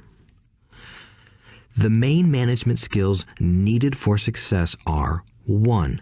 Management of cash flow, 2. Management of systems, 3. Management of people. The most important specialized skills are sales and marketing. The ability to sell, to communicate to another human being, be it a customer, employee, boss, spouse, or child, is the base skill of personal success. Communication skills such as writing, speaking, and negotiating are crucial to a life of success. These are skills I work on constantly, attending courses or buying educational resources to expand my knowledge. As I have mentioned, my educated dad worked harder and harder the more competent he became. He also became more trapped the more specialized he got. Although his salary went up, his choices diminished. Soon after he was locked out of government work, he found out how vulnerable he really was professionally. It is like professional athletes who suddenly are injured or are too old to play. Their once high-paying position is gone, and they have limited skills to fall back on. I think that is why my educated dad sided so much with the unions after that. He realized how much a union would have benefited him. Rich Dad encouraged Mike and me to know a little about a lot. He encouraged us to work with people smarter than we were and to bring smart people together to work as a team. Today, it would be called a synergy of professional specialties. Today, I meet ex-school teachers earning hundreds of thousands of dollars a year. They earn that much because they have specialized skills in their field as well as other skills. They can teach as well as sell and market. I know of no other skills to be more important than selling and marketing. The skills of selling and marketing are difficult for most people, primarily due to their fear of rejection. The better you are at communicating, negotiating, and handling your fear of rejection, the easier life is. Just as I advise that newspaper writer who wanted to become a best-selling author, I advise anyone else today. Being technically specialized has its strengths as well as its weaknesses. I have friends who are geniuses, but they cannot communicate effectively with other human beings, and, as a result, their earnings are pitiful. I advise them to just spend a year learning to sell. Even if they earn nothing, their communication skills will improve, and that is priceless.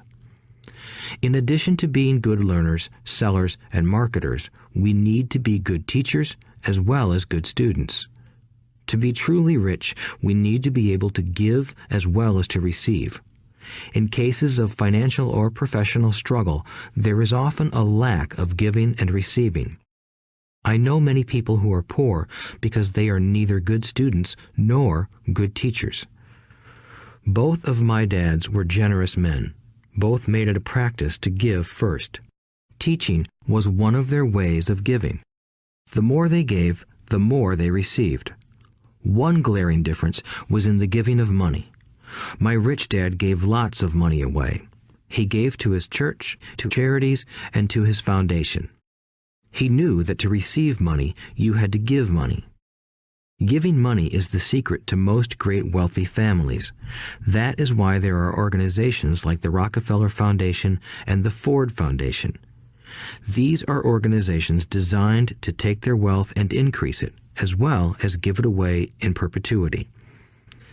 My educated dad always said, "When I have some extra money, I'll give it." The problem was that there was never any extra. So he worked harder to draw more money in rather than focus on the most important law of money. Give and you shall receive. Instead, he believed in receive and then you give. In conclusion, I became both dads. One part of me is a hardcore capitalist who loves the game of money making money. The other part is a socially responsible teacher who is deeply concerned with this ever-widening gap between the haves and have-nots. I personally hold the archaic educational system primarily responsible for this growing gap. Chapter 7. Overcoming Obstacles. The primary difference between a rich person and a poor person is how they manage fear. Once people have studied and become financially literate, they may still face roadblocks to becoming financially independent. There are 5 main reasons why financially literate people may still not develop abundant asset columns that could produce a large cash flow. The 5 reasons are: 1. Fear. 2. Cynicism. 3. Laziness. 4. Bad habits. 5. Arrogance. Overcoming fear. I have never met anyone who really likes losing money. And in all my years, I have never met a rich person who has never lost money. But I have met a lot of poor people who have never lost a dime. Investing, that is. The fear of losing money is real. Everyone has it, even the rich. But it's not having fear that is the problem. It's how you handle fear. It's how you handle losing. It's how you handle failure that makes the difference in one's life. The primary difference between a rich person and a poor person is how they manage that fear. It's okay to be fearful. It's okay to be a coward when it comes to money. You can still be rich. We're all heroes at something and cowards at something else. My friend's wife is an emergency room nurse. When she sees blood, she flies into action. When I mention investing, she runs away. When I see blood, I don't run. I pass out. My rich dad understood phobias about money. Some people are terrified of snakes. Some people are terrified about losing money. Both are phobias, he would say. So his solution to the phobia of losing money was this little rhyme. If you hate risk and worry, start early. If you start young, it's easier to be rich. I won't go into it here, but there is a staggering difference between a person who starts investing at age 20 versus age 30. The purchase of Manhattan Island is said to be one of the greatest bargains of all time. New York was purchased for $24 in trinkets and beads. Yet if that $24 had been invested at 8% annually, that $24 would have been worth more than $28 trillion by 1995. Manhattan could be repurchased with money left over to buy much of Los Angeles. But what if you don't have much time left or would like to retire early? How do you handle the fear of losing money? My poor dad did nothing. He simply avoided the issue, refusing to discuss the subject. My rich dad, on the other hand, recommended that I think like a Texan. I like Texas and Texans, he used to say. In Texas, everything is bigger. When Texans win, they win big. And when they lose, it's spectacular. They like losing? I asked. That's not what I'm saying. Nobody likes losing. Show me a happy loser, and I'll show you a loser, said Rich Dad. It's a Texan's attitude toward risk, reward, and failure I'm talking about. It's how they handle life. They live it big. Not like most of the people around here, living like roaches when it comes to money, terrified that someone will shine a light on them and whimpering when the grocery clerk shortchanges them a quarter. Rich Dad went on, "What I like best is the Texas attitude. They're proud when they win, and they brag when they lose. Texans have a saying, if you're going to go broke, go big. You don't want to admit you went broke over a duplex." He constantly told Mike and me that the greatest reason for lack of financial success was because most people played it too safe. People are so afraid of losing that they lose, were his words. Fran Tarkenton, a one-time great NFL quarterback, says it still another way. Winning means being unafraid to lose. In my own life, I've noticed that winning usually follows losing. Before I finally learned to ride a bike, I first fell down many times. I've never met a golfer who has never lost a golf ball. I've never met people who have fallen in love who have never had their heart broken. And I've never met someone rich who has never lost money. So for most people, the reason they don't win financially is because the pain of losing money is far greater than the joy of being rich. Another saying in Texas is, everyone wants to go to heaven, but no one wants to die. Most people dream of being rich, but are terrified of losing money, so they never get to heaven. Rich Dad used to tell Mike and me stories about his trips to Texas. If you really want to learn the attitude of how to handle risk, losing, and failure, go to San Antonio and visit the Alamo. The Alamo is a great story of brave people who chose to fight, knowing there was no hope of success. They chose to die instead of surrendering. It's an inspiring story, worthy of study. Nonetheless, it's still a tragic military defeat. They got their butts kicked. So, how do Texans handle failure? They still shout, "Remember the Alamo." Mike and I heard this story a lot. He always told us this story when he was about to go into a big deal and he was nervous. After he had done all his due diligence and it was time to put up or shut up, he told us this story. Every time he was afraid of making a mistake or losing money, he told us this story. It gave him strength, for it reminded him that he could always turn a financial loss into a financial win. Rich Dad knew that failure would only make him stronger and smarter. It's not that he wanted to lose. He just knew who he was and how he would take a loss. He would take a loss and make it a win. That's what made him a winner and others losers. It gave him the courage to cross the line when others backed out. That's why I like Texans so much, he would say. They took a great failure and turned it into inspiration, as well as a tourist destination that makes them millions. But probably his words that mean the most to me today are these. Texans don't bury their failures. They get inspired by them. They take their failures and turn them into rallying cries. Failure inspires Texans to become winners. But that formula is not just the formula for Texans. It is the formula for all winners. I've said that falling off my bike was part of learning to ride. I remember falling off only made me more determined to learn to ride, not less. I also said that I have never met a golfer who has never lost a ball.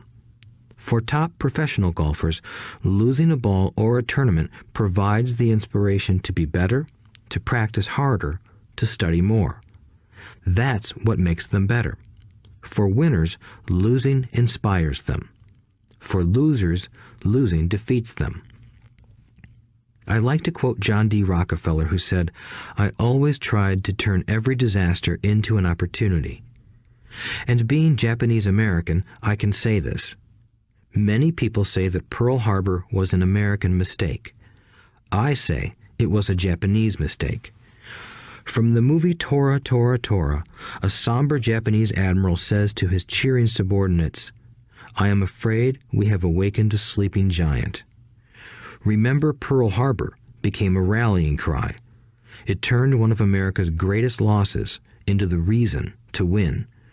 This great defeat gave America strength, and America soon emerged as a world power. Failure inspires winners, and failure defeats losers.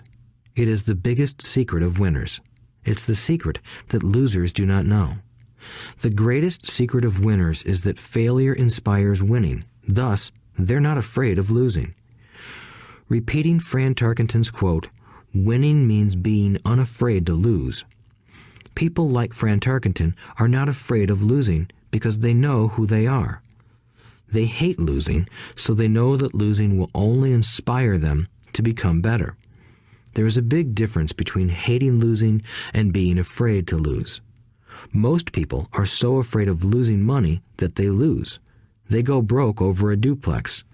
Financially, they play life too safe and too small. They buy big houses and big cars, but not big investments. The main reason that over 90% of the American public struggles financially is because they play not to lose. They don't play to win. They go to their financial planners or accountants or stockbrokers and buy a balanced portfolio. Most have lots of cash in CDs, low-yield bonds, mutual funds that can be traded within a mutual fund family, and a few individual stocks. It is a safe and sensible portfolio, but it is not a winning portfolio. It is a portfolio of someone playing not to lose. Don't get me wrong, it's probably a better portfolio than more than 70% of the population has, and that's frightening. It's a great portfolio for someone who loves safety. But playing it safe and balanced on your investment portfolio is not the way successful investors play the game. If you have little money and you want to be rich, you must first be focused, not balanced. If you look at any successful person, at the start, they were not balanced. Balanced people go nowhere. They stay in one spot. To make progress, you must first go unbalanced. Just look at how you make progress walking. Thomas Edison was not balanced. He was focused. Bill Gates was not balanced. He was focused. Donald Trump is focused. George Soros is focused. George Patton did not take his tanks wide. He focused them and blew through the weak spots in the German line. The French went wide with the Maginot Line, and you know what happened to them. If you have any desire to be rich, you must focus. Do not do what poor and middle-class people do, put their few eggs in many baskets. Put a lot of your eggs in a few baskets and focus. Follow one course until successful. If you hate losing, play it safe.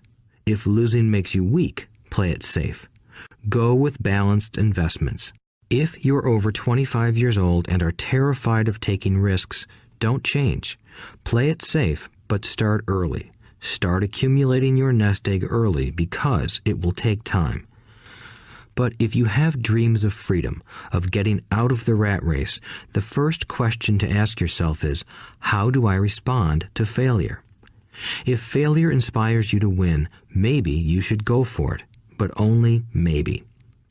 If failure makes you weak or causes you to throw temper tantrums, like spoiled brats who call attorneys to file lawsuits every time something doesn't go their way, then play it safe.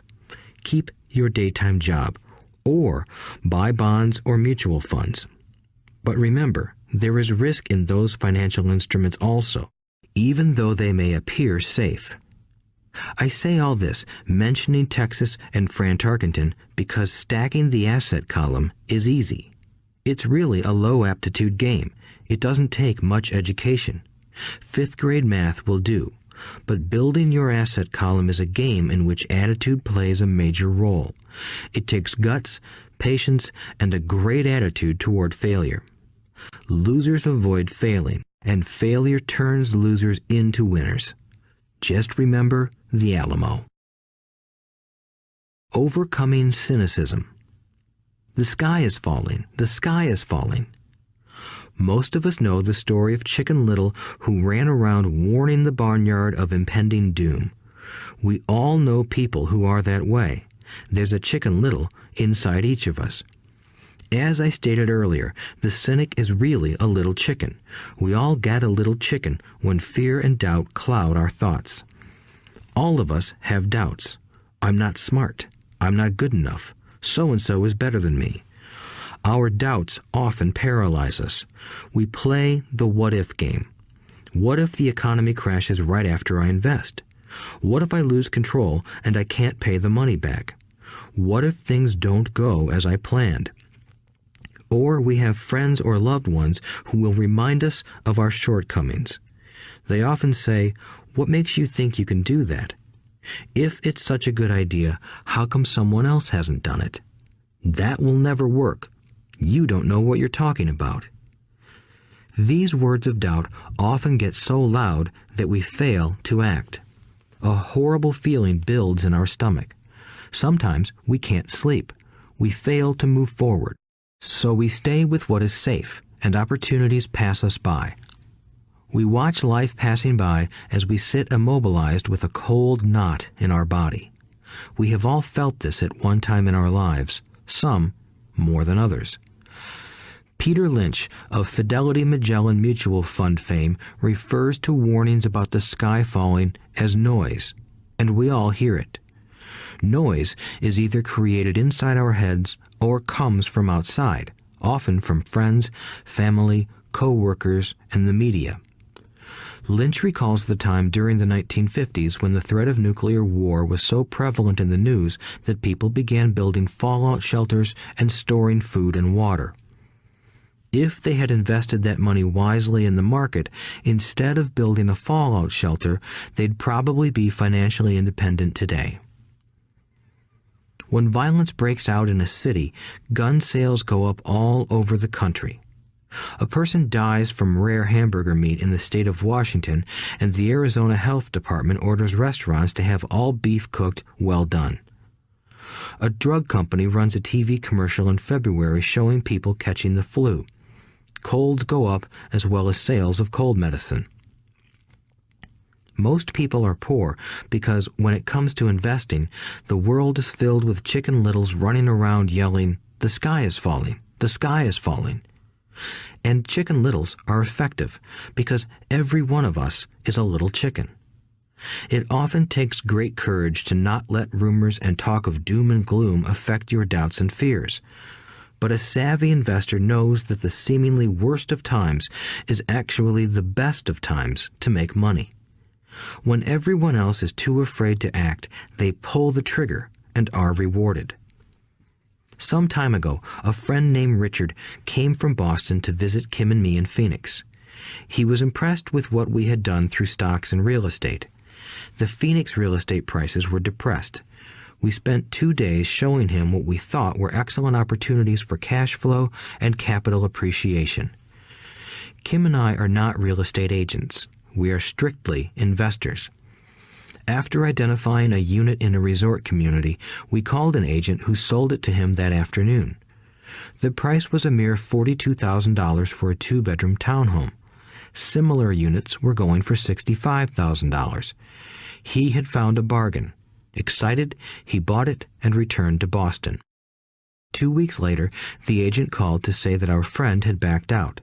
I called immediately to find out why. All he said was that he talked to his neighbor, and his neighbor told him it was a bad deal. He was paying too much. I asked Richard if his neighbor was an investor. Richard said he was not. When I asked why he listened to him, Richard got defensive and simply said he wanted to keep looking. The real estate market in Phoenix turned, and a few years later, that little unit was renting for $1,000 a month, $2,500 in the peak winter months. The unit was worth $95,000. All Richard had to put down was $5,000, and he would have had a start at getting out of the rat race. Today, he still has done nothing. Richard's backing out did not surprise me. It's called buyer's remorse, and it affects all of us. The little chicken won, and a chance at freedom was lost. In another example, I hold a small portion of my assets in tax lien certificates instead of CDs. I earn 16% per year on my money, which certainly beats the interest rates banks offer on CDs. The certificates are secured by real estate and enforced by state law, which is also better than most banks. The formula they're bought on makes them safe. They just lack liquidity. So I look at them as 2 to 7 year CDs. Almost every time I tell someone that I hold my money this way, especially if they have money in CDs, they will tell me it's risky. They tell me why I should not do it. When I ask them where they get their information, they say from a friend or an investment magazine. They've never done it, and they're telling someone who's doing it why they shouldn't. The lowest yield I look for is 16%, but people who are filled with doubt are willing to accept a far lower return. Doubt is expensive. My point is that it's those doubts and cynicism that keep most people poor and playing it safe. The real world is simply waiting for you to get rich. Only a person's doubts keep them poor. As I said, getting out of the rat race is technically easy. It doesn't take much education, but those doubts are cripplers for most people. Cynics never win, said Rich Dad. Unchecked doubt and fear creates a cynic. Cynics criticize and winners analyze was another of his favorite sayings. Rich Dad explained that criticism blinded while analysis opened eyes. Analysis allowed winners to see that critics were blind and to see opportunities that everyone else missed. And finding what people miss is key to any success. Real estate is a powerful investment tool for anyone seeking financial independence or freedom. It is a unique investment tool. Yet every time I mention real estate as a vehicle, I often hear, "I don't want to fix toilets." That's what Peter Lynch calls noise. That's what my rich dad would say is the cynic talking, someone who criticizes and does not analyze, someone who lets their doubts and fears close their mind instead of open their eyes. So when someone says, "I don't want to fix toilets, I want to fire back," what makes you think I want to? They're saying a toilet is more important than what they want. I talk about freedom from the rat race, and they focus on toilets. That is the thought pattern that keeps most people poor. They criticize instead of analyze. I don't once hold the key to your success, Rich Dad would say, because I too do not want to fix toilets. I shop hard for a property manager who does fix toilets. And by finding a great property manager who runs houses or apartments, well, my cash flow goes up.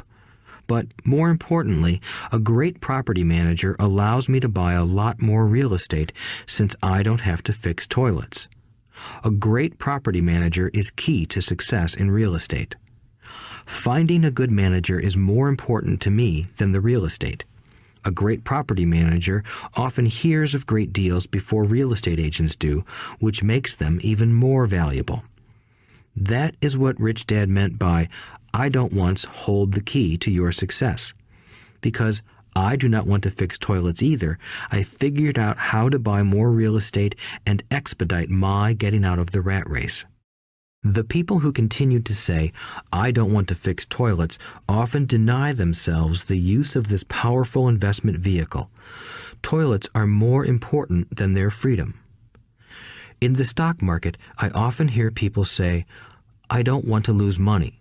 Well, what makes them think I or anyone else likes losing money?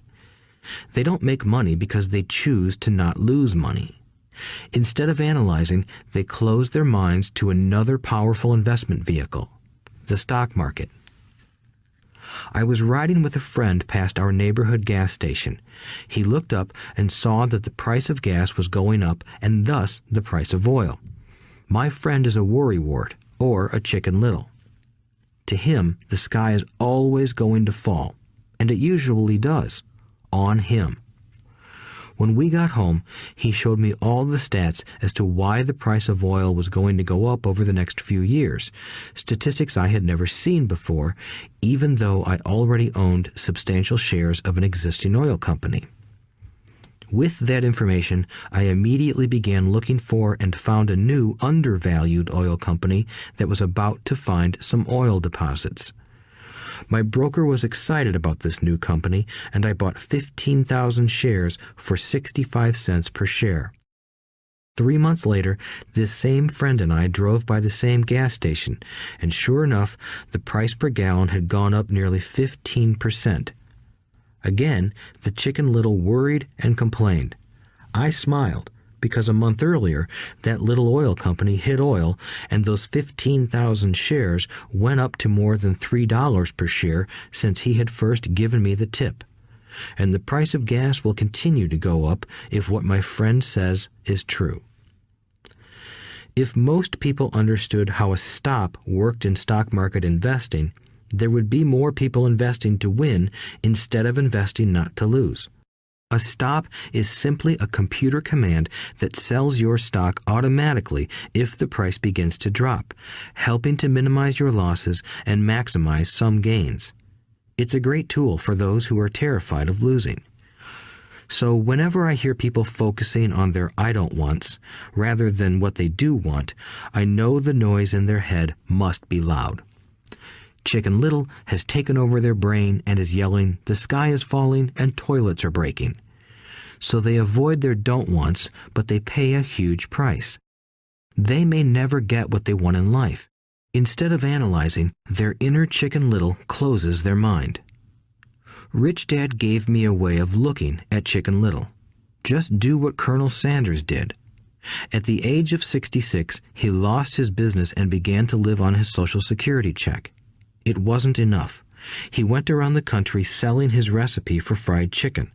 He was turned down 1,009 times before someone said yes, and he went on to become a multimillionaire at an age when most people are quitting. He was a brave and tenacious man, Rich Dad said of Harlan Sanders.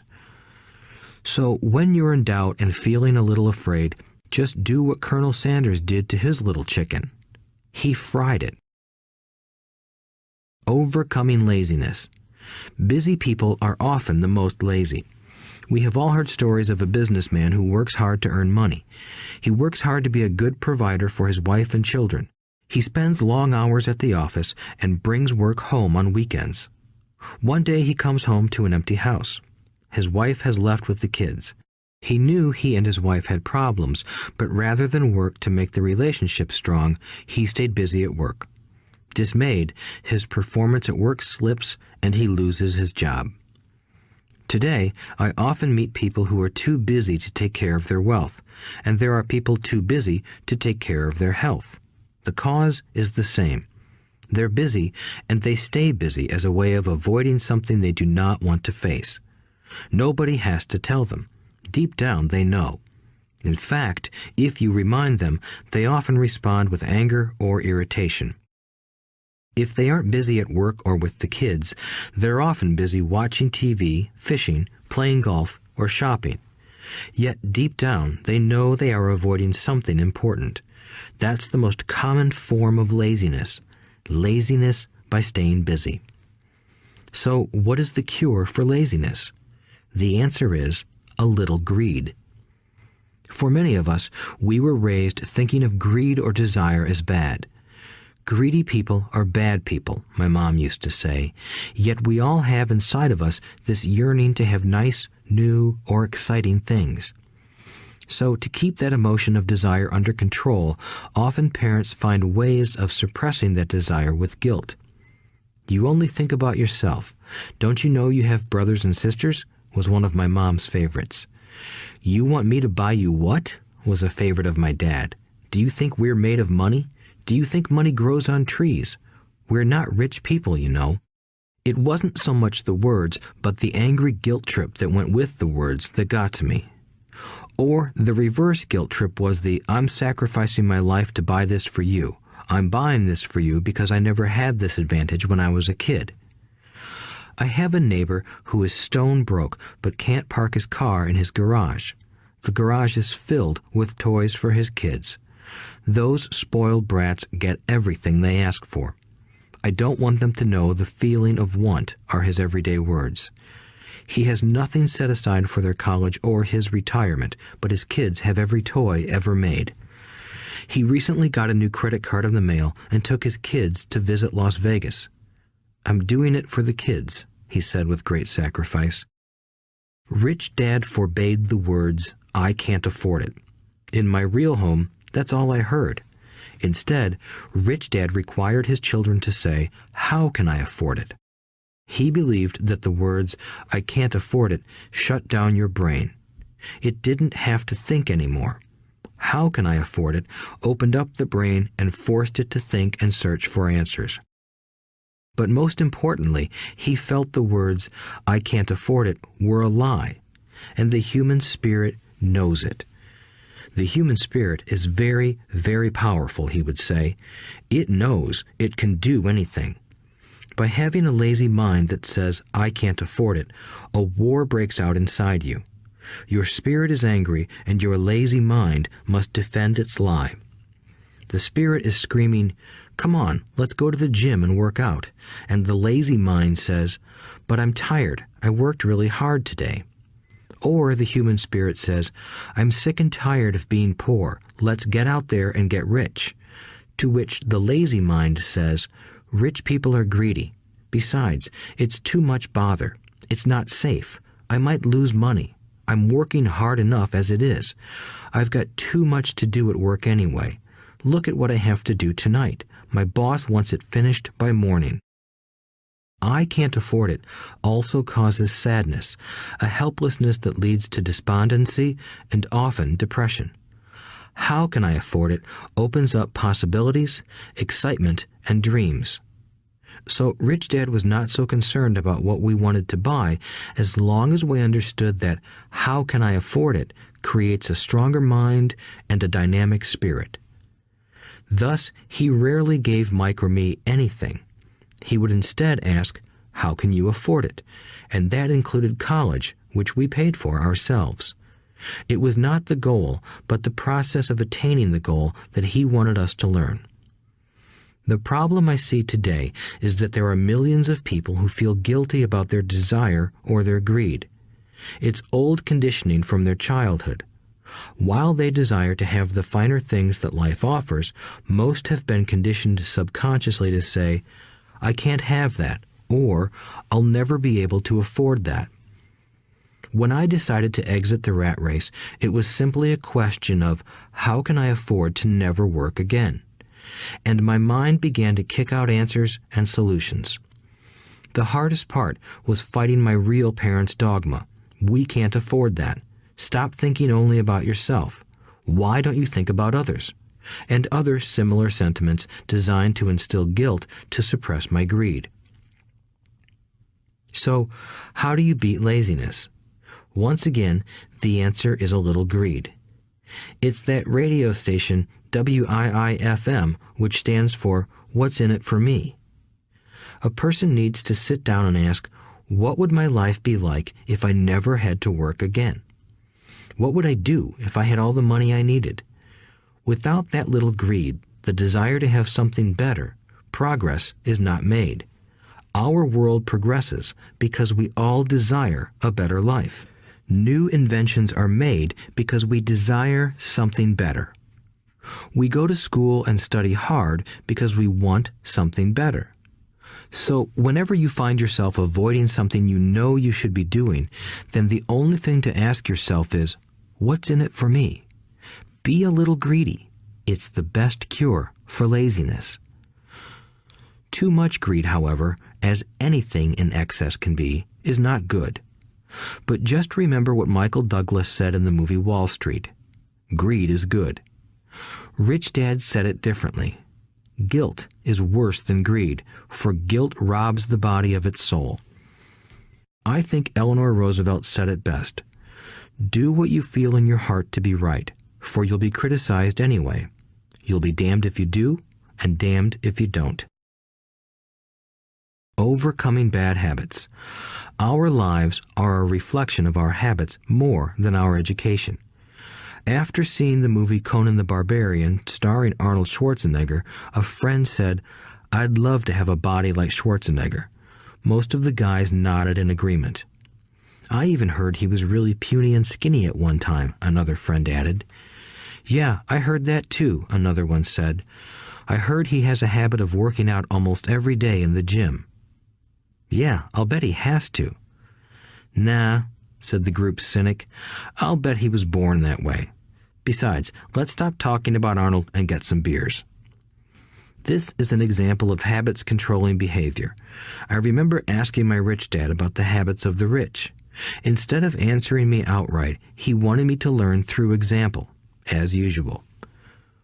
"When does your dad pay his bills?" Rich Dad asked. "The first of the month," I said. "Does he have anything left over?" he asked. "Very little," I said. "That's the main reason he struggles," said Rich Dad.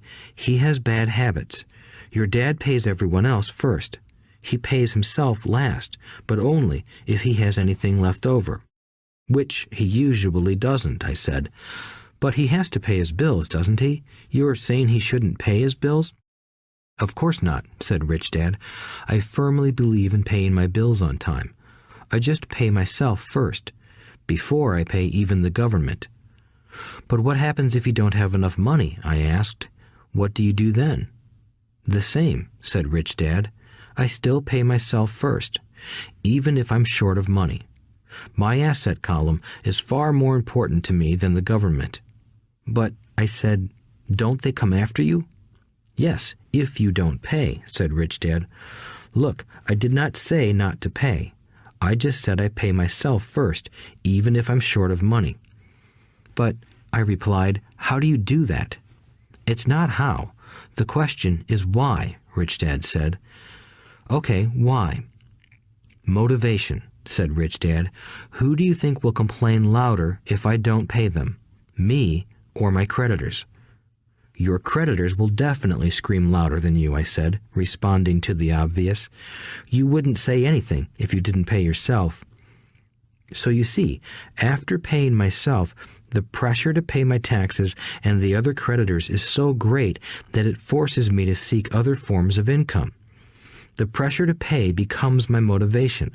I've worked extra jobs, started other companies, traded in the stock market, anything just to make sure those guys don't start yelling at me.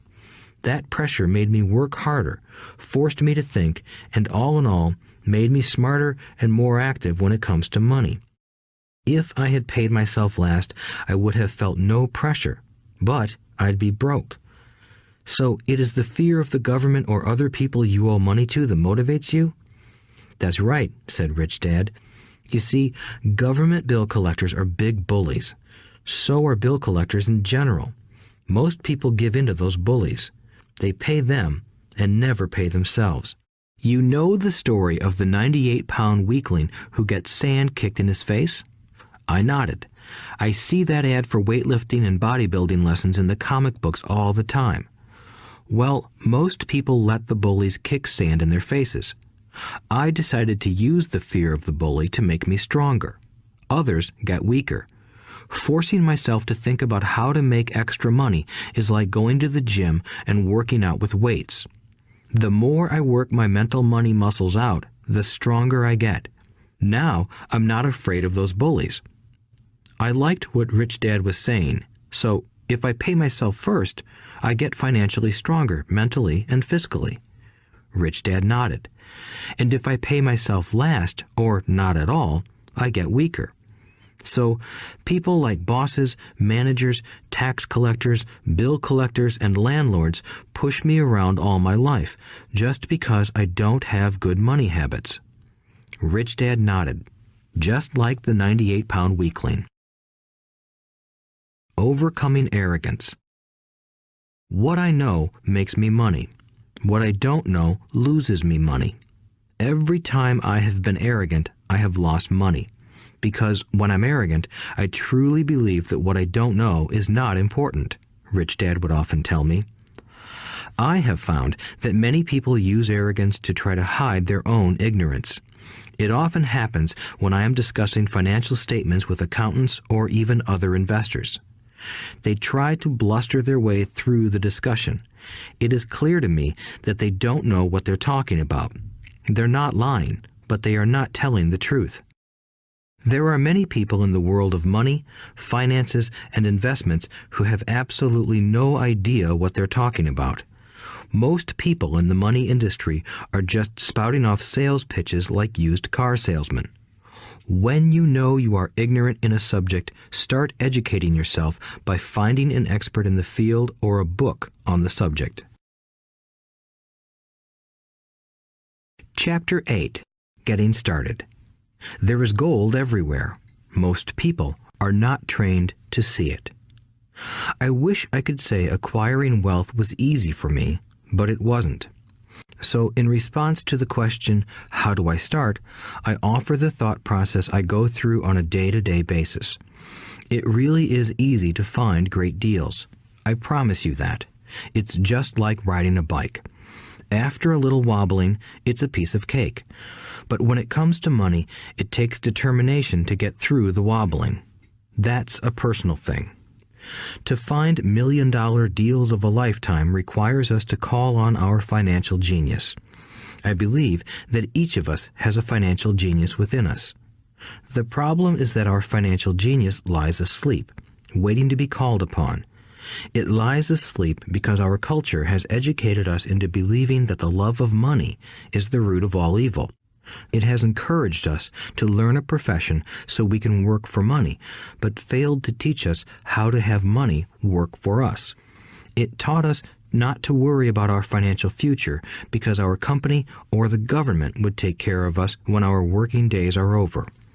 However, it is our children, educated in the same school system, who will end up paying for this absence of financial education. The message is still to work hard, earn money, and spend it. And when we run short, we can always borrow more. Unfortunately, 90% of the Western world subscribes to the above dogma, simply because it's easier to find a job and work for money. If you are not one of the masses, I offer you the following 10 steps to awaken your financial genius. I simply offer you the steps I have personally followed. If you want to follow some of them, great. If you don't, make up your own. Your financial genius is smart enough to develop its own list. While in Peru, I asked a gold miner of 45 years how he was so confident about finding a gold mine. He replied, "There is gold everywhere.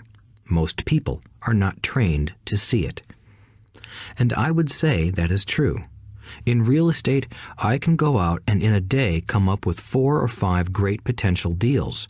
while the average person will go out and find nothing, even looking in the same neighborhood.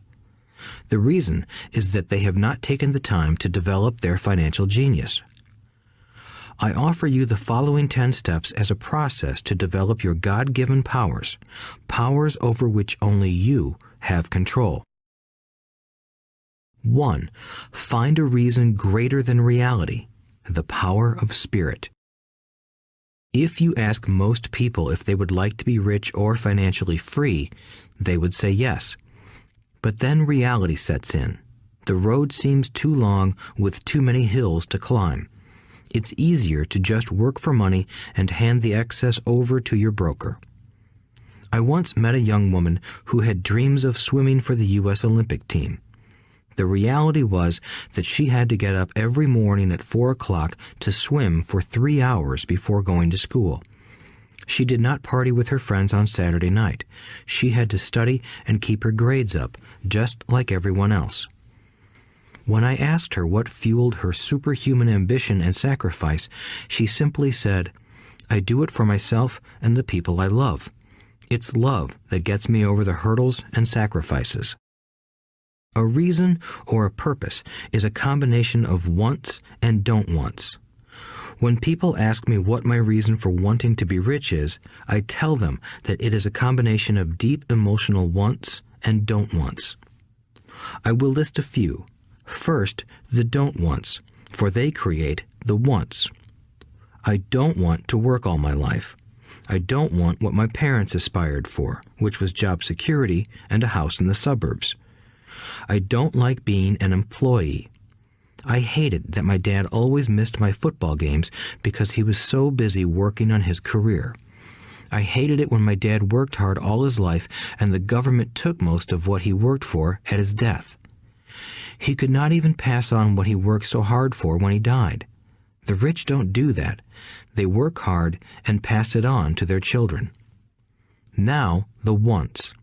I want to be free to travel the world and live in the lifestyle I love. I want to be young when I do this. I want to simply be free. I want control over my time and my life. I want money to work for me. Those are my deep-seated emotional reasons. What are yours? If they are not strong enough, then the reality of the road ahead may be greater than your reasons. I have lost money and been set back many times, but it was the deep emotional reasons that kept me standing up and going forward. I wanted to be free by age 40, but it took me until I was 47, with many learning experiences along the way. As I said, I wish I could say it was easy. It wasn't, but it wasn't that hard either. I've learned that without a strong reason or purpose, anything in life is hard. If you do not have a strong reason, there is no sense listening further. It will sound like too much work. 2. Make daily choices. The power of choice. Choice is the main reason people want to live in a free country. We want the power to choose. Financially, with every dollar we get in our hands, we hold the power to choose our future, to be rich, poor, or middle class. Our spending habits reflect who we are. Poor people simply have poor spending habits. The benefit I had as a boy was that I loved playing Monopoly constantly. Nobody told me Monopoly was only for kids, so I just kept playing the game as an adult. I also had a rich dad who pointed out to me the difference between an asset and a liability. So a long time ago, as a little boy, I chose to be rich, and I knew that all I had to do was learn to acquire assets, real assets. My best friend, Mike, had an asset column handed to him, but he still had to choose to learn to keep it. Many rich families lose their assets in the next generation simply because there was no one trained to be a good steward over their assets. Most people choose not to be rich. For 90% of the population, being rich is too much of a hassle. So they invent sayings that go, "I'm not interested in money. I'll never be rich. I don't have to worry. I'm still young. When I make some money, then I'll think about my future." My husband or wife handles the finances. The problem with those statements is that they rob the person who chooses to think such thoughts of two things. One is time, which is your most precious asset. The second is learning. Having no money should not be an excuse to not learn, but that is a choice we all make daily. The choice of what we do with our time, our money, and what we put in our heads. That is the power of choice. All of us have choice. I just choose to be rich, and I make that choice every day. Invest first in education. In reality, the only real asset you have is your mind, the most powerful tool we have dominion over. Each of us has the choice of what we put in our brain once we're old enough. You can watch TV, read golf magazines, or go to ceramics class or a class on financial planning. You choose. Most people simply buy investments rather than first investing in learning about investing. A friend of mine recently had her apartment burglarized. The thieves took her electronics and left all the books. And we all have that same choice. 90% of the population buys TV sets, and only about 10% buy business books. So what do? I go to seminars. I like it when they are at least 2 days long because I like to immerse myself in a subject. In 1973, I was watching this guy on TV who was advertising a 3-day seminar on how to buy real estate for nothing down. I spent $385, and that course has made me at least $2 million, if not more. But more importantly, it bought me life. I don't have to work for the rest of my life because of that one course. I go to at least 2 such courses every year. I love CDs and audiobooks. The reason? I can easily review what I just heard. I was listening to an investor say something I completely disagreed with. Instead of becoming arrogant and critical, I simply listened to that 5-minute stretch at least 20 times, maybe more. But suddenly, by keeping my mind open, I understood why he said what he said. It was like magic. I felt like I had a window into the mind of one of the greatest investors of our time.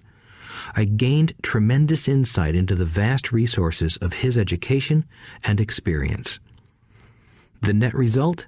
I still have the old way I used to think, and I now have a new way of looking at the same problem or situation. I have 2 ways to analyze a problem or trend, and that is priceless. Today, I often say, how would Donald Trump do this, or Warren Buffett, or George Soros? The only way I can access their vast mental power is to be humble enough to read or listen to what they have to say. Arrogant or critical people are often people with low self-esteem who are afraid of taking risks. That's because if you learn something new, you are then required to make mistakes in order to fully understand what you have learned. If you have listened this far, arrogance is not one of your problems. Arrogant people rarely read or listen to experts. Why should they? They are the center of the universe. There are so many intelligent people who argue or defend when a new idea clashes with the way they think. In this case, their so-called intelligence combined with arrogance equals ignorance. Each of us knows people who are highly educated or believe they are smart, but their balance sheet paints a different picture. A truly intelligent person welcomes new ideas, for new ideas can add to the synergy of other accumulated ideas. Listening is more important than talking. If that were not true, God would not have given us 2 ears and only 1 mouth. Too many people think with their mouth instead of listening in order to absorb new ideas and possibilities. They argue instead of asking questions. I take a long view on my wealth. I do not subscribe to the get-rich-quick mentality most lottery players or casino gamblers have. I may go in and out of stocks, but I am long on education. If you want to fly an airplane, I advise taking lessons first. I am always shocked at people who buy stocks or real estate but never invest in their greatest asset, their mind. Just because you bought a house or two does not make you an expert at real estate. 3. Choose friends carefully. The power of association. First of all, I do not choose my friends by their financial statements. I have friends who have actually taken a vow of poverty, as well as friends who earn millions every year. The point is that I learn from all of them. Now, I will admit that there are people I have actually sought out because they had money. But I was not after their money. I was seeking their knowledge. In some cases, these people who had money have become dear friends. I've noticed that my friends with money talk about money. They don't do it to brag. They're interested in the subject. So I learn from them, and they learn from me. My friends who are in dire financial straits do not like talking about money, business, or investing. They often think it rude or unintellectual. So I also learn from my friends who struggle financially. I find out what not to do. I have several friends who have generated over $1 billion in their short lifetimes. The 3 of them report the same phenomenon. Their friends who have no money have never come to them to ask them how they did it, but they do come asking for one of 2 things, or both, a loan or a job. Warning: don't listen to poor or frightened people. I have such friends, and while I love them dearly, they are the Chicken Littles of life. To them, when it comes to money, especially investments, it's always the sky is falling, the sky is falling. They can always tell you why something won't work. The problem is that people listen to them. But people who blindly accept doom and gloom information are also Chicken Littles. As that old saying goes, birds of a feather flock together. If you watch business channels on TV, they often have a panel of so-called experts. One expert will say the market is going to crash, and the other will say it's going to boom. If you're smart, you listen to both. Keep your mind open, because both have valid points. Unfortunately, most poor people listen to Chicken Little. I have had many close friends try to talk me out of a deal or an investment. Not long ago, a friend told me he was excited because he found a 6% certificate of deposit. I told him I earned 16% from the state government. The next day, he sent me an article about why my investment was dangerous. I have received 16% for years now, and he still receives 6%. I would say that one of the hardest things about wealth building is to be true to yourself and to be willing to not go along with the crowd. This is because, in the market, it is usually the crowd that shows up late that is slaughtered. If a great deal is on the front page, it's too late in most instances. Look for a new deal. As we used to say as surfers, there is always another wave. People who hurry and catch a wave late usually are the ones who wipe out. Smart investors don't time the markets. If they miss a wave, they search for the next one and get themselves in position. This is hard for most investors because buying what is not popular is frightening. Timid investors are like sheep going along with the crowd. Or their greed gets them in when wise investors have already taken their profits and moved on. Wise investors buy an investment when it's not popular. They know their profits are made when they buy, not when they sell. They wait patiently. As I said, they do not time the market. Just like a surfer, they get in position for the next big swell. It's all insider trading. There are forms of insider trading that are illegal, and there are forms of insider trading that are legal. But either way, it's insider trading. The only distinction is, how far away from the inside are you? The reason you want to have rich friends is because that is where the money is made. It's made on information. You want to hear about the next boom, get in and get out before the next bust. I'm not saying do it illegally, but the sooner you know, the better your chances are for profits with minimal risk. That is what friends are for, and that is financial intelligence. 4. Master a formula and then learn a new one. The power of learning quickly. In order to make bread, every baker follows a recipe, even if it's only held in their head. The same is true for making money. Most of us have heard the saying, "You are what you eat." I have a different slant. I say, "You become what you study." In other words, be careful what you learn, because your mind is so powerful that you become what you put in your head. For example, if you study cooking, you then tend to cook. If you don't want to be a cook anymore, then you need to study something else. When it comes to money, the masses generally have one basic formula they learned in school, and it's this: work for money. The predominant formula I see in the world is that every day millions of people get up, go to work, earn money, pay bills, balance checkbooks, buy some mutual funds, and go back to work. That is the basic formula, or recipe. If you're tired of what you're doing, or you're not making enough, it's simply a case of changing the formula via which you make money.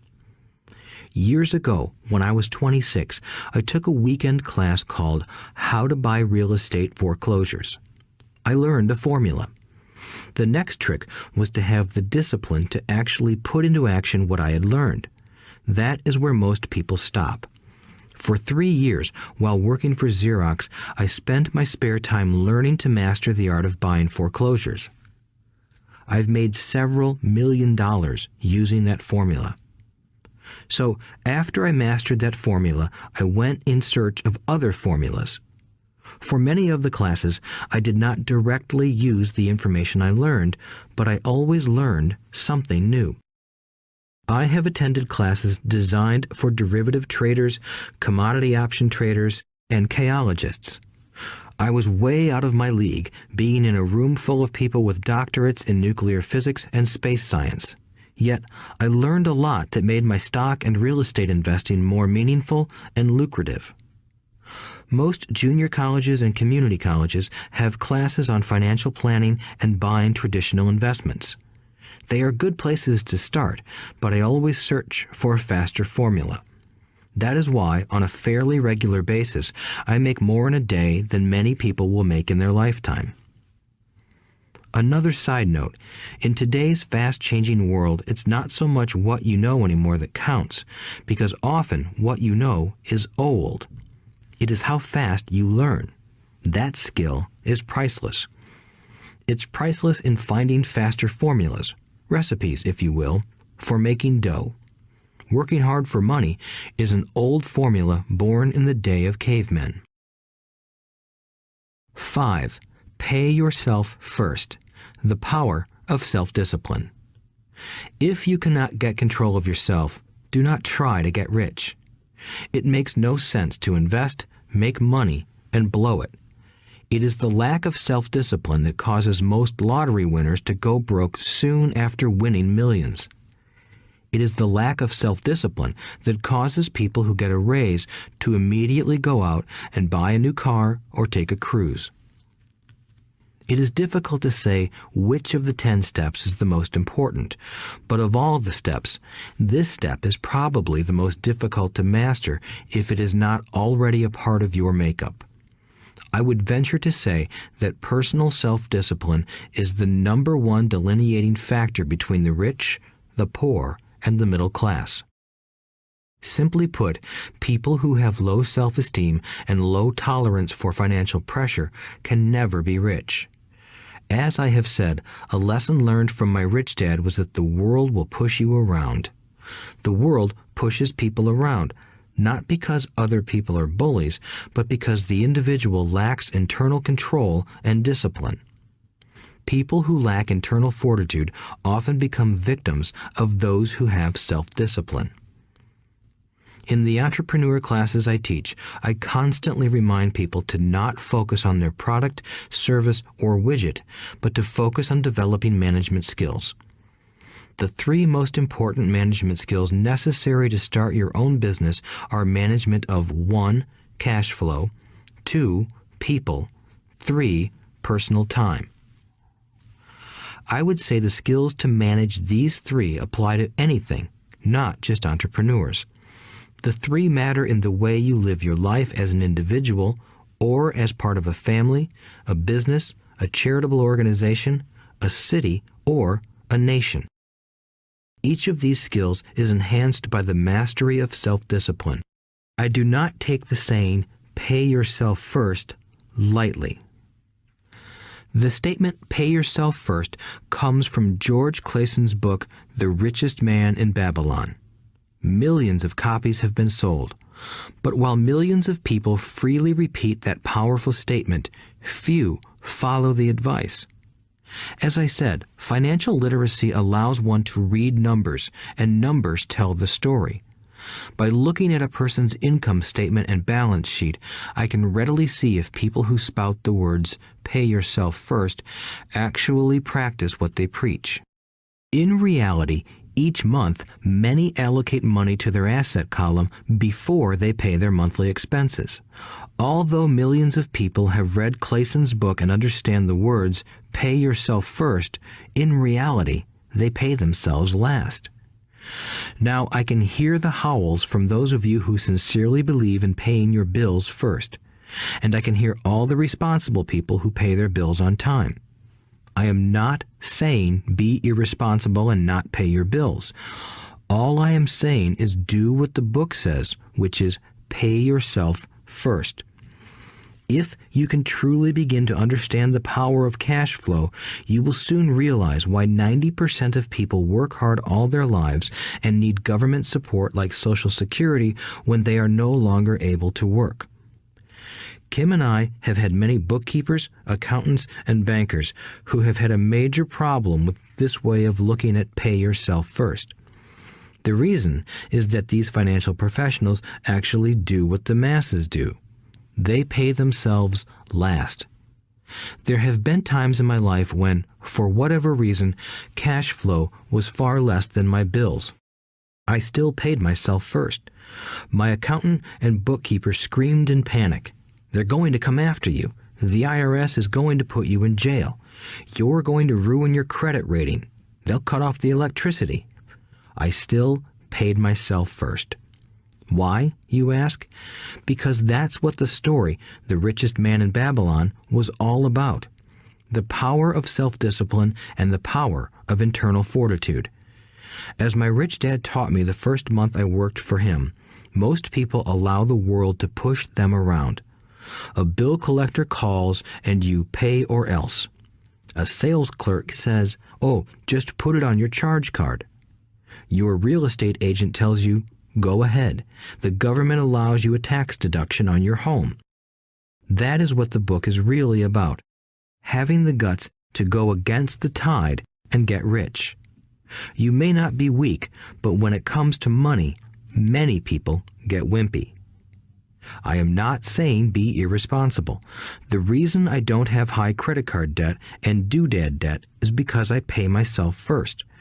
The reason I minimize my income is because I don't want to pay it to the government. That is why my income comes from my asset column through a Nevada corporation. If I work for money, the government takes it. Although I pay my bills last, I am financially astute enough to not get into a tough financial situation. I don't like consumer debt. I actually have liabilities that are higher than 99% of the population, but I don't pay for them. Other people pay for my liabilities. They're called tenants.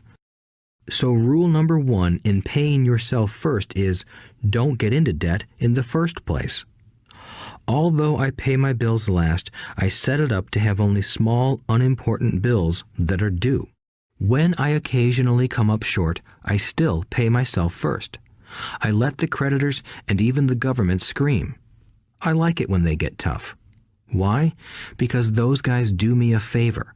They inspire me to go out and create more money. So I pay myself first, invest the money, and let the creditors yell. I generally pay them right away anyway. Kim and I have excellent credit. We just don't cave into pressure and spend our savings or liquidate stocks to pay for consumer debt. That is not too financially intelligent. To successfully pay yourself first, keep the following in mind. 1. Don't get into large debt positions that you have to pay for. Keep your expenses low. Build up assets first. Then buy the big house or nice car.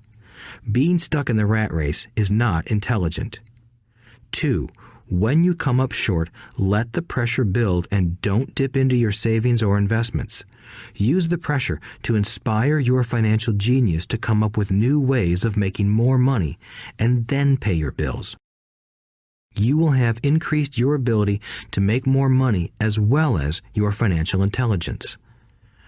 So many times I have gotten into financial hot water and used my brain to create more income while staunchly defending the assets in my asset column. My bookkeeper has screamed and dived for cover, but I was like a good soldier defending the fort. Fort assets.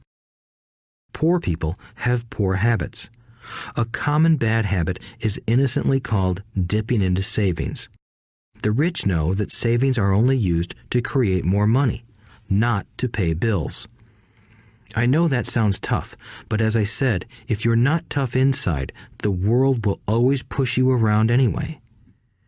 If you do not like financial pressure, then find a formula that works for you.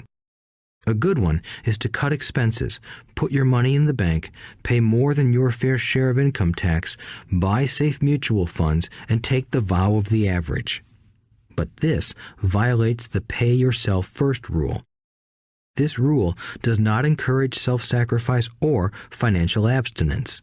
It doesn't mean pay yourself first and starve. Life was meant to be enjoyed. If you call on your financial genius, you can have all the goodies of life, get rich, and pay bills. And that is financial intelligence. 6.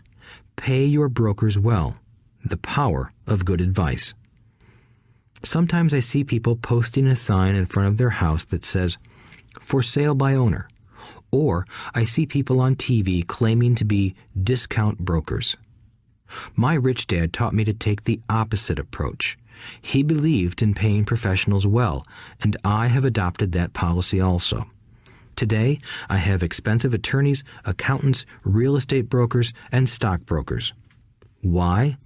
Because if, and I do mean if, the people are professionals, their services should make you money. And the more money they make, the more money I make. We live in the information age. Information is priceless. A good broker should provide you with information as well as take the time to educate you. I have several brokers who do that for me. Some taught me when I had little or no money, and I am still with them today. What I pay a broker is tiny in comparison with what kind of money I can make because of the information they provide. I love it when my real estate broker or stockbroker makes a lot of money because that usually means I made a lot of money. A good broker saves me time in addition to making me money. Like when I bought the vacant land for $9,000 and sold it immediately for over $25,000 so I could buy my Porsche quicker. A broker is my eyes and ears in the market.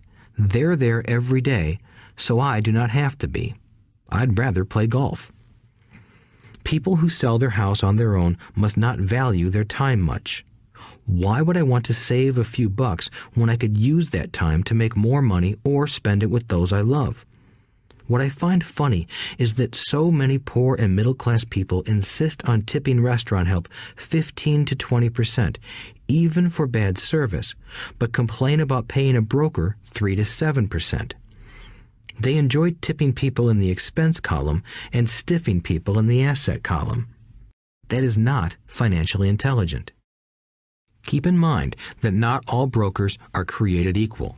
Unfortunately, most brokers are only salespeople. They sell, but they themselves own little or no real estate. There is a tremendous difference between a broker who sells houses and a broker who sells investments. The same is true for stock, bond, mutual fund, and insurance, brokers who call themselves financial planners. When I interview any paid professional, I first find out how much property or stocks they personally own and what percentage they pay in taxes. And that applies to my tax attorney as well as my accountant. I have an accountant who minds his own business. His profession is accounting, but his business is real estate. I used to have an accountant who was a small business accountant, but he had no real estate. I switched because we did not love the same business. Find a broker who has your best interests at heart. Many brokers will spend the time educating you, and they could be the best asset you find. Just be fair, and most of them will be fair to you. If all you can think about is cutting their commissions, then why should they want to help you? It's just simple logic. As I said earlier, one of the management skills is the management of people. Many people only manage people they feel smarter than and they have power over. Many middle managers remain middle managers, failing to get promoted because they know how to work with people below them, but not with people above them. The real skill is to manage and reward the people who are smarter than you in some technical area. That is why companies have a board of directors. You should have one too. That is financial intelligence. 7. Be an Indian giver. The power of getting something for nothing. When the first European settlers came to America, they were taken aback by a cultural practice some American Indians had. For example, if a settler was cold, the Indian would give the person a blanket. Mistaking it for a gift, the settler was often offended when the Indian asked for it back.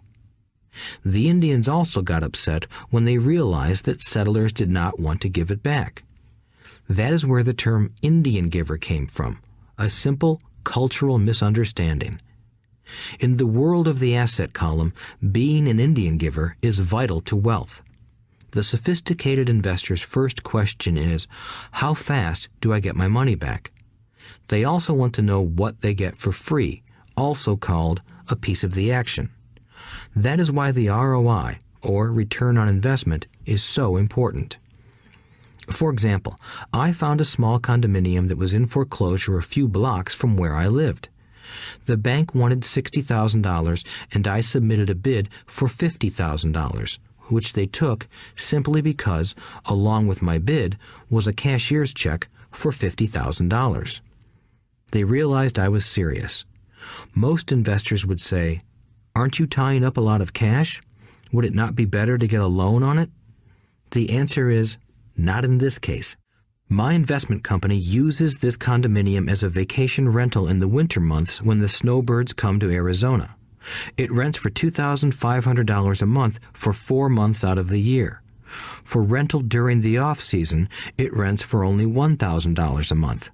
I had my money back in about 3 years. Now I own this asset, which pumps money out for me, month in and month out. The same is done with stocks. Frequently, my broker calls and recommends I move a sizable amount of money into the stock of a company that he feels is just about to make a move that will add value to the stock, like announcing a new product. I will move my money in for a week to a month while the stock moves up. Then I pull my initial dollar amount out and stop worrying about the fluctuations of the market because my initial money is back and ready to work on another asset.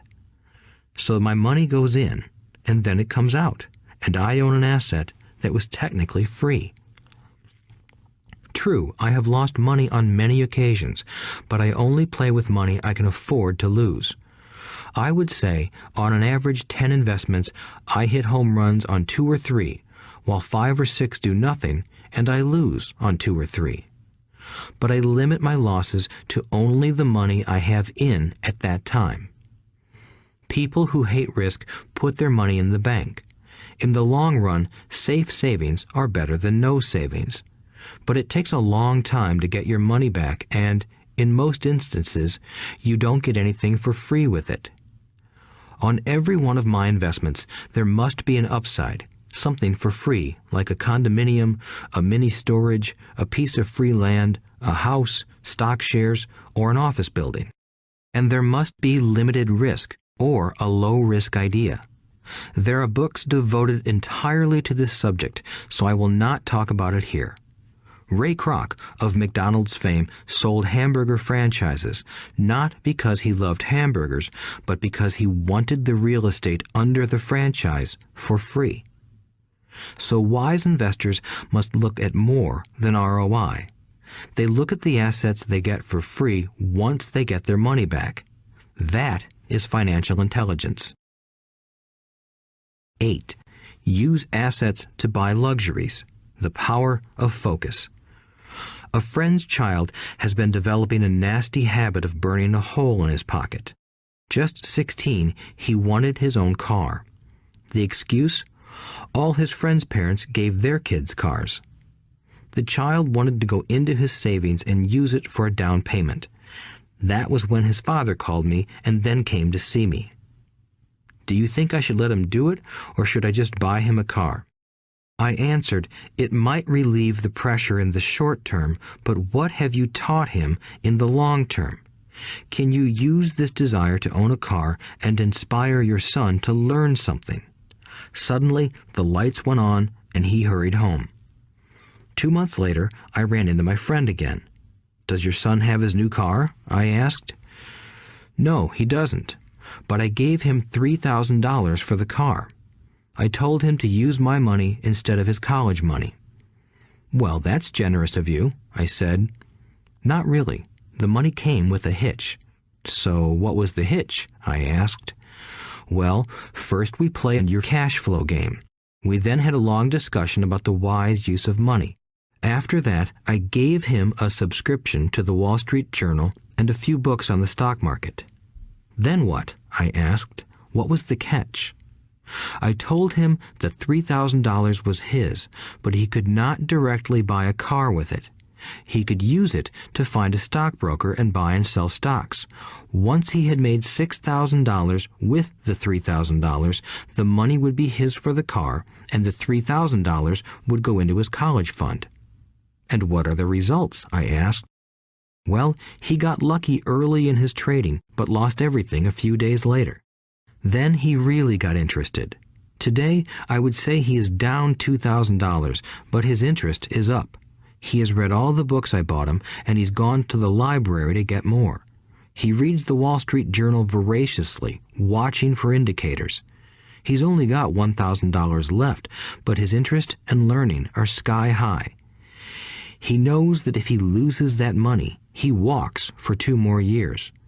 But he does not seem to care.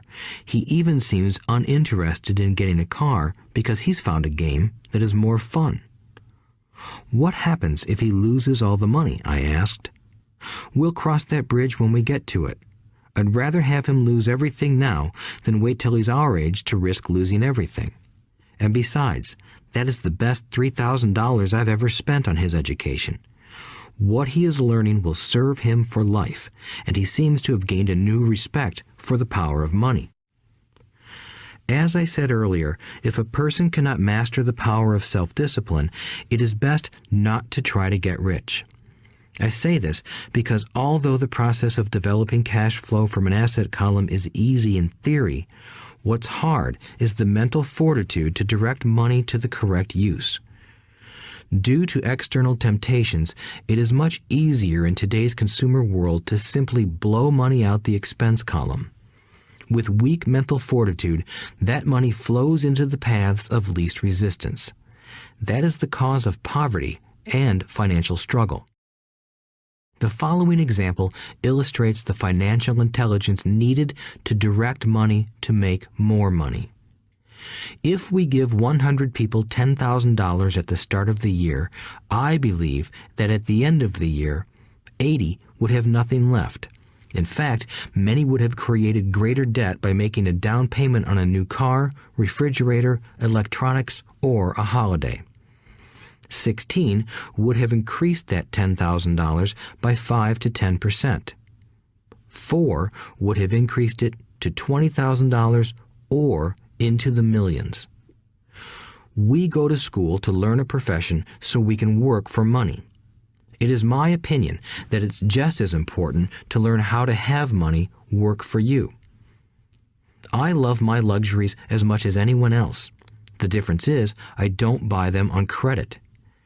It's the keep up with the Joneses trap. When I wanted to buy a Porsche, the easy road would have been to call my banker and get a loan. Instead of choosing to focus in the liability column, I chose to focus in the asset column.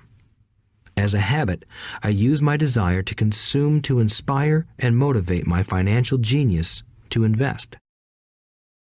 Too often today, we focus on borrowing money to get the things we want instead of focusing on creating money. One is easier in the short term, but harder in the long term. It's a bad habit that we as individuals and as a nation have gotten into. Remember, the easy road often becomes hard, and the hard road often becomes easy. The earlier you can train yourself and those you love to be masters of money, the better. Money is a powerful force. Unfortunately, people use the power of money against themselves. If your financial intelligence is low, money will run all over you. It will be smarter than you. If money is smarter than you, you will work for it all your life. To be the master of money, you need to be smarter than it. Then money will do as it is told. It will obey you. Instead of being a slave to it, you will be the master of it. That is financial intelligence. 9. Choose heroes. The power of myth. When I was a kid, I greatly admired Willie Mays, Hank Aaron, and Yogi Berra. They were my heroes, and I wanted to be just like them. I treasured their baseball cards. I knew their stats, the RBIs, the ERAs, their batting averages, how much they got paid, and how they came up from the minor leagues. As a 9-year-old kid, when I stepped up to bat or played first base or catcher, I wasn't me. I pretended I was a famous baseball player. It's one of the most powerful ways we learn, and we often lose that as adults. We lose our heroes. Today, I watch young kids playing basketball near my home. On the court, they're not little Johnny.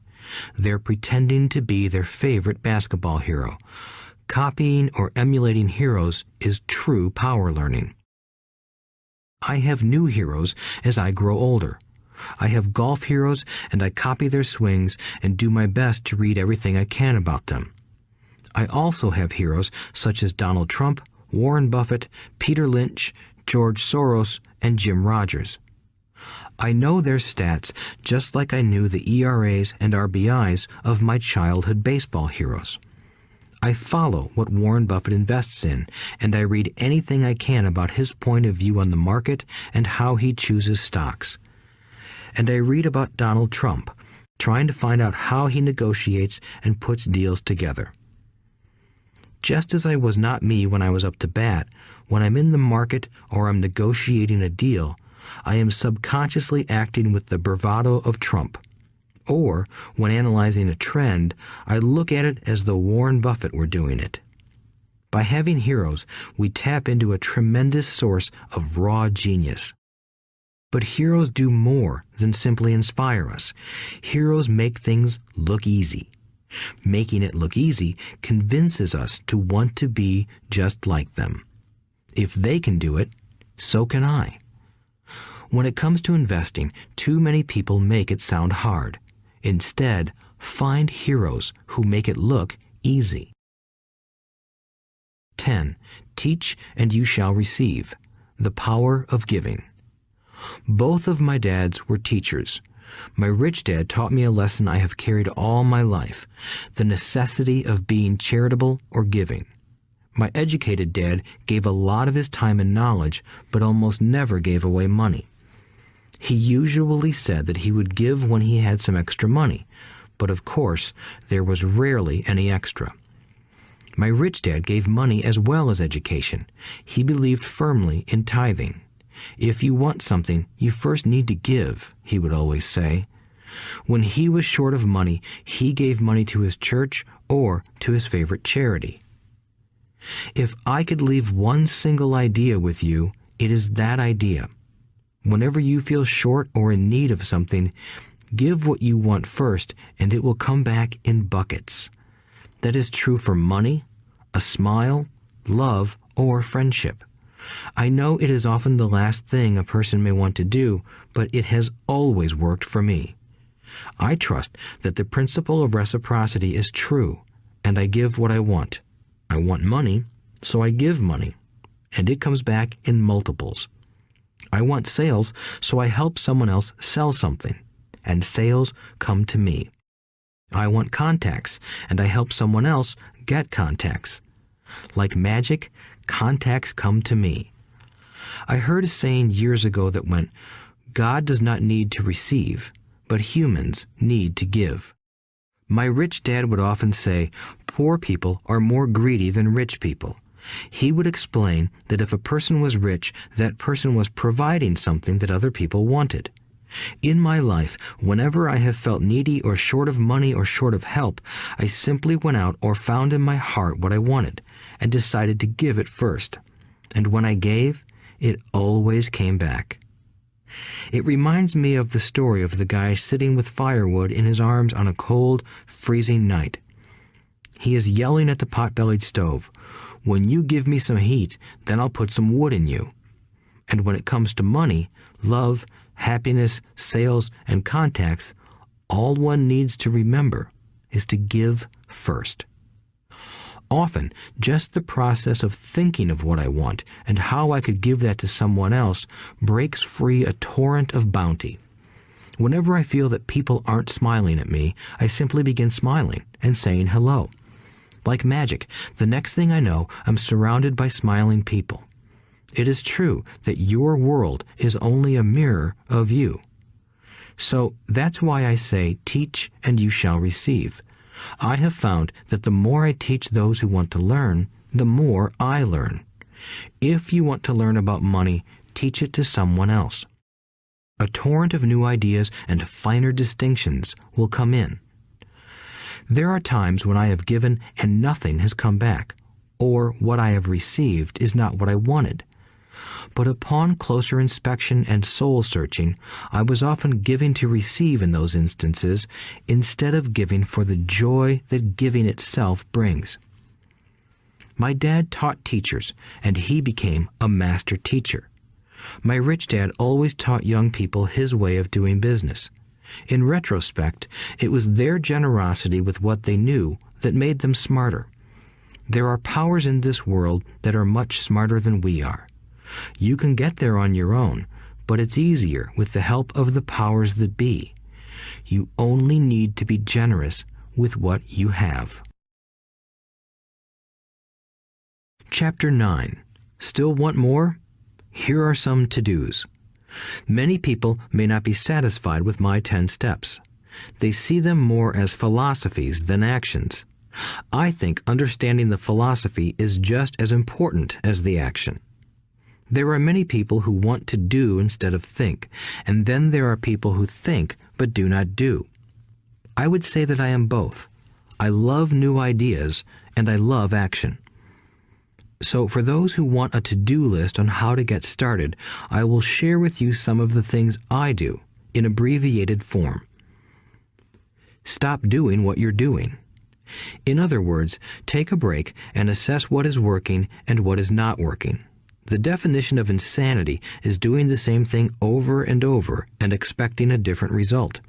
Stop doing what is not working and look for something new.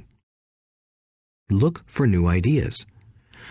For new investing ideas, I go to bookstores and search for books on different and unique subjects.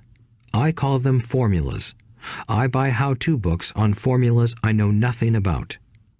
For example, in the bookstore I found the book The 16% Solution by Joel Moskowitz.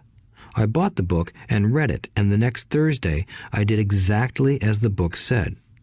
Most people do not take action, or they let someone talk them out of whatever new formula they are studying. My neighbor told me why 16% would not work. I did not listen to him because he's never done it. Find someone who has done what you want to do. take them to lunch, and ask them for tips and tricks of the trade.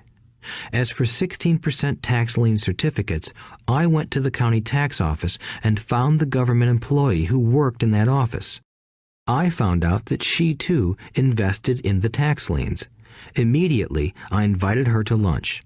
She was thrilled to tell me everything she knew and how to do it. After lunch, she spent all afternoon showing me everything. By the next day, I found 2 great properties with her help that have been accruing interest at 16% ever since. It took a day to read the book, a day to take action, an hour for lunch, and a day to acquire 2 great deals. Take classes, read, and attend seminars. I search newspapers and the internet for new and interesting classes, many of which are free or inexpensive. I also attend and pay for expensive seminars on what I want to learn. I am wealthy and free from needing a job simply because of the courses I took. I have friends who did not take those classes who told me I was wasting my money, and yet they're still at the same job. Make lots of offers. When I want a piece of real estate, I look at many properties and generally write an offer. If you don't know what the right offer is, neither do I. That is the job of the real estate agent. They make the offers. I do as little work as possible. A friend wanted me to show her how to buy apartment houses. So one Saturday, she, her agent, and I went and looked at 6 apartment houses. 4 were dogs, but 2 were good. I said to write offers on all 6, offering half of what the owners asked for. She and the agent nearly had heart attacks. They thought it was rude and would offend the sellers, but I really don't think the agent wanted to work that hard. So they did nothing and went on looking for a better deal. No offers were ever made, and that person is still looking for the right deal at the right price. Well, you don't know what the right price is until you have a second party who wants to deal. Most sellers ask too much. It is rare that a seller asks a price that is less than something is worth. Moral of the story: make offers. People who are not investors have no idea what it feels like to try to sell something. I have had a piece of real estate that I wanted to sell for months. I would have welcomed any offer. They could have offered me 10 pigs and I would have been happy. Not at the offer, but just because someone was interested. I would have countered, maybe for a pig farm in exchange. But that's how the game works. The game of buying and selling is fun. Keep that in mind. It's fun and only a game. Make offers. Someone might say yes. I always make offers with escape clauses. In real estate, I make an offer with language that details subject to contingencies, such as the approval of a business partner. Never specify who the business partner is. Most people don't know that my partner is my cat. If they accept the offer and I don't want the deal, I call home and speak to my cat. I make this ridiculous statement to illustrate how absurdly easy and simple the game is. So many people make things too difficult and take it too seriously. Finding a good deal, the right business, the right people, the right investors, or whatever is just like dating. You must go to the market and talk to a lot of people, make a lot of offers, counter-offers, negotiate, reject, and accept. I know single people who sit at home and wait for the phone to ring, but it's better to go to the market, even if it's only the supermarket. Search, offer, reject, negotiate, and accept are all parts of the process of almost everything in life. Jog, walk, or drive a certain area once a month for 10 minutes. I have found some of my best real estate investments doing this. I will jog a certain neighborhood for a year and look for change. For there to be profit in a deal, there must be 2 elements, a bargain and change. There are lots of bargains, but it's change that turns a bargain into a profitable opportunity. So when I jog a neighborhood I might like to invest in. It is the repetition that causes me to notice slight differences. I notice real estate signs that are up for a long time. That means the seller might be more agreeable to deal. I watch for moving trucks going in or out. I stop and talk to the drivers. I talk to the postal carriers. It's amazing how much information they acquire about an area. I find a bad area, especially an area that the news has scared everyone away from. I drive it for sometimes a year, waiting for signs of something changing for the better. I talk to retailers, especially new ones, and find out why they're moving in. It takes only a few minutes a month, and I do it while doing something else, like exercising or going to and from the store. Shop for bargains in all markets. Consumers will always be poor. When the supermarket has a sale, say on toilet paper, the consumer runs in and stocks up. But when the housing or stock market has a sale, most often called a crash or correction, the same consumer often runs away from it. When the supermarket raises its prices, the consumer shops somewhere else. But when housing or the stock market raises their prices, the same consumer often rushes in and starts buying. Always remember, profits are made in the buying, not in the selling. Look in the right places. A neighbor bought a condominium for $100,000. I bought the identical condo next door for $50,000. He told me he's waiting for the price to go up. I told him that profit is made when you buy, not when you sell. He shopped with a real estate broker who owns no property of her own. I shopped at the foreclosure auction. I paid $500 for a class on how to do this. My neighbor thought that the $500 for a real estate investment class was too expensive. He said he could not afford the money or the time. So he waits for the prices to go up. Look for people who want to buy first, then look for someone who wants to sell. A friend was looking for a certain piece of land. He had the money, but did not have the time. I found a large piece of land, larger than what my friend wanted to buy, tied it up with an option, called my friend, and he said he wanted a piece of it. So I sold the piece to him and then bought the land. I kept the remaining land as mine for free. Moral of the story: buy the pie and cut it in pieces. Most people look for what they can afford, so they look too small. They buy only a piece of the pie, so they end up paying more for less. Small thinkers don't get the big breaks. If you want to get richer, think big. Think big. Retailers love giving volume discounts simply because most business people love big spenders. So even if you're small, you can always think big. When my company was in the market for computers, I called several friends and asked them if they were ready to buy also. We then went to different dealers and negotiated a great deal because we wanted to buy so many. I have done the same with stocks. Small people remain small because they think small, act alone, or don't act at all. Learn from history. All the big companies on the stock exchange started out as small companies. Colonel Sanders did not get rich until after he lost everything in his 60s. Bill Gates was one of the richest men in the world before he was 30. Action always beats inaction. These are just a few of the things I have done and continue to do to recognize opportunities. The important words are have done and do. As repeated many times throughout this audiobook, you must take action before you can receive the financial rewards. Act now. Final thoughts. I would like to share some final thoughts with you. The main reason I wrote this book, and the reason it has remained a bestseller since 2000, was to share insights into how increased financial intelligence can be used to solve many of life's common problems.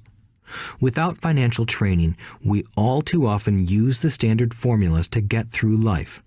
Work hard, save, borrow, and pay excessive taxes. Today, more than ever, we need better information.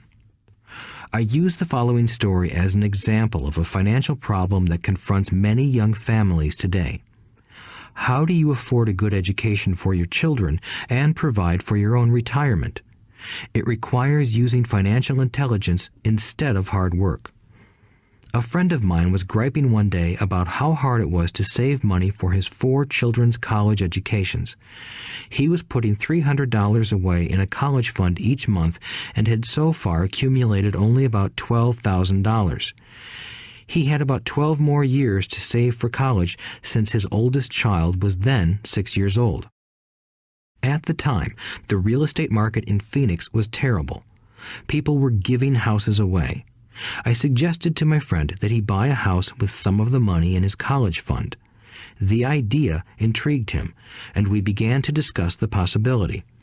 His primary concern was that he did not have credit with the bank to buy another house since he was so overextended. I assured him that there were other ways to finance a property rather than through the bank. We looked for a house for 2 weeks, a house that would fit all our criteria. There were plenty to choose from, so shopping was fun. Finally, we found a 3-bedroom, 2-bath home in a prime neighborhood. The owner had been downsized and needed to sell that day because he and his family were moving to California where another job waited. The owner wanted $102,000, but we offered only $79,000. He took it immediately and agreed to carry back the loan with a 10% down payment. All my friend had to come up with was $7,900. As soon as the owner moved, my friend put the house up for rent. After all expenses were paid, including the mortgage, he put $125 in his pocket each month. His plan was to keep the house for 12 years and let the mortgage get paid down faster by applying the extra $125 to the principal each month. We figured that in 12 years, a large portion of the mortgage would be paid off and he could possibly be clearing $800 a month by the time his first child went to college. He could also sell the house if it had appreciated in value. 3 years later, the real estate market greatly improved in Phoenix, and he was offered $156,000 for the same house by the tenant who lived in it. Again, he asked me what I thought. I advised that he sell it, using a 1031 tax-deferred exchange. Suddenly, he had nearly $80,000 to operate with. I called another friend in Austin, Texas, who then moved this tax-deferred capital gain into a mini storage facility. Within 3 months, he began receiving checks for a little less than $1,000 a month, which he then poured back into the college fund. A couple of years later, the mini warehouse sold, and he received a check for nearly $330,000 as proceeds from the sale. He rolled those funds into a new project that would now generate over $3,000 a month in income, again going into the college fund. He is now very confident that his goal will be met easily. It only took $7,900 to start and a little financial intelligence. His children will be able to afford the education they want, and he will then use the underlying asset, wrapped in his legal entity, to pay for his retirement. As a result of this successful investment strategy, he will be able to retire early. Thank you for listening to this audiobook. I hope it has provided some insights into utilizing the power of money to work for you. Today, we need greater financial intelligence to simply survive. The idea that it takes money to make money is the thinking of financially unsophisticated people. It does not mean that they're not intelligent. They have simply not learned the science of money making money. Money is only an idea. If you want more money, simply change your thinking. Every self-made person started small with an idea and then turned it into something big. The same applies to investing. It takes only a few dollars to start and grow it into something big. I meet so many people who spend their lives chasing the big deal or trying to amass a lot of money to get into a big deal.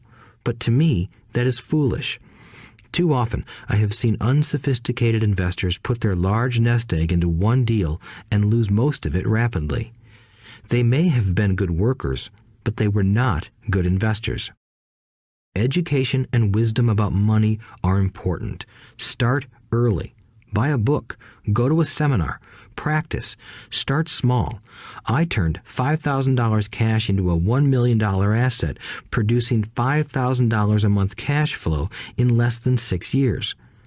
But I started learning as a kid. I encourage you to learn because it's not that hard. In fact, it's pretty easy once you get the hang of it. I think I have made my message clear. It's what is in your head that determines what is in your hands. Money is only an idea. There is a great book called Think and Grow Rich. The title is not Work Hard and Grow Rich. Learn to have money work hard for you, and your life will be easier and happier. Today, don't play it safe. Play it smart. The 3 incomes. In the world of accounting, there are 3 different types of income. 1. Ordinary earned. 2. Portfolio. 3. Passive. When my poor dad said to me, "Go to school, get good grades, and find a safe, secure job," he was recommending I work for earned income.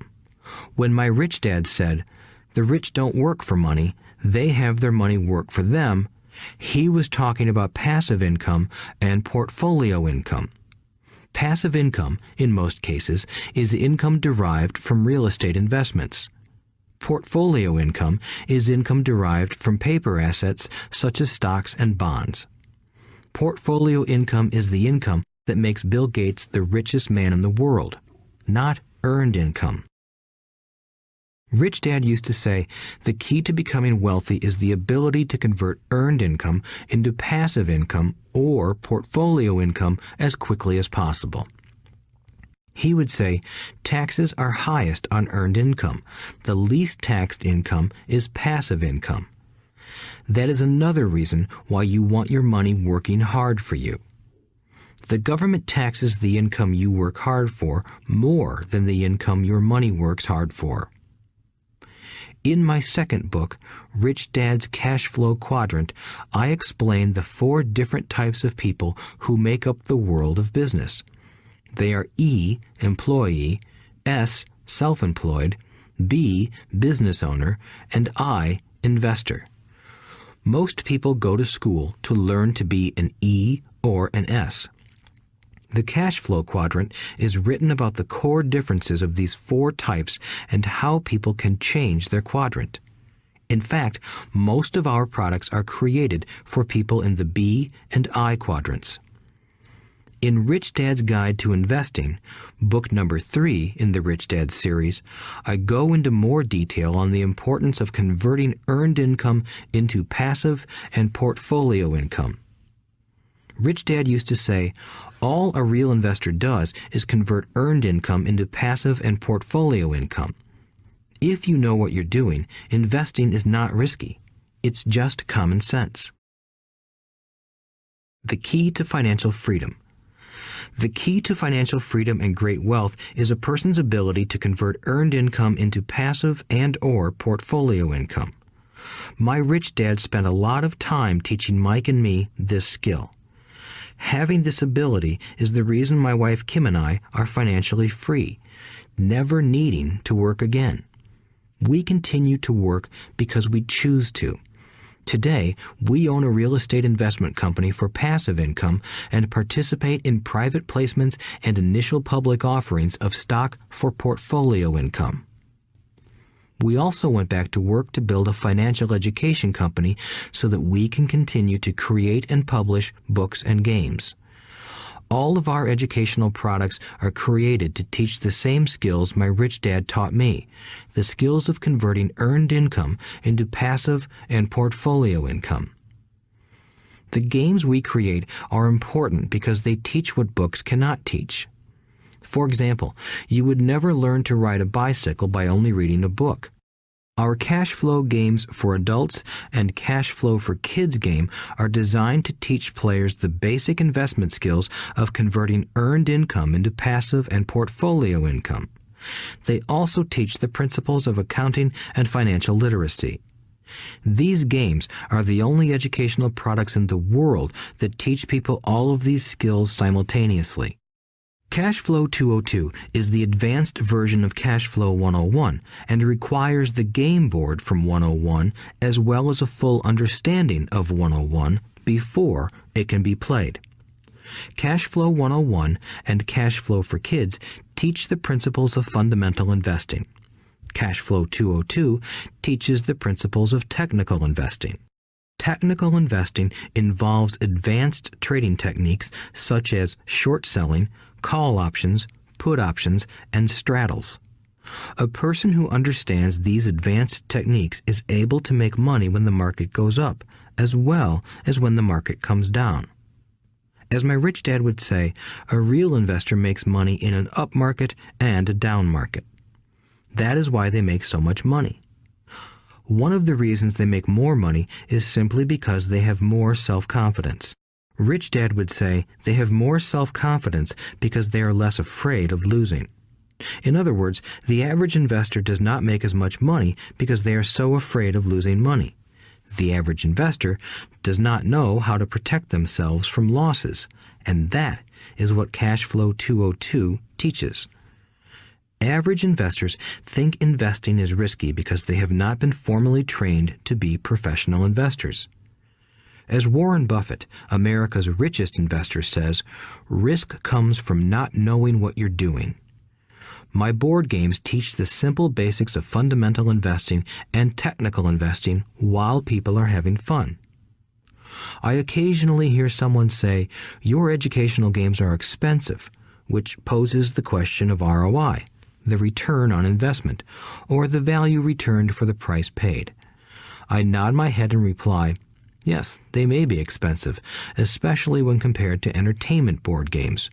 But my games are not as expensive as a college education, working hard all your life for earned income, paying excessive taxes, and then living in terror of losing all of your money in the investment markets.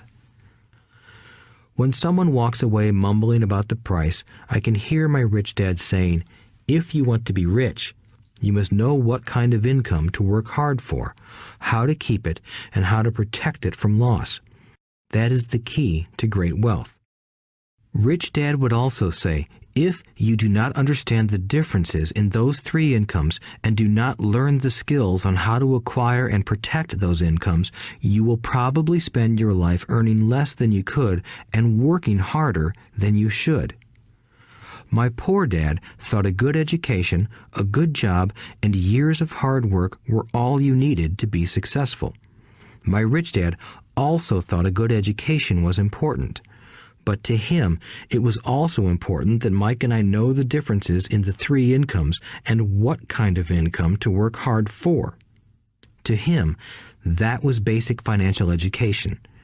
Knowing the differences in the three incomes and learning the investment skills of how to acquire the different incomes is basic education for anyone who strives to acquire great wealth and achieve financial freedom, a special kind of freedom that only a few will ever know. As Rich Dad states in lesson number 1, the rich do not work for money. They know how to have money work hard for them. Rich Dad said, earned income is money you work for, and passive and portfolio income is money working for you. Knowing that little difference has been significant in my life. Or, as Robert Frost ends his poem, and that has made all the difference. Take action. All of you were given two great gifts, your mind and your time. It is up to you to do what you please with both. With each dollar bill that enters your hand, you and only you have the power to determine your destiny. Spend it foolishly, and you choose to be poor. Spend it on liabilities, and you join the middle class. Invest it in your mind and learn how to acquire assets, and you will be choosing wealth as your goal and your future. The choice is yours, and only yours. Every day, with every dollar, you decide to be rich, poor, or middle class. Choose to share this knowledge with your children, and you choose to prepare them for the world that awaits. No one else will. You and your children's future will be determined by choices you make today, not tomorrow. I wish you great wealth and much happiness with this fabulous gift called life. Robert Kiyosaki.